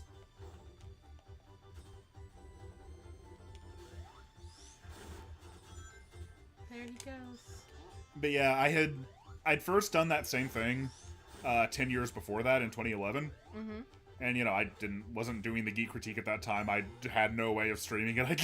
I just did it because it was Sonic's 20th birthday and I wanted to. Yeah. It was for a lark. That fight was not for anybody. It was purely for myself. Mm-hmm. Oh no! 4 dead hedgehogs. I think. We've reached the point where I've lost count. I think it's only 4. I think it's 4.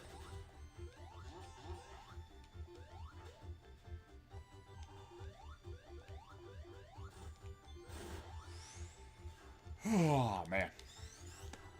We could do it. I'm gonna make it. I'm gonna get a second wind. There we go. See, that's what I normally do there. I normally spin dash immediately. Yeah. Which, in the Genesis version, would get you killed sometimes because the level timer was a little different. Yeah. But in this one, it always seems like you get there before the blocks, before, like, those crushers are gonna go down. Oh. What? I like those little penguins, and then you squished them. Those are called penguinators. That's a really good name for them. I think so, too. We saw really cute penguins at the Ripley's Aquarium. We did, yeah. They were really good. They swam very fast. They were really good at swimming. They had little names like Debbie and Martin. They're good guys. I miss them. Let's go get them. I want the penguins. Doyless stage. Oh boy, another coin.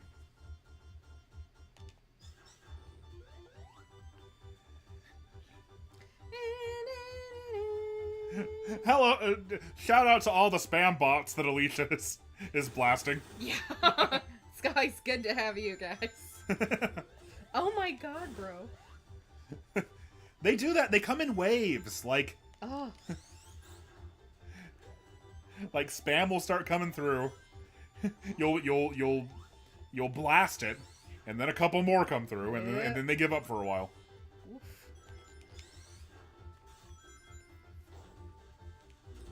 Oh my god, bro.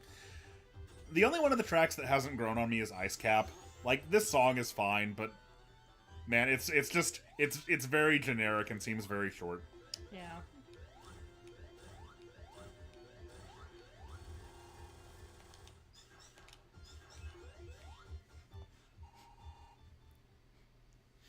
I felt like I could smell macaroni. What the heck? You must be really hungry. No, somebody's cooking something. Somebody's cooking? It smells like it. Oh, man. You know what they say. Oh, God, what do they say? The more Smell the merrier. macaroni, you're gonna get a pony. All right, that sounds pretty good. Sorry. I love this stage. Ice Cap Act 2. It's like I think one reason that Ice Cap is so well regarded and so well remembered is because, like, we talked a little bit earlier about how Yasuhara Sonic games did a really good job, like, having a rhythm. Mm-hmm. And, like, by the way, I'll let you enjoy the Penguinator here while I explain. Oh no! He tried to attack me. I'm sorry. Why? I saved the little seal inside of him. I mean, That's good. I can't be sad about that. Anyway, like the... Okay, here you go. Here you go. We'll just enjoy this guy. Just let him go. Yeah. Just let him live. Oh, I think he fell off the cliff. Oh, I tried. He's fine. He just fell down there. Yeah, I mean... Oh, they came back. They respawned. Oh, good. He's a penguin. He can swim. They're really good at that. Like, coming after, like, Hydro City... Oh, no. I said it wrong. What I meant to say was Hydro City. Yeah. Oh, God. Sorry, guys. Jeez, I don't know where that came from. Why isn't it a penguin inside it? That's a good question. Do you think Robotnik, like, was paying that much attention? No, because he's a jerk. Although in Sonic 2, you do get turtles out of turtleoids. Oh, that's cute. Yeah. A double turt. I love a good double turt. The point I'm trying to get at. Sorry. It's okay. Just interrupting you with my bullshit. No, I'm interrupting myself. Carry on. Hydro City Zone is, like, really fast and speedy and fun. Angel Island's the opening zone. Then Marble Garden is, like, much longer and more complicated. And then Carnival Night, your first 6 dozen times through it, is gonna be just so complicated. Yeah. Like, Sonic 3 levels are, like, so complex that, like, it's pretty common for new players to actually get time overs in them. Oh, that sucks. But, I mean, that's also why Sonic 3 is so, like, beloved among, like, fans, because, like, it also has that level of complexity. Yeah. Like, there's so much to sink your teeth into. Oh, yeah. But, like, it can be kind of... I think that's why, like, among, like, the mainstream... And this isn't the only reason, there were a lot of reasons for this. But among, like, the mainstream, Sonic 2 was always, like, thought of as, like, the peak of the series, right? Yeah.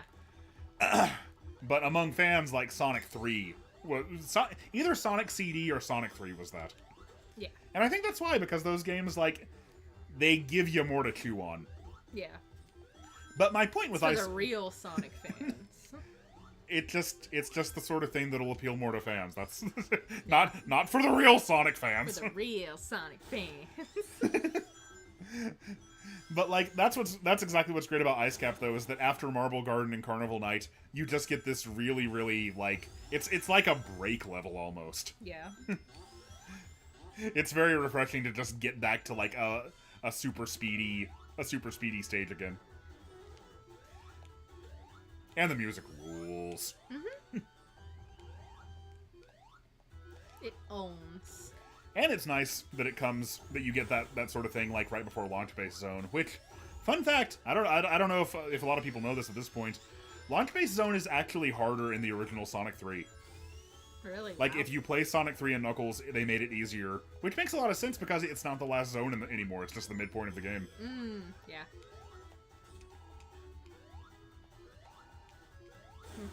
Oh, Samir Vadi wants to know who would win in a fist fight, Yasuhara or Miyamoto. I don't know, what's their stats? Yasuhara has the age advantage, you know? Ooh, that's true. But I feel like Miyamoto would be indestructible. Just inherently? Just inherently. I feel like even if Yasuhara wanted to fight, Miyamoto would just be so dang charming. Yeah, he'd just be like, aw. He would just smile and draw a picture of Donkey Kong. Yeah. And I mean, you can't be sad when someone draws you a picture of Donkey Kong. And then sock Yasuhara. Yeah. Because he's very tricksy, I guess. Yeah, he'd do it as a trick.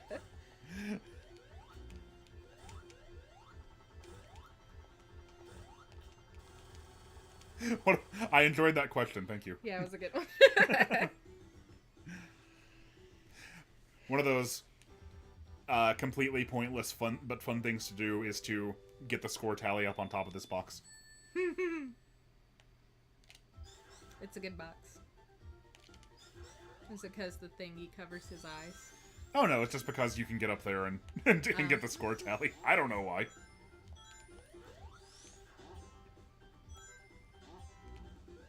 The trickster Miyamoto. That trickster Miyamoto. Let's see. Tails, you do it.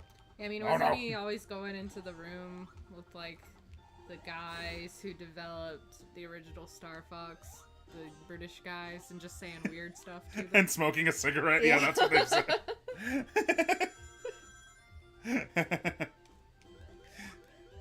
Yeah, it reminds me, like, one of my favorite Miyamoto stories is the recent one where they showed him Breath of the Wild for the first time. Oh, yeah. And they had all these like systems set out and like combat and all this stuff, and all Miyamoto wanted to do was go climb trees. That's the kind of energy I want to put out into the world. He just kept climbing trees. And they were like, "Don't you want to do something else?" He's like, "No, I'm good." He was like, "Well, a player might want to do this though, so you got to make that fun too. Mm-hmm. If a player just wants to climb trees, that should be rewarding." And climbing trees is fun. It is, yeah. Find eggies. Oh yeah, I remember you were playing it a while back, and you found out that you could find eggs in trees. Don't tell them it took me that long. No, it's okay. I just taught it, like, I just learned myself and then taught a bunch of other people that you can press down. You can hold down in the Sonic CD special stages and slow down. It's okay. I really didn't know. I just wanted to make an omelet, but I never knew. Oh, Neo I see wants to know who would win in a fist fight, Hideki Naganuma or David Wise. I'm gonna let you take this one. I don't know. I'd say Hideki Naganuma. He's on some next level shit. I would say the same. Yeah. David Wise seems like a very nice man. But Hideki Naganuma. And he has a trumpet in that one picture that everyone uses. Yeah. That I don't think is actually him. I think I heard a while back that's not even the same David Wise. Yeah, so I guess he could use that as a weapon. No, but David Wise doesn't have a trumpet. Oh, well, damn it. That's what I'm saying. Like, everybody always uses this stock photo of David Wise playing a trumpet, but it's not actually the video game composer David Wise. It's a different David Wise. Yeah. Really? Wow, that's bad. Oh, other people didn't know! Yeah, somebody else learned! Oh my gosh, I'm not dumb! Yeah, look in the big trees. That's usually where they are. I get so excited when I find an eggy now.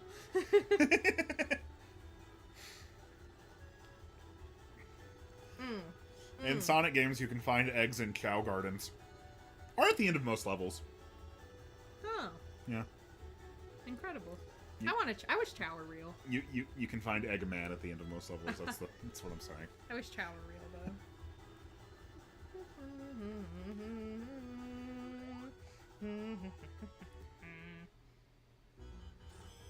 I don't have much time to be super, but I think I have enough time to do this. You do. Yeah. Now I just have to never get hit by by Big Arm. You'll be fine. Maybe. But we could see 5 dead hedgehogs. It's totally plausible.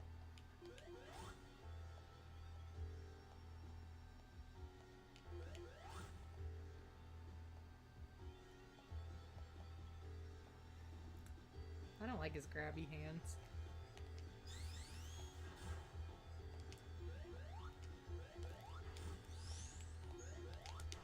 Ooh, that was close. He went before I was expecting him to.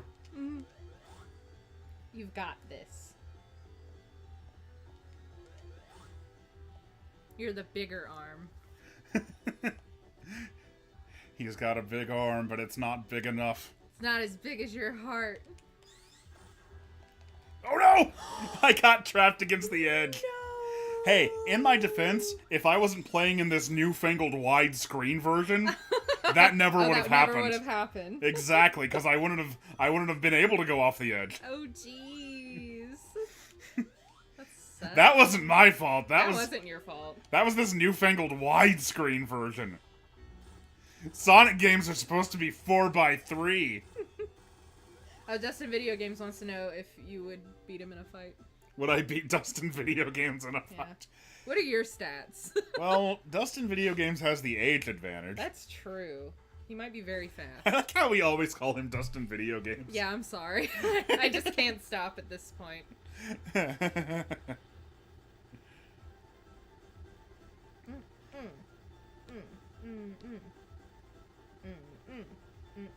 Nah, Dustin, I think you'd kick my ass. But I'd kick your ass. Yeah! I don't want to kick your ass, please. But if he kicks my ass, you'll kick his. Then That's I'm going gonna to kick his ass, yeah. I'll just come out of the shadows. The worst thing about dying there is that we have to watch that cutscene again. God, I know. The slow orb. the slow hover orb. Huh. We somehow started hitting him before he totally came on screen. Huh. Stealth, get on that! Yeah. Wow, unplayable. Literally unplayable.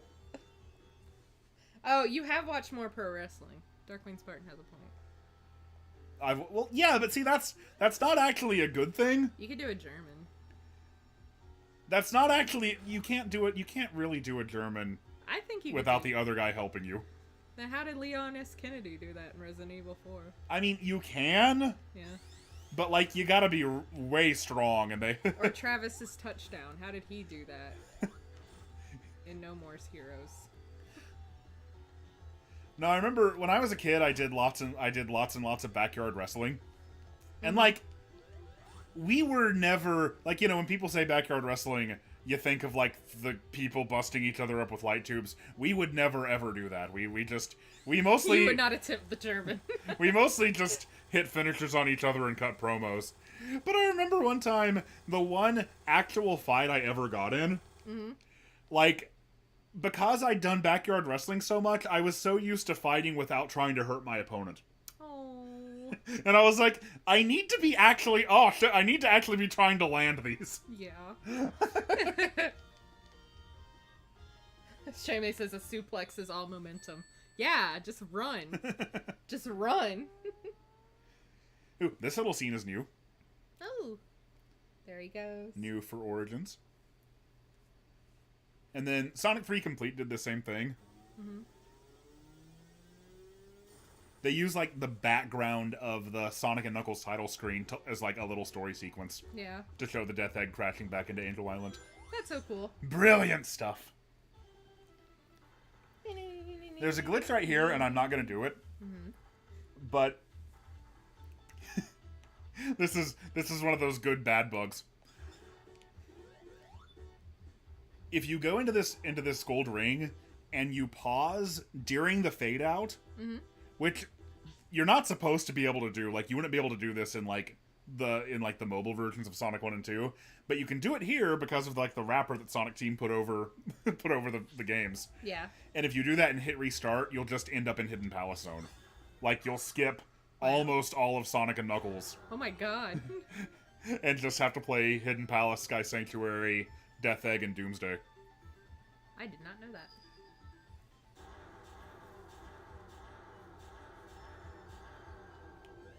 There are a lot of things about Sonic that I don't know, though. I saw Opal. Sonic's red shoes were inspired by one or both of Michael Jackson and Santa Claus, depending on who's telling the story. Those are two quite different people. Well, that's what's been told. Why Santa?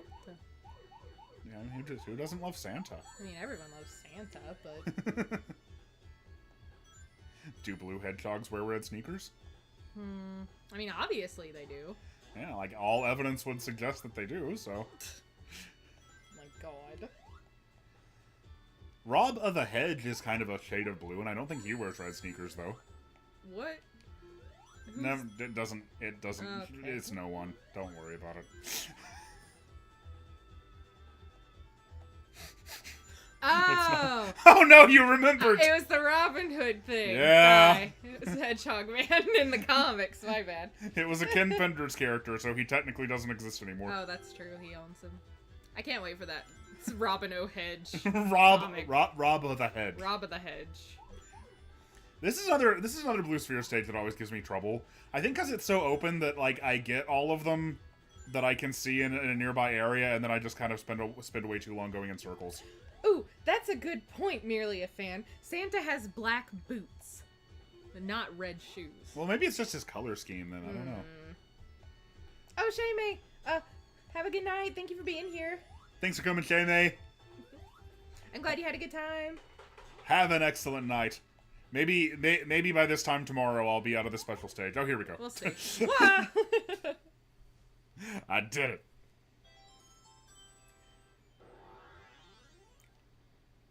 Some time ago, somebody asked about Chaos Super Emerald Timestone Chaos Ring tier list. The best emeralds are the super emeralds. That I will definitely say. They are huge. They're huge and they're pretty, and you can stand on them. Yeah, and I bet they taste good. I've never thought about how they taste. Like candy, like rock candy. They think the super emeralds taste like rock candy. Or maybe like Pop Rocks. Like if you lick it, it would start melting. Ian Flynn has hinted that in Frontiers we're going to learn a lot more about like the origin and the lore behind the Chaos Emeralds. Mm-hmm. So I mean, maybe you should tweet at him and like make sure that he remembers To tell us how good they taste. to answer the burning question about how the emeralds taste. Yeah, I'll make sure to do that. I'm sure it's a real pressing issue for him.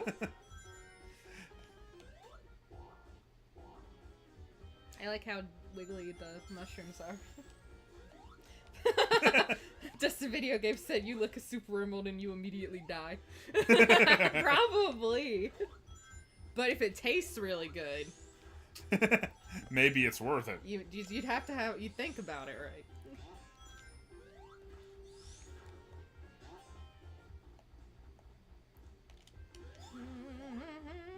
Yeah, that is weird. They never did a line of rock candy. I agree. Oh, hey, it's Wolfie. I want to eat a Chaos Emerald. Yeah, I remember there was like this line of Sonic gum that came in like a Game Gear shaped container. Mm-hmm. So there was Sonic candy. Yeah, but like cool candy. Oh, and they did a cross promotion with Lifesavers one time. Mm. There was Sonic Chef Boyardee. Oh, true. Oh, Night Owl wants to know if we listen to Silva Gunner. Oh yeah, sometimes. Mm-hmm. Yeah, Silva It's always Gunner. a good time. Silva Gunner is fun because like you open up a song and it's a complete crapshoot whether you're going to understand the joke or not. Yeah.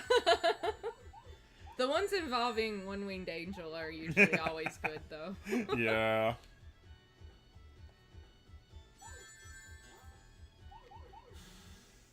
No, I don't want to think they just taste like a rock.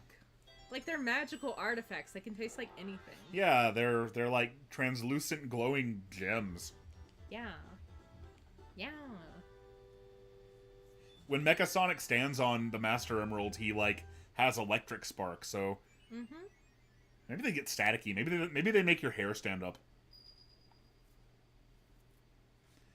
I mean, Supersonic's hair stands up, so like, you know. Yeah, that's probably why, because of all the static. Because of all the static. Because of all the static electricity, yes. That's so dumb. That's so dumb. Yeah. I need to make a potty break. Okay. BRBs, guys.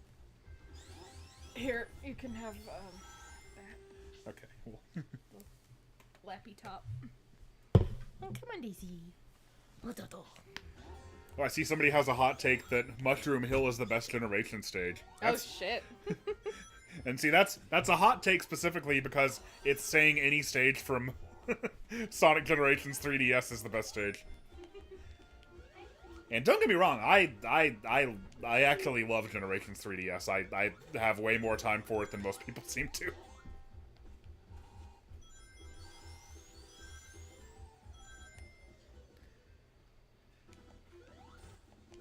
But in Generations 3DS, I don't know. It's been a while since I played it. Hang on. Let me think for a second.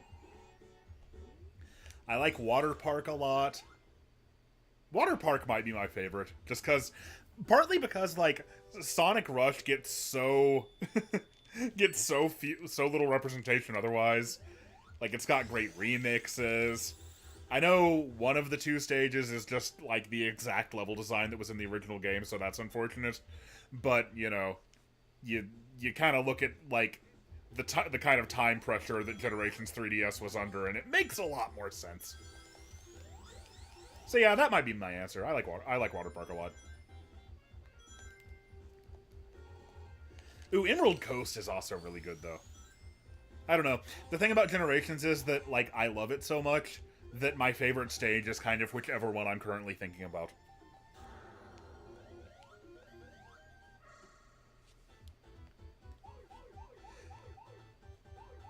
And by the way, Alicia is not here right now, so I can't pay too close attention to the chat.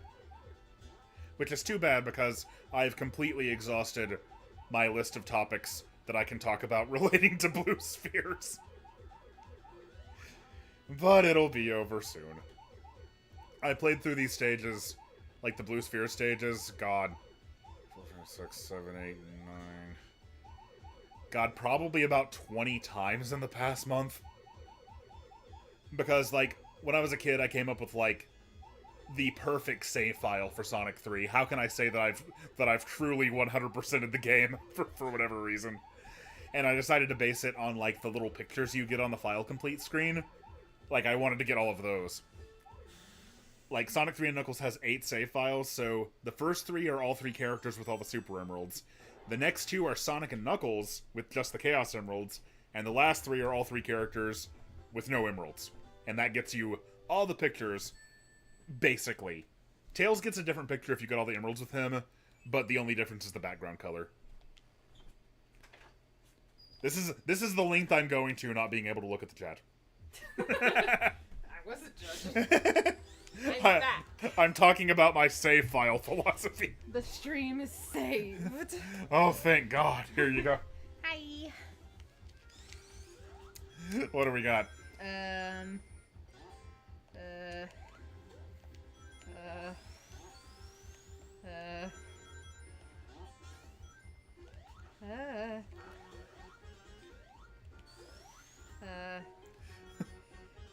Okay. Stuff. People talking about blue spheres. Yeah, that makes sense. What I said was, like, I've completely exhausted the things I can talk about relating to blue spheres. Oh.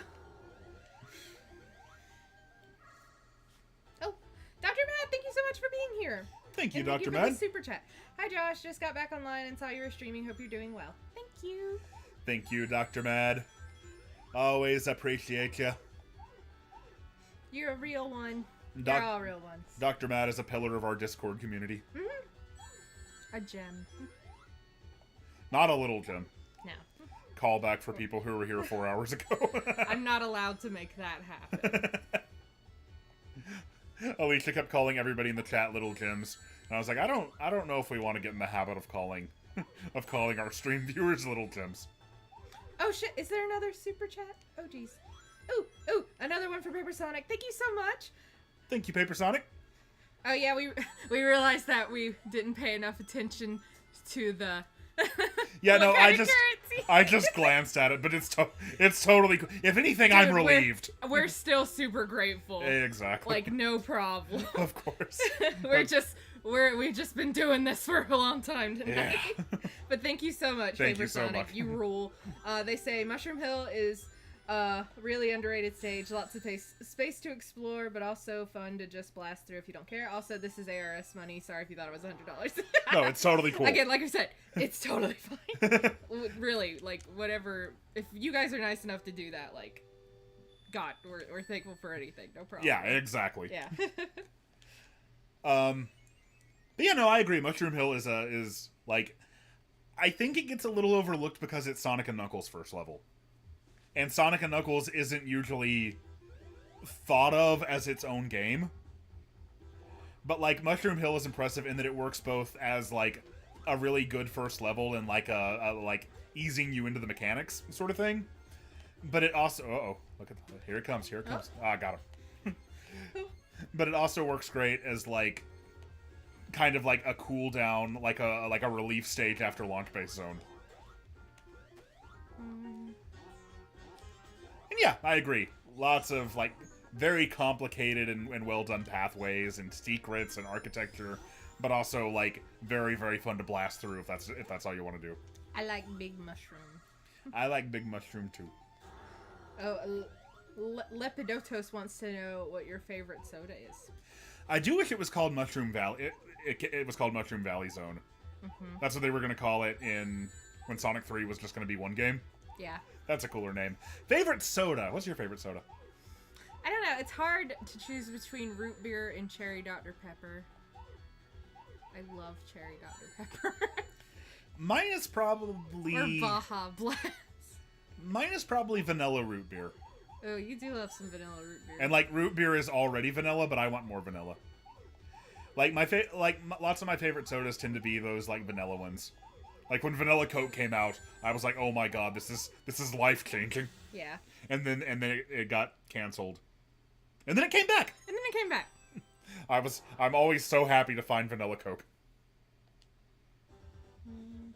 Oh, Reptilian Samurai. The Discord is a Patreon tier.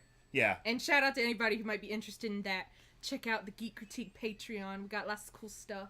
Yeah, we got a couple people in the chat who were in the Discord. And our Discord's really cool. Everyone's really nice. Dustin, Dr. Mad, Darkwing. Dustin Video Games. See, I'm just saying Dustin. I'm sorry. Oh, Nidokeem, thank you so much for your super chat. Thank you. They say, been loving your content. Nido Knight. Oh, Nido Knight. Oh my gosh. I was thinking the Pokemon. I'm sorry. It probably is related to the Pokemon. Been loving your content, especially the Metroid series. Really enjoying your point of view on the games. Well, thank you so much. Thank you for the super chat and the kind words. Thank you so much. Yeah. God, I'm gonna... I hope I don't, like, ignite the chat too bad by saying this, but... I need to get around to Dread soon. You do. You do. I've beaten it a bunch, okay? Not saying I haven't played Dread. I played Dread. Don't you worry. Ooh, I do love Cheerwine too, though. That's true. Oh yeah, you're big on Cheerwine. I'm a big Cheerwine head. A big Cheerwine head. I like talking about soda. I guess. Oh, they say that their name is related to the Pokemon. Yeah. So That it makes wasn't that weird. Yeah. For me, it's like always vanilla stuff. I like vanilla Coke. I love vanilla Pepsi. I'm not too big on vanilla and cherry though. Like I think there's a vanilla cherry Dr. Pepper. Yeah, 2 flavors. That's usually too much. Not too big on that, but vanilla by itself, that's it. Baja Blast is also excellent though. Baja Blast. If you're feeling more citrusy. Baja Blast.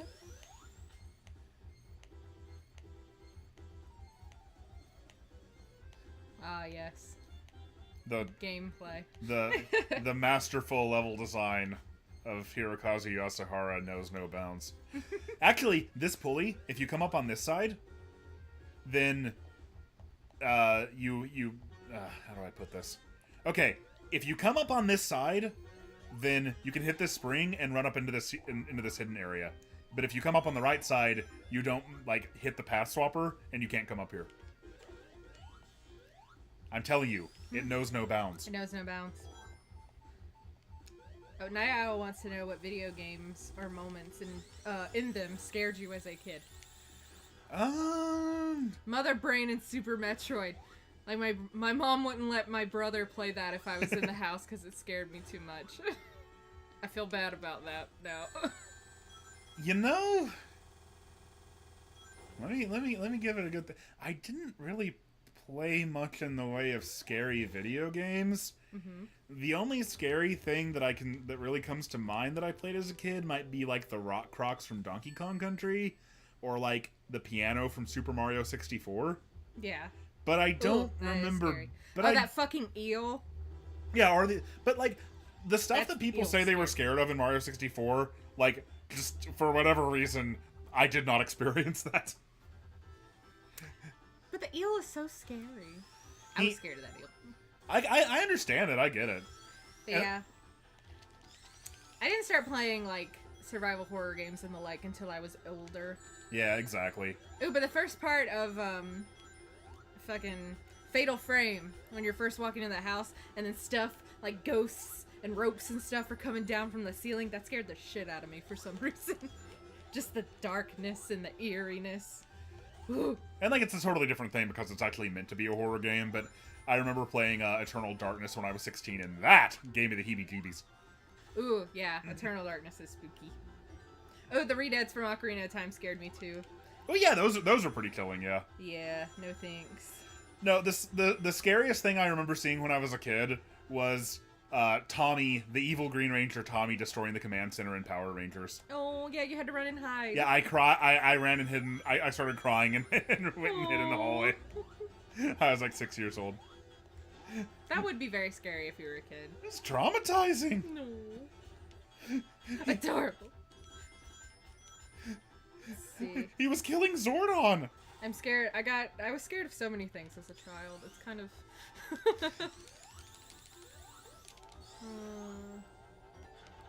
You... More will come to me. Yeah. Well, what sort of things were you guys scared of as kids? Yeah.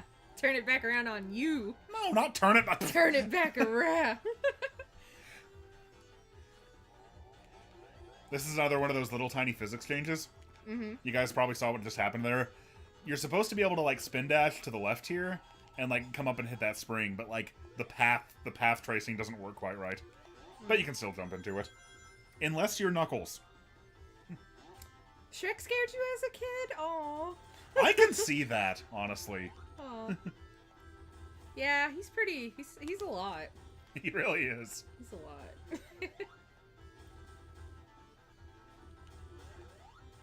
The gorilla scared me as a kid. No, those guys be looking spooky.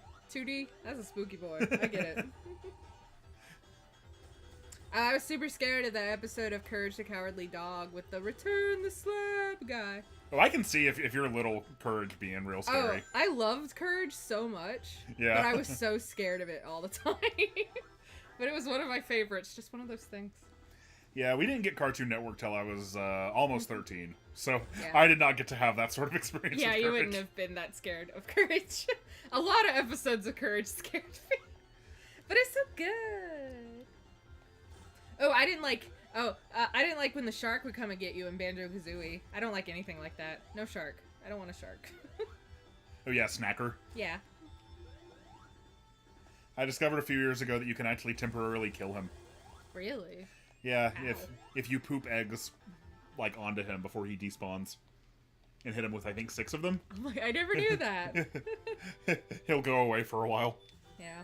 Yeah, I think the King Ramses from Courage the Cowardly Dog is a common one. Oh, Freaky Fred, too. Mm-hmm. But yeah, Courage owns. I love that show.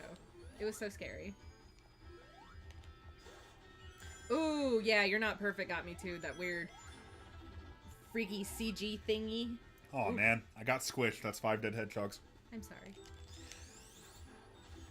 That's one of those things that I feel like probably wouldn't have gotten me in the original game. Oh, yeah. It's just a little different. Yeah, the retro engine has always been a little bit, like, stricter about those crushing deaths. Yeah. You notice it in Mania too. Mania TOO. Sadly, I don't mean Mania number 2 there. Yeah. No. As well. Mania. There is presently no Mania 2, and I do not understand why. I may never understand why. I may be incapable of understanding why.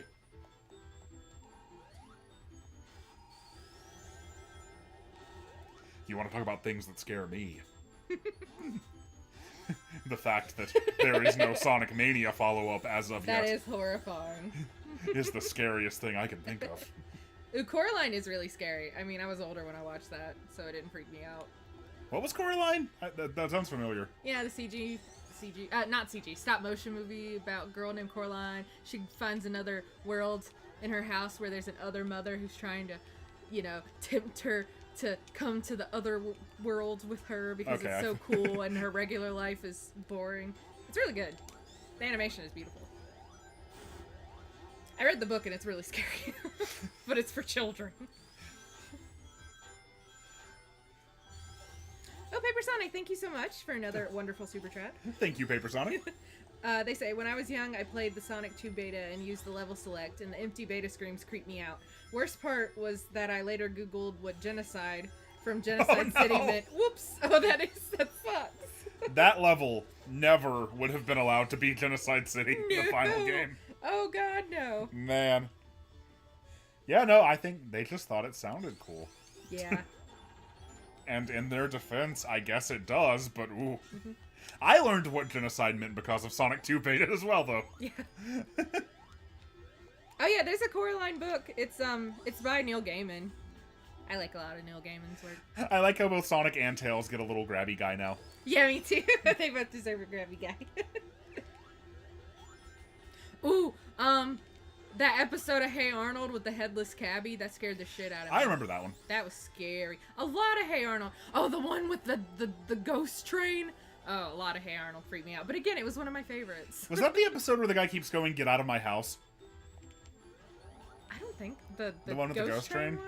Yeah, the guy keeps going, "Get out of my house."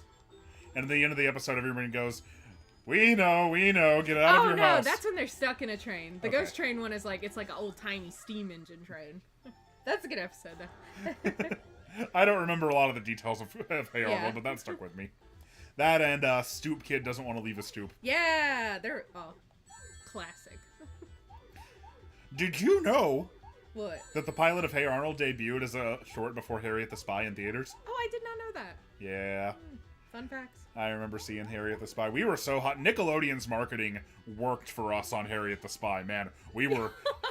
I loved Harriet the Spy. We were so excited to see it. I had no idea that it was based on a book at all. Oh yeah, we read it in school. That's the only reason I knew. Also, there's a line in that movie. I don't imagine it was in the original book, but Harriet says something to the effect of like, Stacy thinks she's so cool because she spent the whole summer growing boobs. And as a kid, I did not yet know what boobs were, and I thought it was some sort of a plant. Oh, that's so cute. I love Baby Josh stories. Yeah. Yeah, the Pigeon Man episode wasn't scary, just sad. I felt bad for Stoop Kid, too. Yeah. As a nervous child.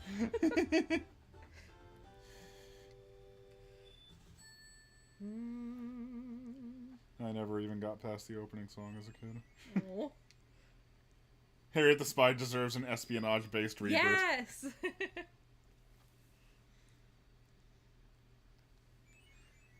By the way, now Sonic can be hypersonic. That is such great news for Sonic. I saw somebody asking about how the Discord works, by the way. Oh, sorry. Oh, it's okay. I must have missed that one. No, the Discord is like a monthly thing. So, like, I know like 15. It's $15 a month for the Discord access, and like that only stays in effect like as long as. By the way, Tails is stuck up there. That only remains in effect as long as you're like still a patron, or at least it's only supposed to. But it's pretty common, honestly, that like Discord for whatever reason just doesn't remove people. So then they stick around until I happen to notice. Yeah. But it's fine. The Discord community is a really cool chill place, and Yeah, everyone's really nice. We have lots of really fun discussions in there, and the topic of Persona comes up all the time, and I have nothing to say. Oh, dude, do you remember Zombie Grandpa from Hey Arnold? There's like an episode where he's like thinking about the future, and Grandpa's there, and he's a zombie, and then his jaw falls off. That scarred me. Oh yeah. Why'd you have to remind I can me? picture that. That scarred the shit out of me. Sorry, I just... But to go back to Harriet the Spy one more time, I remember me and my cousin, the aforementioned cousin who several hours ago I mentioned I would hurt his ears by playing Sonic Boom too loud. We wanted to start like a spy club. Oh. We wanted to emulate Harriet the Spy. We thought that was so cool. It is a good movie. Like, I wanted to go play in a dumbwaiter so bad. I have not seen it since I was a kid, so I have no idea how it holds up. Yeah, no idea. I don't really even remember how it went. I think quite a bit of the plot probably went over my head. Yeah, I think a lot of it was kind of loosey-goosey. Yeah. As well. Rosie O'Donnell was there, a fixture of that era of Nickelodeon. And she was a delight, as she always is. Oh, Samir Vadi wants to know, are you using the NSO Genesis controller? I'm not using the NSO Genesis controller. When I play on PC, I have been. Oh yeah. The NSO Genesis controller is, unfortunately, almost perfect for just playing the games. The only issue with it is that, like, the button to transform it to do a super transformation isn't mapped. So, I'm just using the Pro controller. Actually, I'll tell you guys about this. For the first couple of days after Origins came out, I was using my Bluetooth Saturn controller. The Retrobit Bluetooth Saturn controller, which I hadn't used like much of at all since I got it last year. But like after God, I want to say like 3 days, the right direction on the D-pad broke. Yeah, that sucked. And like we opened it up and like it's not like it's not like the membrane came off or anything. Like the actual plastic just broke completely. And apparently this was a common issue with like the early runs of Retrobit's control, like Saturn style controllers. But I have a couple of others and I haven't had that problem with them. And as far as I know, they've gotten it worked out now. But yeah, that was disappointing. The Saturn controller was very, very perfect for this game. Yeah, that sucks. Oh, Dustin Video Game says it happened to him too. Yeah. Yeah, it seems to be a pretty common complaint with it. From what you have seen.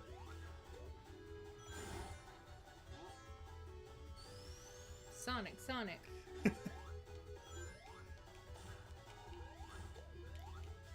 Hypersonic's so fun, by the way. Daisy, do you have anything you want to tell the people? Tell my parents to give me can. That's what Daisy says. That's what Daisy says. Sorry. You heard it here first. I think we've been streaming so long, you're starting to talk for the cats. You say that like I don't always do that. See, I wasn't going to tell them that. Yeah, she constantly talks for the cats. I'll be like upstairs and I'll hear her downstairs having a conversation with the cats.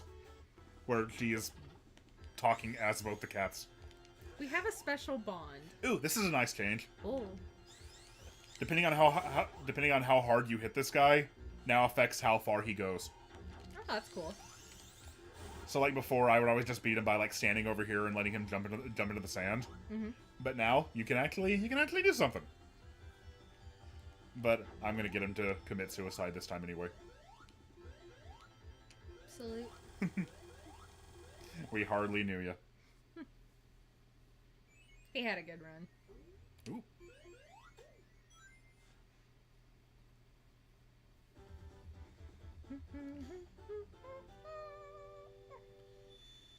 Somebody says, anyone notice the Sonic 3 Sonic & Knuckles music theming is inconsistent? What I noticed about it, let me see if I can remember this. The inconsistency I noticed was that in this version, the 1-up music, in like anniversary mode, you get the Sonic 3 1-up music. But in classic mode, you get the Sonic & Knuckles 1-up music. And everything else is Sonic & Knuckles. So that's the only inconsistency I noticed.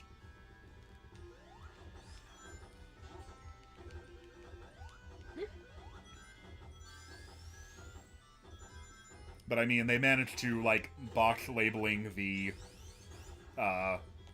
Chaotix and 3D Blast soundtrack. So, not a huge stretch of the imagination. Oh, have a good night, Merely a Fan. Thank you for being here. Yeah, always good to see you, Merely a Fan. Mm-hmm.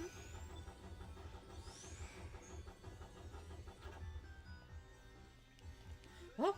Ooh. Dr. Matt, thank you so much for the super chat.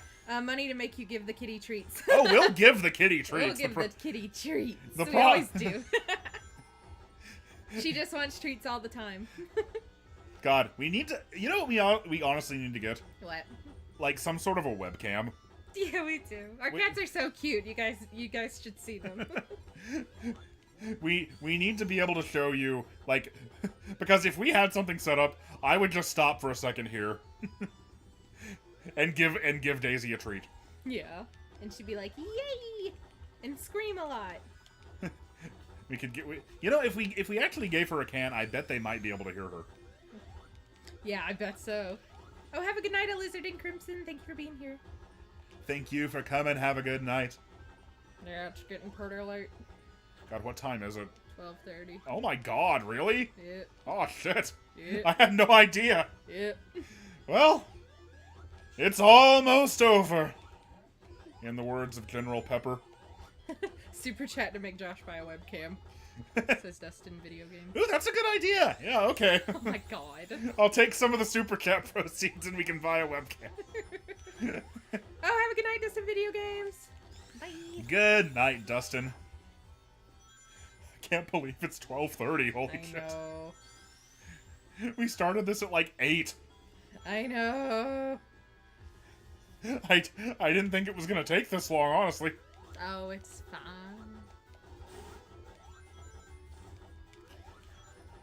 I like those ghosts. Me too. They're very cute. Dr. Matt says beat the game faster. We're trying. They're called, I'm not going to pronounce this right, they're called Hyduro. I don't know how to pronounce them. They're called Spooky Boys. They're called Spooky Boys, that's right. Oh, Super Nintendo 64, thank you so much for the super chat. They say thanks for all the great content over the years. And thank you for watching and for super chatting. Now that Dustin is gone, we can finally start talking about Fire Emblem. We could always talk about Fire Emblem, Dr. Mad. Now that Dustin is gone, we can finally start talking about Star Tropics. No, in the Discord, he will find any opportunity to bring up Star Tropics. Star It's Tropics very endearing. I like it. Is good though. It's good.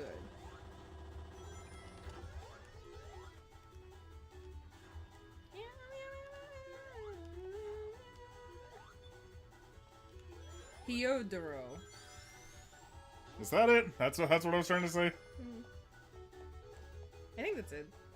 Hi- Invisible Sun said that they were terrifying to them as a child. Hyduro, though. Okay, is that just Japanese for ghost? I'm not sure. I'm not sure what Japanese for ghost is. Tim Rogers just said ghosto. Yeah. So I'm not...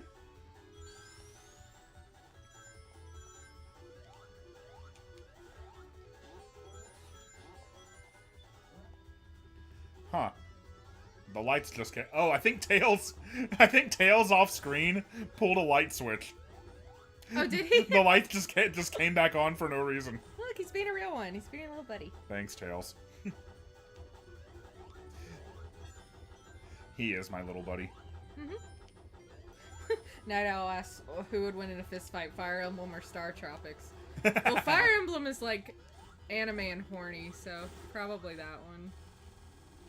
But I don't know. Star Tropics has that age and wisdom over it. You know? Actually, Well, no. Fire Emblem might be older than Star Yeah, no, Tropics. I was about to say. Yeah. Duh. They were both like very early 90s, I believe. Look at me only thinking about the modern games. The modern games, as in the ones that first came out in like 2002. Shut up. You know, modern Sonic, the one we've had for 25 years. Yes. You know, new Super Mario Brothers, that 16-year-old video game. Slightly aged Mario Brothers. Vintage Mario Brothers. Oh. Invisible Sun says Hyodoro is a Japanese onomatopoeia for the sound ghosts make, I think. Oh, that's so cool! It's cute. I love that.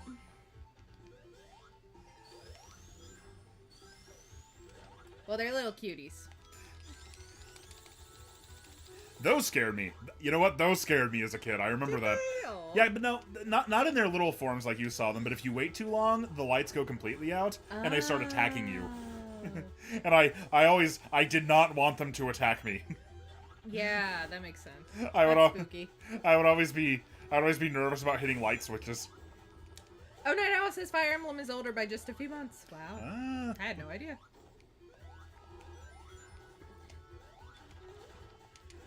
See, this is why Hypersonic is so fun, because, like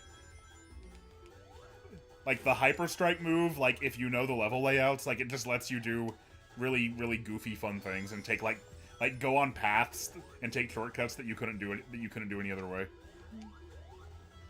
Yeah, you can kind of just do whatever. Get wild. Be cool, be wild, be groovy, am I right? Mm-hmm. Am I right, gamers?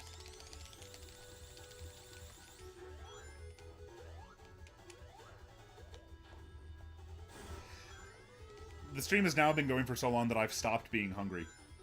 Oh no, I've just gotten hungrier. Oh. My little tummy rumbling. But it's cool. We're here for the long haul, boy. Yeah, after this, all that's left is Lava Reef 2, Hidden Palace, Sky Sanctuary, Death Egg, and Doomsday. That sounds like a lot. Okay, she's looking at me with this horrified expression. That sounds like a lot, but I promise it's not that bad. Oh man. Hidden Palace is basically a cutscene level. Oh god, I'm getting lots of goodies. Yeah. Oh yeah, sorry for the flashing lights, guys. Yeah, this stuff like this always, like, kills Yeah. the bitrate on streams. Well, anyone who's epileptic, you know. Yeah, yeah.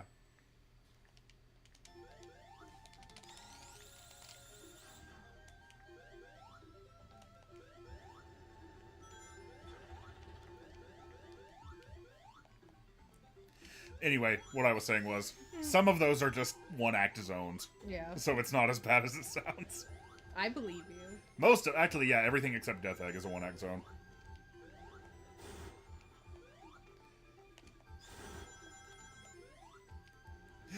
It ain't as much as it sounds like. Daisy, go and bring your mother a meal.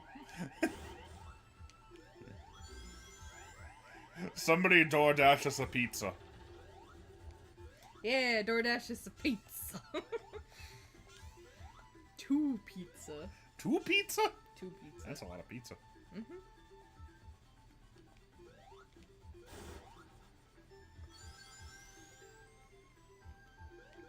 I like the crystals. I'm a big fan of crystals. And levels. Are you a big fan of Crystal from off of Star Fox Adventures Dinosaur Planet? I don't really feel strongly about her either way. To be honest. I have known, I mean, I bet there are a lot of people who do feel strongly about her, if you know what I'm saying. I have personally known people who felt very strongly about Crystal from off of Star Fox Adventures. Yeah. Yeah, I'm glad she's in Smash Brothers. Yeah. That's cool. She's cool. That's what I have to say about Crystal. K.O. Krazoa. I forgot about that. General Scales. They have their own made-up language that does not include any proper nouns.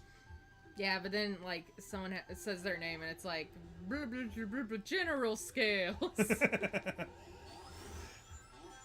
Blah, blah, blah, blah, blah, Krazoa Palace! Yeah. Star Fox Adventures is such a weird game. Yeah. They don't make them like that anymore. They certainly do not. For better or worse.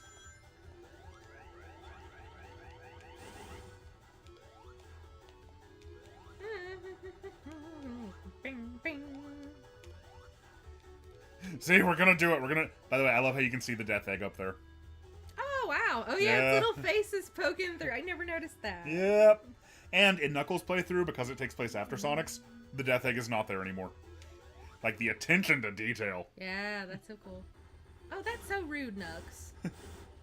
Pushed a big rock on you. He did.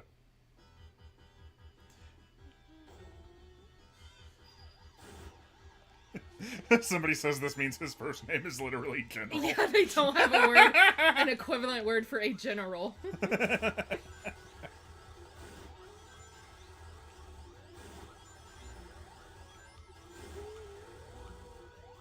Yeah.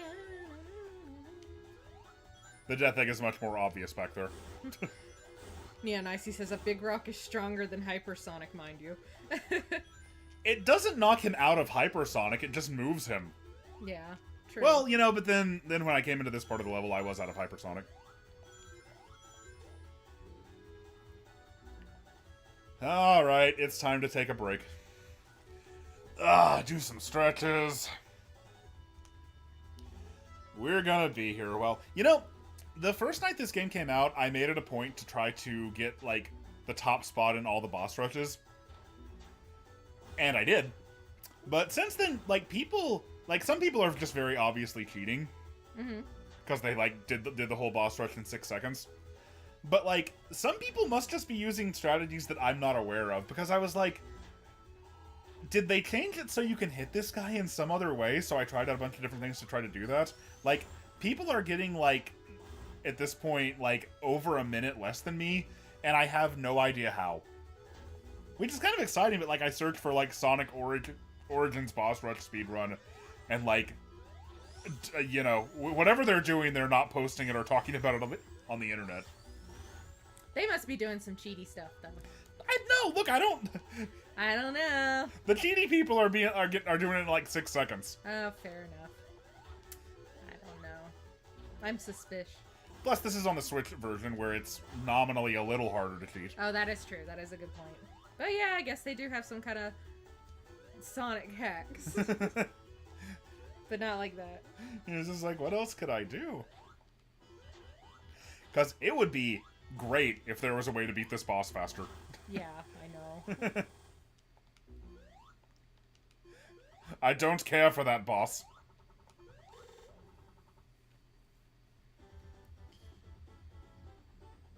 Was the lava freaking out? Yeah. Oh. Yeah, anything like stream encoding isn't meant to like handle every pixel in an image, like almost every pixel in an image changing every frame. So like 2D side scrollers often give it trouble, especially if like there's a background like that where every pixel is changing.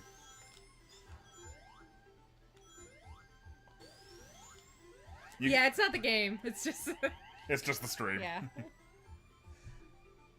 You see the death egg one more time back there. Oh. He just looks sad now. By the way, fun, pointless trivia fact, but I am exactly the right age that I knew about the death egg before the Death Star. Oh. That's so cute. I was a kid during that weird period where, like, Star Wars was way, way, way in the past, the original trilogy was, and, like, the prequel trilogy was far, far away from starting. Mm-hmm. So, like, Star Wars was kind of outside of my wheelhouse as a kid. Yeah? Yeah, if your parents weren't into it. Like, I don't think I really knew, like, much of anything about it until they did, like, the special edition, like, theatrical releases in, like, I think those started in, like, 97. Mm-hmm. Yeah, I saw the first one of those. I saw episode 4, but, like, didn't really like it as a kid. And that's how I felt about Star Wars ever since. Yeah. I've watched them since I was real little because my brother was really into them. And I mean, I love Star Wars too, but yeah. Star Trek is better, is what we're saying. I love Star Trek.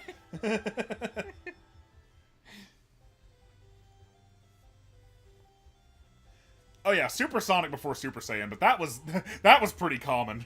Mm.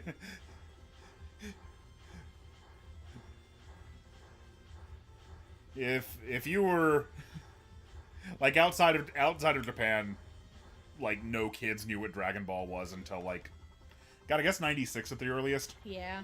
That was when Funimation first started airing it. But it didn't really like become a huge hit until Toonami. Yeah, Toonami was a lot of youngins' first introduction to anime, probably. Yeah. Other than Pokemon. Yeah.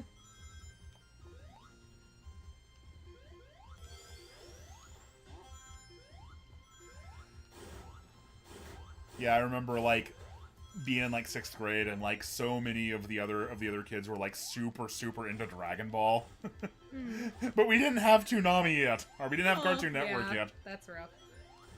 Me and my brother used to watch it after school. So I remember when we finally got it, like being really hyped to finally see what all the fuss was about.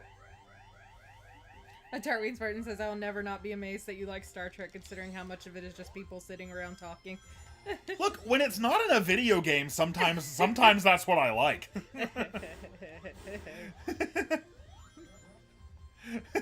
You and I are always talking about, come on, we need more conference room scenes. I just like a little human interaction, you know? I want Jordy to give a PowerPoint presentation to everyone. Yeah, I want Riker to play his trombone. Yeah! Yeah! I want Picard to be way too amazed about a flat piano. Yeah. That's the real. Y'all can keep your wrath of cons. I want to watch Data paint a beautiful portrait and pet his cat.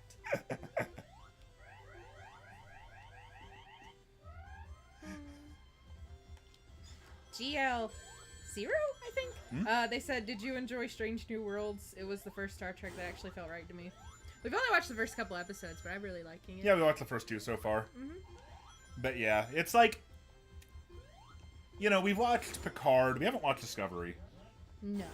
But like the thing about Picard is, and by the way, I don't think I like hate Picard the way that some people seem to. No, there's a lot of stuff about it I liked.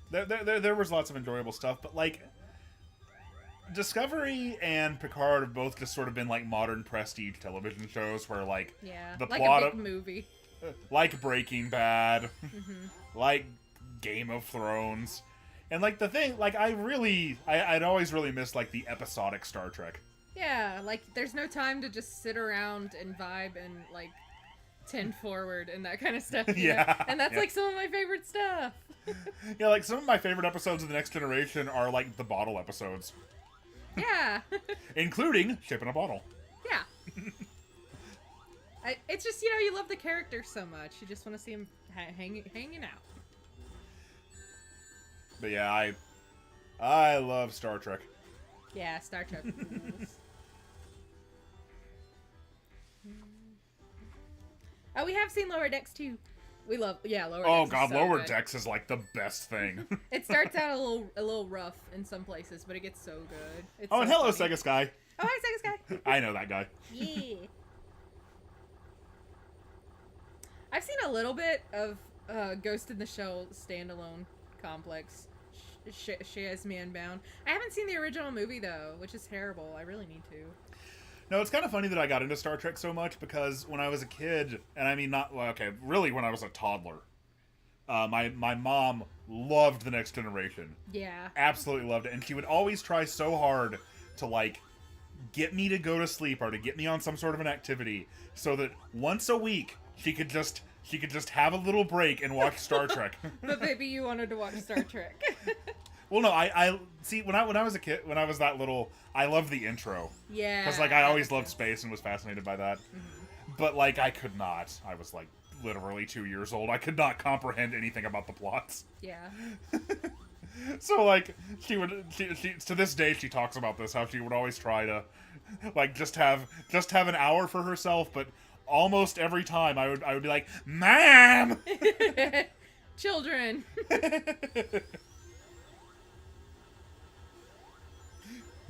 So it's kind of funny that I ended up as a teenager getting so into it.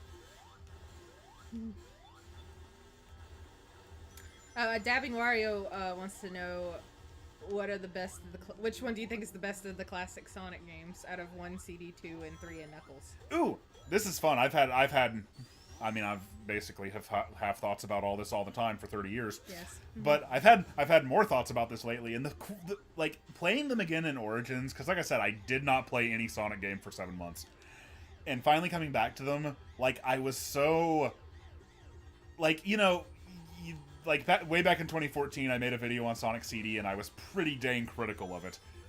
And like we watched it the other day, and it's like I still totally understand why I had those criticisms, but boy, I don't feel that way anymore. It's like I was blown away by how much fun and what a good time I had with all of them, and what a different kind of good time I had with all of them. Yeah. Like, I think I'm to the point now where I could make an argument good enough to convince myself that any one of those 4 is the best of them. Aw. Like, I just enjoy them all so much in, like, surprisingly different ways. I think they all excel at some really cool things. I mean, and the flip side of that is that I've also thought about these games so much and know them so well that I could also nitpick them to the point that I could probably make it come across like any one of them was the worst of the 4. Yeah.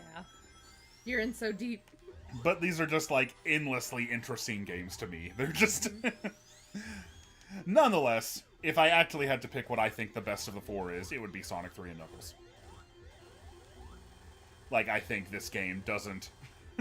I've always felt like... And I guess at this point, honestly, the best game of all time, quote-unquote, has become such a cliche that it kind of doesn't have much meaning at all anymore. Yeah. But I think in discussions of that, Sonic 3 really deserves to be, like, at least talked about more. Yeah. I don't think there's really any such thing as quote-unquote the best game of all time. But, like, in terms of, like, the pantheon of, like, awesome 2D platformers, I do think this is at least one of the best. People are skeptical that you could explain how Sonic 1 is the best. I don't have the energy right now, but believe me, although I will admit, I think that would be the hardest one for me. Yeah.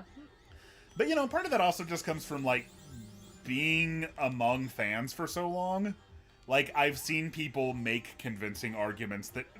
because there are people whose favorite game in the world is Sonic 1. And they talk passionately about it, and they and they can tell you why they like it more than the others.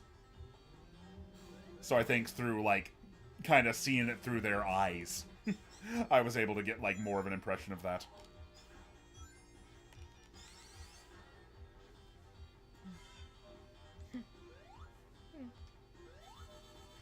Oh, Reptilian Samurai wants to know where Mania would rank. That's a great question.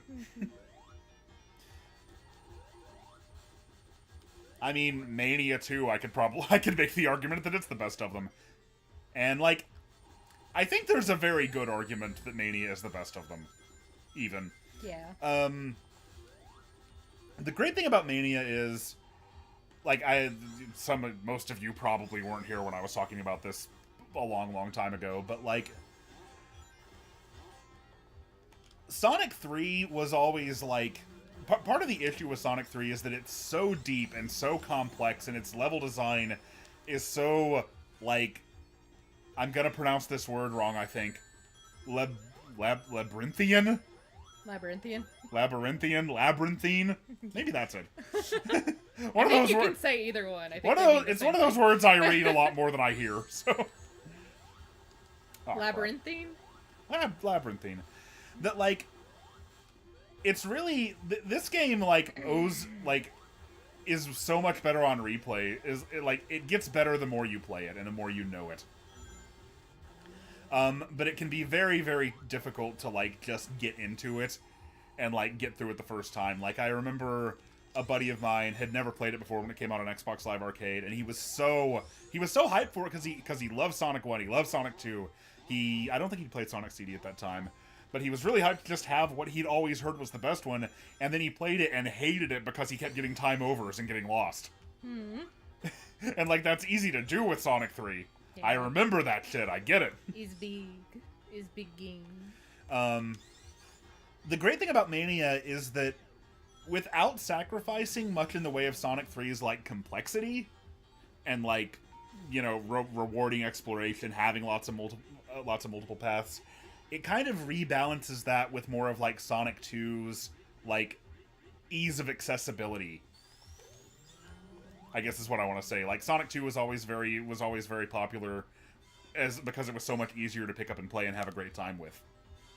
So I think that's like the feather in the cap of Mania's level design, is that it kind of, like, balances the best of what was great about Sonic 1 with our Sonic 2 with like what was great about Sonic 3.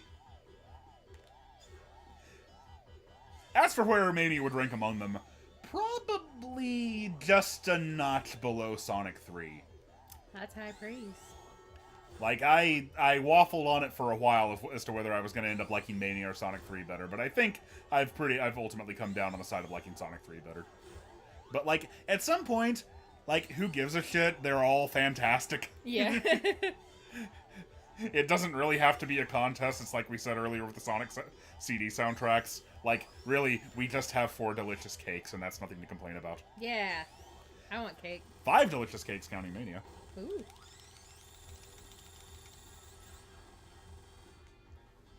We're on the last main boss, by the way.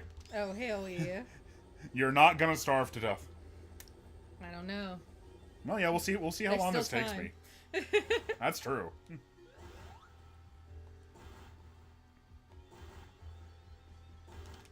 You should let Daisy do this one. Daisy would be really good at this. Mm-hmm. She's got 4 little feet. And she can use them. She can use those feet to sense the Great Emerald's power really well. Can't you run? Best classic Sonic game is Pocket Adventure, though, and we all know it. Pocket Adventure is great! It has the clicky stick. It's the clicky stick. That is a really good clicky stick. Okay, I'm gonna go for style points. I don't always get it, so be warned. Oh, Night Owl wants to know what kind of music you listen to. Not much anymore. Mostly video game music. No, it's kind of funny. You can see, like, the the slow downfall of my interest in music. I've always, like, you know, when I was in high school, like, MP3s were all the rage. Yeah. You just freaking download everything from Napster or LimeWire or FrostWire or Kazaa or any of those things. And I always organize my music by, like, the year that I first heard it. So, like, to this day, I can look at, like, my music folders, and it's, like, starts 2002, 2003, 2004, and all through high school, like, there are, like, hundreds of songs in each of these folders. And then it's like, as soon as I get out of high school, that number starts dropping and dropping and dropping. And I haven't made a new music folder since 2019. Oh, baby. But that's kind of how it goes, isn't it? Yeah. Oh, no, there's nothing wrong with listening to video game music. I listen to a ton of video game music. Yeah, video game music and professional wrestling theme songs. Yeah. I mean, I listen to just about anything if it's good.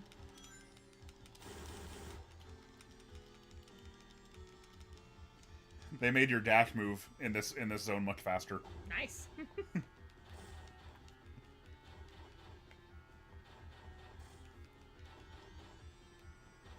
Orion Skelton wants to know, what Sonic game do you hate the most? Heroes. Oh, No question. that God, is it's true. not. It's not a secret. I don't even have to think about it. It's Heroes. It'll always be Heroes. No game, because of who I was at the time and what I was expecting of it, and like the lack, the maturity level and world weariness and experience I had back then, no game could ever disappoint me the way that Heroes did. Mm-hmm. Ooh, I love listening to the Persona 3 soundtrack. That's got some weird good tunes on it.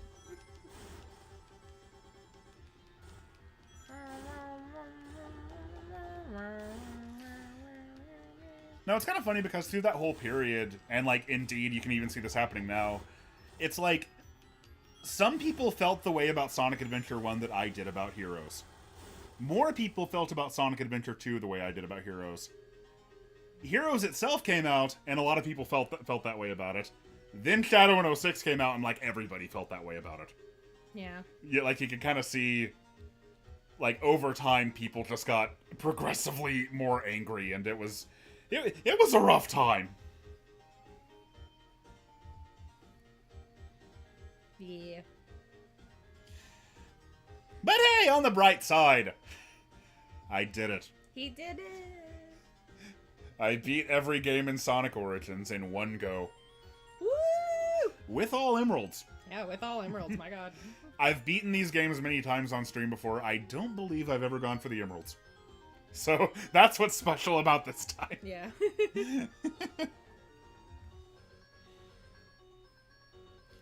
Yeah, I should clarify here because I see people going on about it. By no means do I think Sonic Heroes is the worst Sonic game. It's just the one that disappointed me the most. So, yeah. That's all there is to it.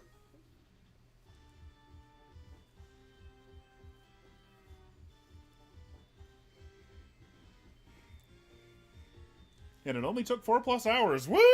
It's pretty good. Thank you. I'm kind of dumb. Ooh, I kind of dumb has stuck it out for the long haul. Yeah, wow, thank you. They've been here since very early on. Thank you to everybody, of course. Somebody says, but would you call 06 Adventure 3? If any game is Adventure 3, it's that one. Yeah. Sonic Unleashed, Hirokazu Yasuhara! Woo! Woo! Doesn't get enough respect. People always talk about Naka and Oshima. Put some respect on Yasuhara's name. Anyway, some of you might know this. Unleashed started development as Sonic Adventure 3. But then they decided not to go with that because they felt like they had evolved the concept beyond what the Sonic Adventure series would be, which I think was a good call. But I do think in Unleashed you can see like some leftover elements of that. And in Japan it was called Sonic World Adventure. So it still had the word adventure in there. I didn't know that. Now the Sonic Rush Adventure also has the word adventure, so it's kind of a thing for a while. Yeah, can we get some Yasuharas in the chat? Yeah, some Yasuharas.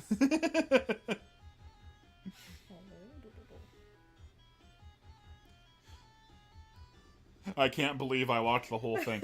I hope you enjoyed it. I've played all the way through story mode on the PC version 3 times, I think? At least twice. So this is like my 4th time just doing this. Then I did my perfect save files on Sonic 3 and beat every other game at least once otherwise. And played Sonic CD a whole bunch. I have been really into CD. Yeah, you have been. Yeah. No, not Miyamoto! That's not what we're doing. Miyamoto gets all the respect already. Yeah, he's fine. He doesn't need more. Miyamoto is probably the most well-known video game developer. I'm getting Daisy's little chin. Yasuhara, my boy, he placed the red spring so you can't hold right. You're damn right he did. He knew it was up.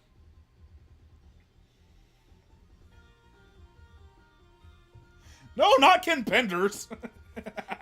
Yeah, no, don't say his name. He might come here.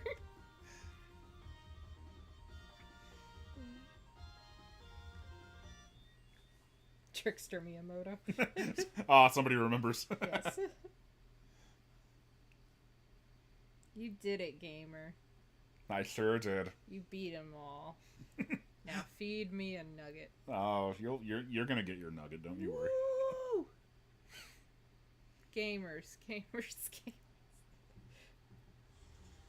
Oh, this cutscene's so cute. I love he's on one of the Rexons from Hilltop Zone.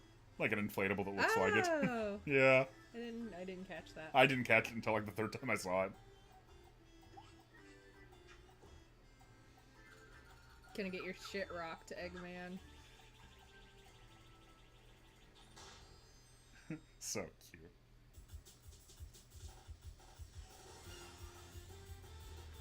And this is the special cutscene you get for beating them all. Oh, I didn't know there was a special one for beating them all. Yeah.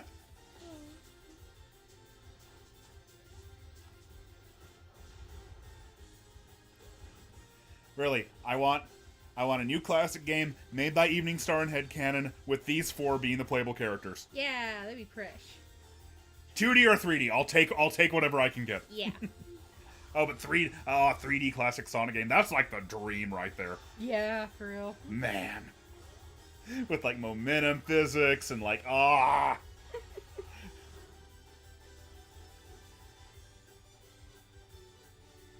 It's so yeah, the good. kids. We're Sonic heroes. Don't say that. Dr. Mad said that. No, Dr. Mad, stop it. Stop harshing my buzz. Clear! We did it! Now I've done everything in Sonic Origins on Switch. Woo! I 100%ed all missions with S ranks. Jesus Christ. I cleared story mode. That's nits. I unlocked everything in the museum. I am... Let's just check this one. Currently ranked... See, like, Mr. Khan, how's he doing that? I don't know. How's he under 6 minutes? I'm, the 15th best player in Boss Rush on Sonic 3 and Knuckles. That's not that bad. That's really good. That's not actually that bad. Oh, I love on this menu, too, once you beat the respective games, you can swap the islands on CD and 3. Yeah, that's a cute little touch. You can do this. Oh, I love this menu screen. It's good. It's very cute. But you can either have Little Planet there or not there. And then in 3, you can have the Death Egg being repaired in Launch Base, the Death Egg crashed into Lava Reef, or the island restored and back up in the sky. That's so cool. Fresh. Eat your heart out, Gerard the completion. I am not a completionist. I say it all the time. But when it comes to these games, oh yeah. Oh yeah. When it comes to these games, I will invent completion challenges where there aren't any. Like this, because this is the other thing I did. Man, that's nuts. Woo! And now I can officially say that I'm done playing Sonic Origins. No, you're not. I'm sure I will stop playing it and Yeah. and get back to Neon White now. I'm sure. Absolutely. But all right, I'm gonna go feed this lady. Yeah, I'm hungry. Thank you guys for sticking with us so late. Hope Yeah, it was a thank good you. time. Wash your Wash your food? Is that it? Is that what you say? Wash your hands, drink your water, stay hydrated, do something fun for yourself. Have a good night. It's been fantastic. Yes, Hades. Hades is phenomenal. Hades is so good, you guys. Play Hades. And thank you everybody for coming and for hanging out with us tonight. Thank you guys so much. Thanks to our super chatters. Thanks to all our chatters. Thanks to the Discord peeps who showed up. Always cool to see you guys. Until next time, from me, Alicia, and Daisy, who is still here. Yes, my baby. You keep geeking, we'll keep critiquing. Have a good night, everybody. Really, it's been super fun. Yeah, bye everybody. Stay cool. They're all cool. Well, temperature-wise. Oh, okay. And, personality-wise. Good night, everybody. Bye, guys.